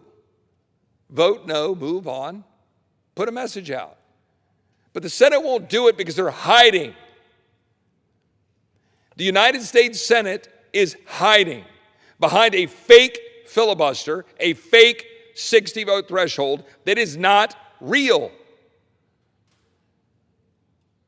Put a bill on the floor of the Senate. Allow it to be amended. Table the amendments. Allow the speeches to go. Make them sit there and speak. Make them burn the clock. Make them sit there for weeks on end, telling the American people how they oppose that only American citizens should vote in American elections and that we should have voter ID to demonstrate you are who you are when you vote. Go sell that at home. But the Senate continues to hide. Say, well, we can't do that. We don't have 51 senators. We don't want to upset the filibuster. Chip, you're going to risk the filibuster. False. Fake news. We're saying use the real filibuster. Speak. Invite Mr. Smith to come back to Washington.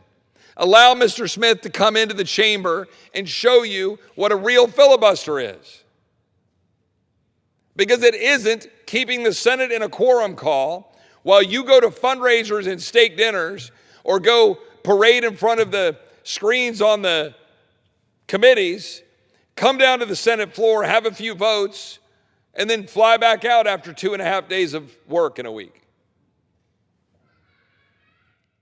The Civil Rights Act of 1964 was on the floor of the Senate for 3 months. 3 months. They were 25 votes shy of the then cloture vote to shut off debate. I mean, right now, we're, 10 votes shy. Put it on the floor. See what happens. See how many phone calls come into senators' offices. After a week, after 2 weeks, after 3 weeks, you can pull it off the floor. If you got to move something important like DHS funding, if Democrats stop blocking the funding of Coast Guard, FEMA, and TSA. This is not rocket science stuff, y'all. But the Senate refuses to fight.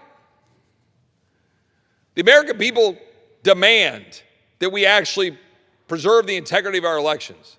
The American people believe that only American citizens should vote in American elections. They believe you should have voter ID. The Senate should act. The House should codify President Trump's executive orders, send them to the Senate, and then the Senate could do another talking filibuster. Man, they might have to show up to the Senate floor and force work. All of these things are related. Wide open borders, crime rates, organizations that are funding it, the advance of Sharia law and the Islamist movement in the United States. All of it is tied to large networks of Marxists and Islamists that are trying to remake the United States of America and undermine everything about our history, heritage, our rule of law, the Constitution, the Declaration.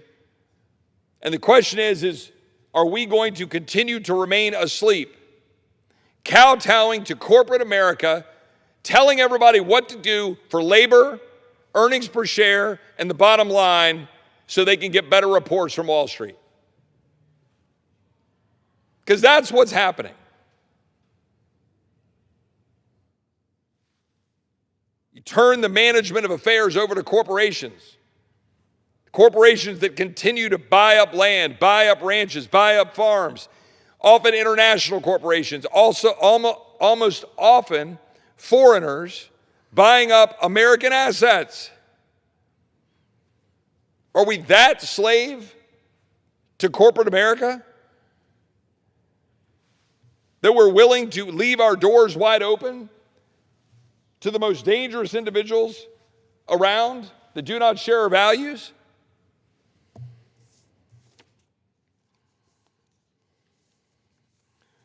A lot of people think that the Sharia crisis is only in Europe and in foreign countries, that it has not yet arrived here. That is false. It is alive, well, and growing. And people are going to use the First Amendment incorrectly to hang us with it. They are going to pile weight upon the bow that is our system, and it will crumble under its own weight. While we fiddle, while America burns. Because we don't want to say uncomfortable things that we can all see with our own eyes. Why do you have to wait in line at the airport? Why can't you take a pocket knife in your pocket on the plane? Like we did for years. Why do you have to take your friggin' shoes off? Was it because of some nice Christian choir boys and girls from the local church in your community? Or was it because of the rise of the Islamist movement around the world? Was it from the Pan Am bombings and all the various terrorist attacks of the 80s and 90s, culminating in 2001 on 9/11? Open your eyes and see what the world is. Recognize the enemy before you and stop inviting the enemy into your home and then allowing your own rules to be used to promulgate your own destruction. It is a radical political ideology that is at odds with the Constitution, the Declaration, and the rule of law. We should act like it. We should tighten down our immigration laws. We should pause immigration. We should vet people for adherence to Sharia law. We should ensure that our communities stay safe and recognize the war that is being waged against us and take action. And with that, I recognize that my good friend from Arizona is in the chamber and is no doubt going to regale us with a tutorial on our debt crisis, the extent to which interest payments on the debt, the skyrocketing mountain of debt that is piling up as a result of mandatory spending in particular, demographic changes, our lack of use of great medical technology and other things that will allow us to save money and have a much better healthcare system and save our children from the scourge of debt and the interest payments that I talked about.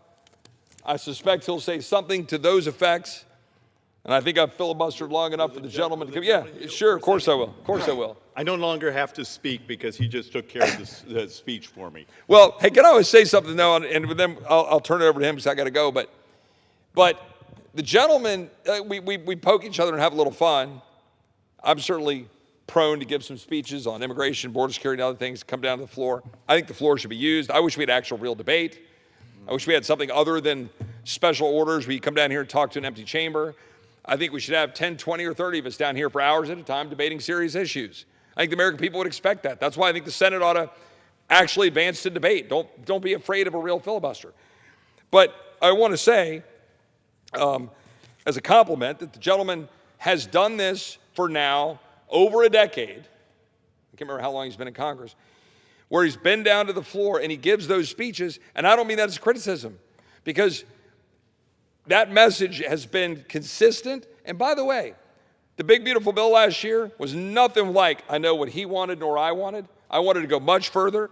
But what we did get in terms of Medicaid reforms, what we did get in terms of spending reductions, $1.6 trillion of reductions and so forth. Again, not what we wanted. Would never have happened but for the groundwork being laid by people like my friend from Arizona, the speeches he gives on the floor regularly, making the case for how debt, interest, and so forth is killing our country. Gentleman, yield. I would. The classic problem of you're a brilliant lawyer, I'm sort of a walking accountant, or walking calculator. We both serve different, and a lot of people in the public don't understand. We get different committees, and they take over our life. You sit on judiciary. You sit, are you also on oversight? I'm on judiciary, budget, and rules. Yeah, oh, so your life is hell. I see it all. Yeah, your life is hell. And I do Joint Economic Committee and Ways and Means. And that's actually one of the elegance the Founding Fathers gave us, is we eventually end up where we're good. Yep. And in some ways, I always love the yin and yang thing here, where you're doing the legal stuff, and then I'm going to actually sort of pound on the math. Well, you do a great job of it. Keep pounding on the math. We've made slight progress with flat discretionary spending for 2 or 3 years and a little bit of work last year, the big, beautiful bill, but we've barely dented the problem. The iceberg sits in front of us. We're on the Titanic. A few of us are pulling the wheel, but hell, people on both sides of the aisle are pulling the wheel the other direction, and our kids and grandkids depend on us actually avoiding the frigging iceberg. So with that, I'm going to yield to my friend from Arizona, or I guess I'm going to yield my time back. Yeah. Gentleman yields back. Members are reminded to refrain from engaging in personalities towards the Senate or its members. That takes the fun out of it. Under the Speaker's announced policy of January 3rd, 2025, the Chair recognizes the gentleman from Arizona, Mr. Schweikert, for 30 minutes. Thank you, Mr. Speaker. Part of what we're going to do tonight is a little thick. Can you imagine that? But I want to walk through a handful of things. Even as Mr. Roy was just touching, I need us to understand what's going on in our math. Mr. Speaker, guess what? We hit sort of a record today. For not being in COVID or one of our disasters, every day I send out a text message. It's part of our Joint Economic Committee. And I have a few thousand people that subscribe to this. And yes, it's a little geeky, but what we're doing is we're capturing the numbers from the Treasury Department. And we've built a whole system where we grab those and send those out. You'll be happy to know over the last 12 months, and this will make sense in a moment, over the last 12 months, if you divide our borrowing, just our borrowing up, we're now borrowing $83,720 per second. $83,720 per second. That is functionally, when you do the 12-month math, that is a new record. And yet, we have flattened out discretionary spending. So the things you actually get to vote on, I get to vote on, that's flat. But we only get to vote on about 25% of the spending. And this is why it's so hard to actually have this conversation here. The majority of our debt, I'm going to show some of this, and then I'm going to show where we have some of the waste and fraud and have to get the alignment, and then I'm going to give something I think is actually optimistic. But you got to understand, we have a shortage of children. We have functionally the same number of 18-year-olds today as we had 20 years ago, and double the number of 65 and up. We've known this was going to happen for a very long time. But it's almost like, is it because we're fearful of getting reelected? The White House gets cranky when we talk about these things, and it's Republicans and Democrats. So we come here and talk about shiny objects. But we have a math problem. In 33 months, over half the spending from Washington, D.C. government, from the government here, in 33 months will go to those 65 and up. And somewhere here, my 3-year-old is actually running around here. Yes, I'm insane. I have a 3-year-old and a 10-year-old. My wife's exactly my age. We have some math, and if you use a 6% discount rate, generational discount rate, you need 104% of my 3-year-old's lifetime income just to pay government pensions, federal government pensions, Social Security, Medicare, military, federal. And it's partially because we have so few children and so many baby boomers. No, it's not Republican or Democrat. It's just math. And we're going to do what? Because once more, the two primary drivers of our borrowing today, that $83,000 per second, what are the two drivers? It's interest and healthcare costs. Well, interest is a function of we have $38.7 trillion of borrowing out there, and that has to go to the markets, and the market's going to set a price. When you hear the discussions about the Federal Reserve, that's the short-term portion. When you start getting over 5 years, 7 years, 10 years, 30 years, that's a market. It's, you look at U.S. sovereign debt, and what do you want to pay? Mr. Speaker, think about this at the moment. Greece can sell a 10-year bond cheaper than the United States today. Does that set off any alarm bells? Is that just annoying because the hallways are full of people who want nothing more than more money spent. Look, you get two types of folks that come lobby you and walk in your office.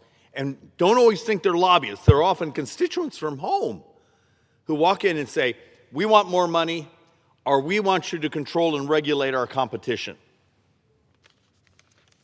And I'm hoping somewhere here we can convince our brothers and sisters on the Republican side, the conservative side, that we believe in free markets. We believe creative destruction is a rebirth of an economy, and it should be happening constantly. And I know some of the populists don't like that, but the fact of the matter is, if we don't get remarkable productivity improvements, I don't know how we get wage growth. Remember, you're often not going, unless you can do something crazy in supplies, so supply-side economics, you're not going to make prices go down. What you do is you make them more affordable by wage growth. Wage growth happens by two things. Inflation, well, that's just treading water. Productivity, you do it better, faster, cheaper through technology, through other systems, through redesign. That's how we raise wages. But what happens in a world where the estimated share of outlays that we're going to spend in government, so we have an obligation. This society made promises. You turn 65, you get your Medicare. You turn from 62 to 70 or 72, you can actually start to take Social Security. We made promises. If you worked for the federal government, you worked for the military, you have pensions. But right now, my demographics, estimated share of outlays by group. So what does this government spend on populations? If you're under 18, right now we spend 7%, and in 2036 it goes down to 6%. But here's the punchline. Right here, this is my 65 up in population. In the next few years, over half of our federal spending will be to those, and look, I'm only a year away now, to those 65 and up. Are we supposed to talk about this? Those are obligations. We owe them. But a point. You see this down here? In 2036, we're down to 12% of federal spending. 12% of federal spending is defense. 52% will be to pensions and health care. Do you see the scale? Remember, today, Social Security is the biggest spend, $1.6 trillion. Then what's the number two? What is the number two spend in the federal government? It's not defense, it's interest. Then it's Medicare. Then it's Medicaid and Obamacare subsidies, ACA subsidies. Number 5 is actually defense. Does that, as Chip Roy was just saying, I've been coming behind this microphone for over a decade, and I'm wondering, where are people's intellect? Is it you need the satiation of being angry instead of thinking through the scale? What takes down a republic? I would argue debt and deficits and this financing is what will take us down. And the bond market is now almost in the place where it will run this country. So let's actually walk through a couple more of these and see if we can sort of make the argument so it makes sense. The second half of this chart is, a personal opinion is garbage, but it's a projection. So I want you to just look right here, from this point here, 2025 to 2036. This is actually population of 18-year-olds coming down, because we can actually sort of calculate that right now. You've got to understand, ignore this stuff. By 2036, we have only 4 million 18-year-olds.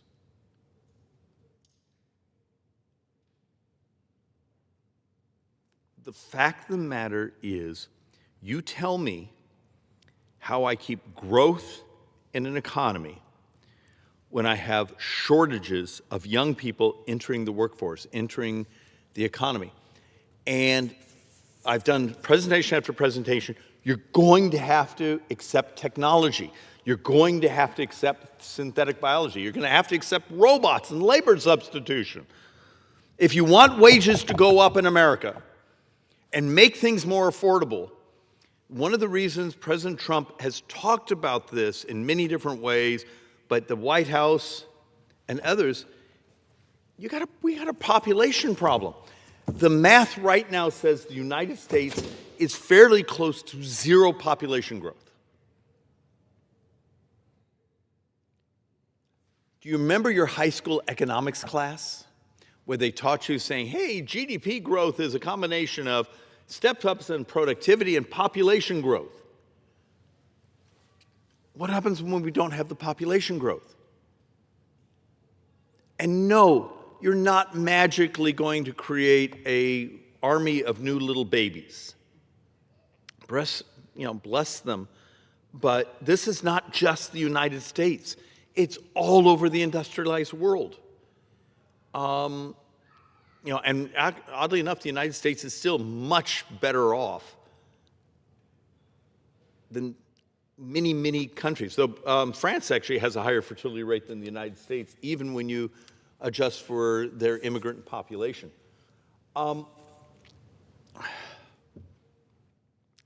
So we've been trying to promote what we call a unified theory that says the adoption of technology, the legalization of healthcare disruptions that will make us healthier, better, move to a truly talent-based immigration system, move away from the family sponsorship system.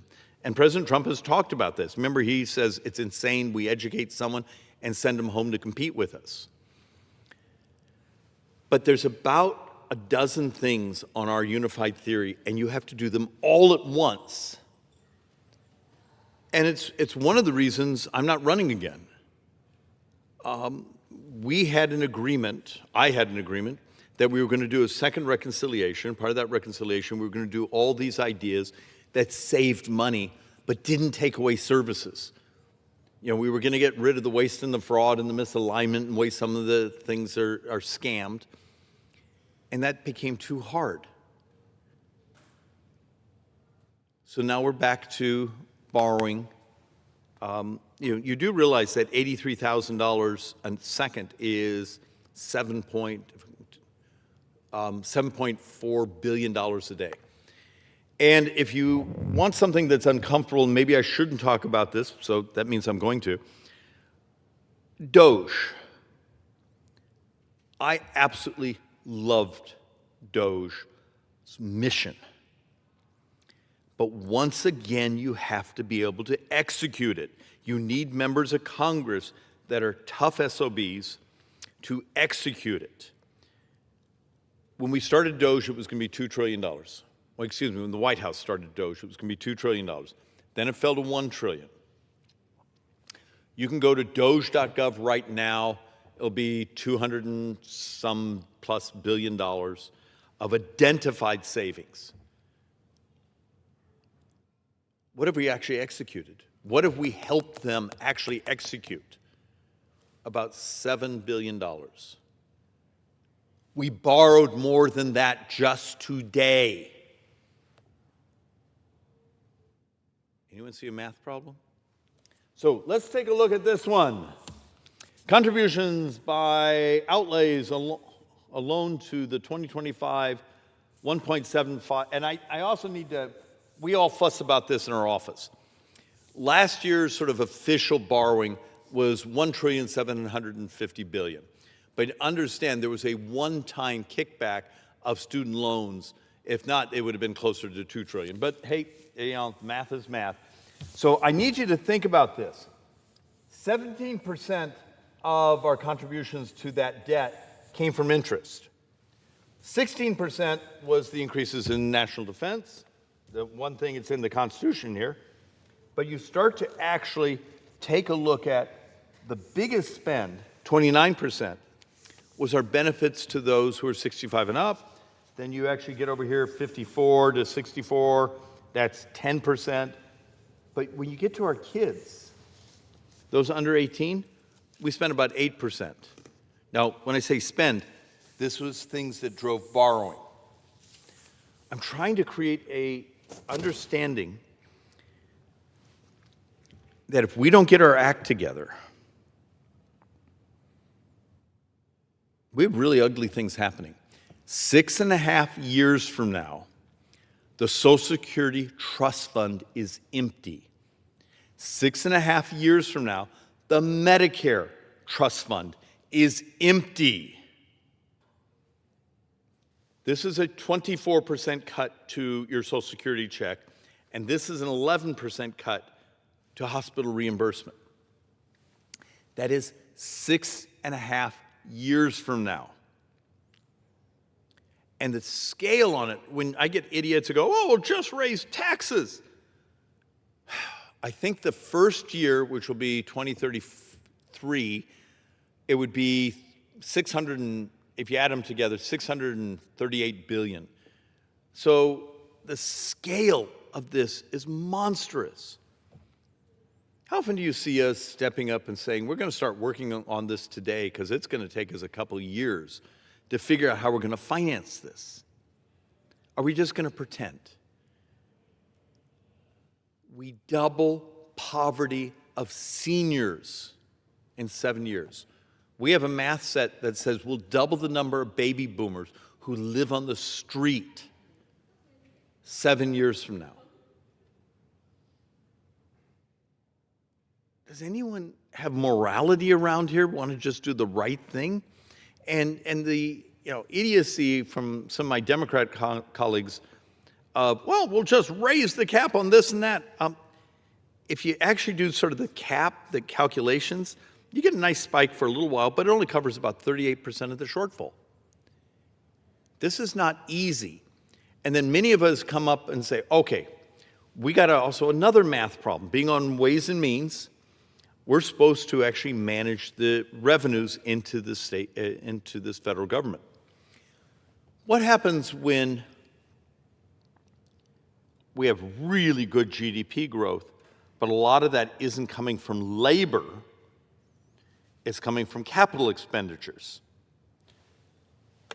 Mr. Speaker, as you already know, we are an income tax-based tax system. We tax your capital gains, we tax your wages, we have then FICA taxes, which are your Social Security, your Medicare, your unemployment. What happens when much of our economic growth is coming from capital expenditures and not the taxes on wages? We're actually sort of seeing the force to have a discussion of how do we finance the future of this government. But are we allowed to do that? It's reality. And so here's a question for anyone who's crazy enough to be watching. And I always find this interesting. I will get some folks who, tomorrow when this thing goes up on YouTube, who fuss, the chamber's empty. It's just the way it is at night. But we're on like 1,000 televisions around the campus, and hopefully there's some poor intern who is stuck having to watch this. But we're probably on several 100,000, maybe 1 million television screens around the country of people that have either you're freaky smart or you have no life and you're trying to find a way to fall asleep and you're watching C-SPAN right now and some guy trying to do a semi-economics and debt and deficit lecture. But for those of you who do care, you start to walk through this math and say, how do you actually deal with the fact that these trust funds go empty in the next couple years and our mix is changing, and yet the groups that make their money trying to... All right, let's do the question. Is borrowing a tax? Mr. Speaker, it's a simple question. Is borrowing a tax? It's money we owe, and we have to pay interest on it. It's a tax paid for by a future generation. just as inflation is a tax on your savings. But we can hand out things. So last year, for every dollar we took in tax receipts, we spent $1.43. Now this year it's better. With what President Trump did, what we did here, we pushed down some of the spending. We made our first adjustments in Medicaid. And even then, the spending still goes up. It just goes up slower.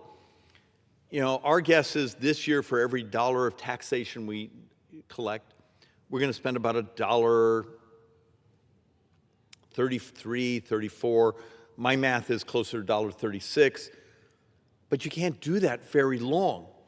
So let's actually walk through some of the things we've been analyzing as the Joint Economic Committee. I also chair the Joint Economic Committee. And I've come here and done detailed presentations from the MedPAC report and other things on something called Medicare Part C. It's Medicare Advantage. It's now 55% of the population. I really, really want to defend Medicare Advantage. I just want it to be more efficient. And we have a math problem.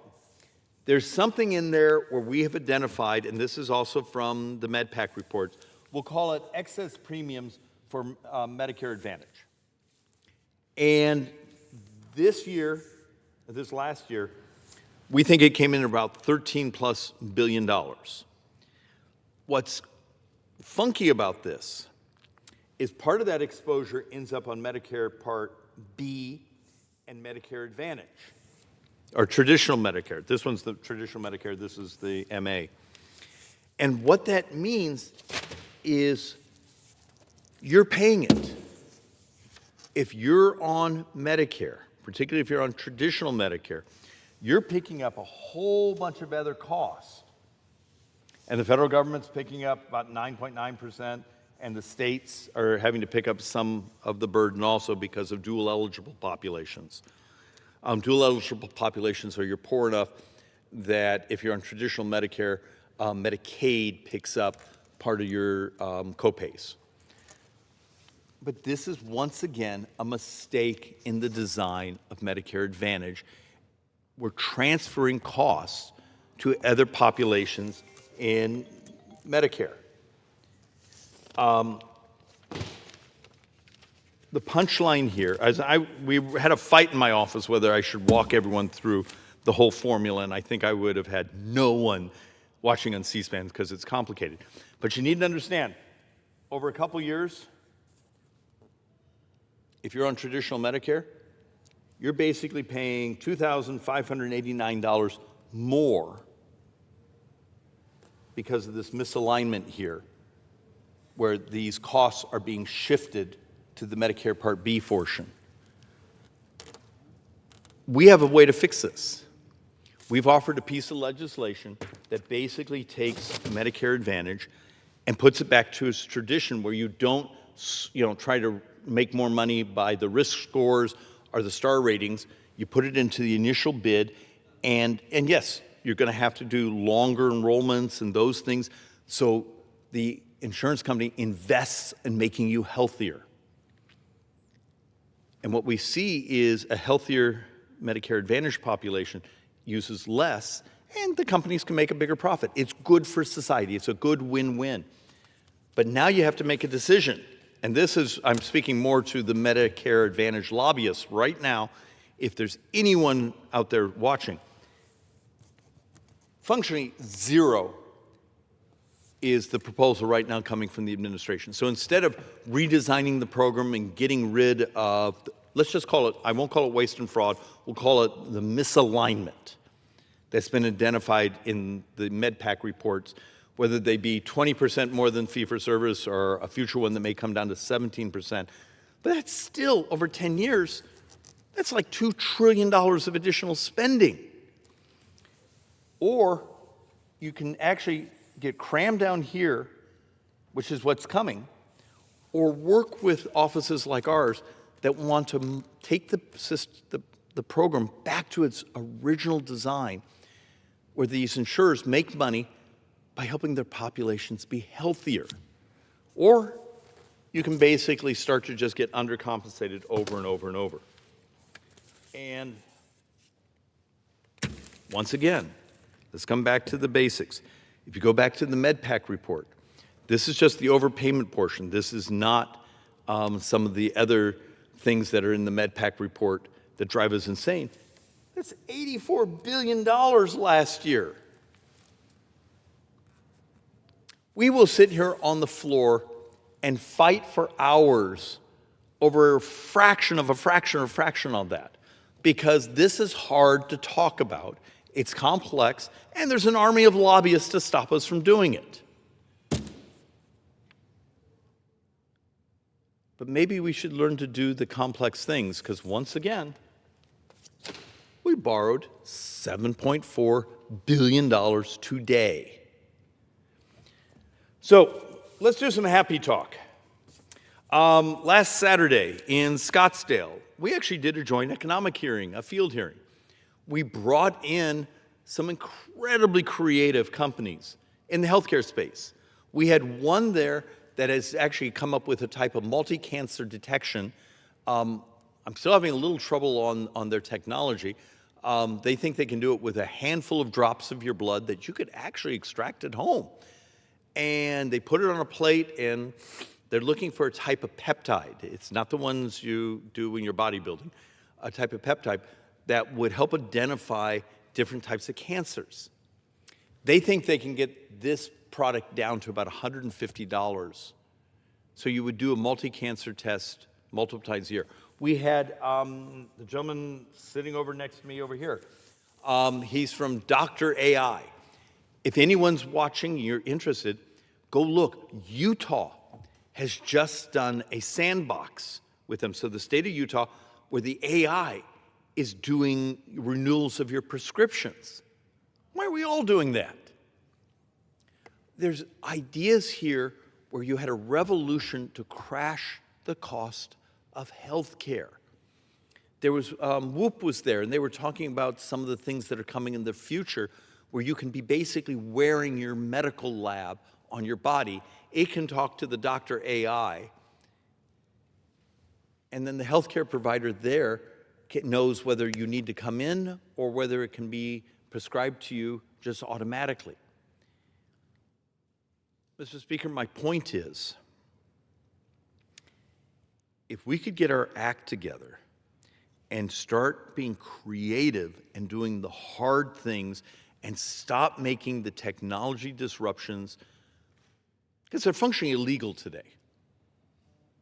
You know, allowing AI to prescribe, allowing the wearables. Remember, the newest version of Apple Watch is an FDA-approved medical device for the heart.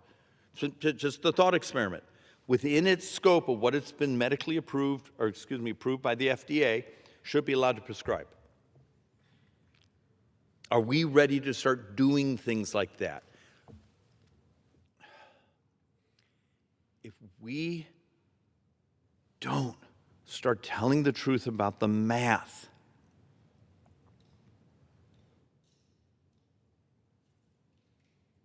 the next few years are going to be hell around here. And I won't be here for it, but you will. And is winning the next election that much more important than telling the truth? I'm in a 50-50 district. I get up into entire meetings on how to save Social Security, how to save Medicare, how to save these things, and I've been rewarded over and over and over. I think I'm one of the most expensive races and losses for the Democrats in all of America. You can win. Treat your voters with respect. Treat them as having an intellect, and treat them that it doesn't have to be a dystopian darkness if you're willing to innovate. But if you're not willing, it gets ugly. And with that, Mr. Speaker, I yield back. The gentleman yields. The chair lays before the House the following enrolled bill.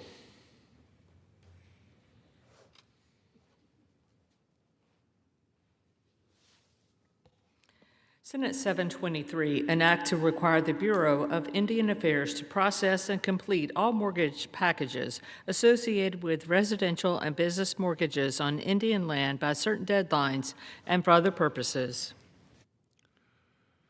The chair lays before the House a communication. The Speaker's Rooms, Washington, D.C., March 5th, 2026. I hereby designate the period from Thursday, March 5th, 2026 through Sunday, March 15th, 2026 as a district work period under Clause 13 of Rule 1. Signed sincerely, Mike Johnson, Speaker of the House of Representatives. Pursuant to Clause 13 of Rule 1, the House stands adjourned until 1 p.m. Monday, March 9th, 2026.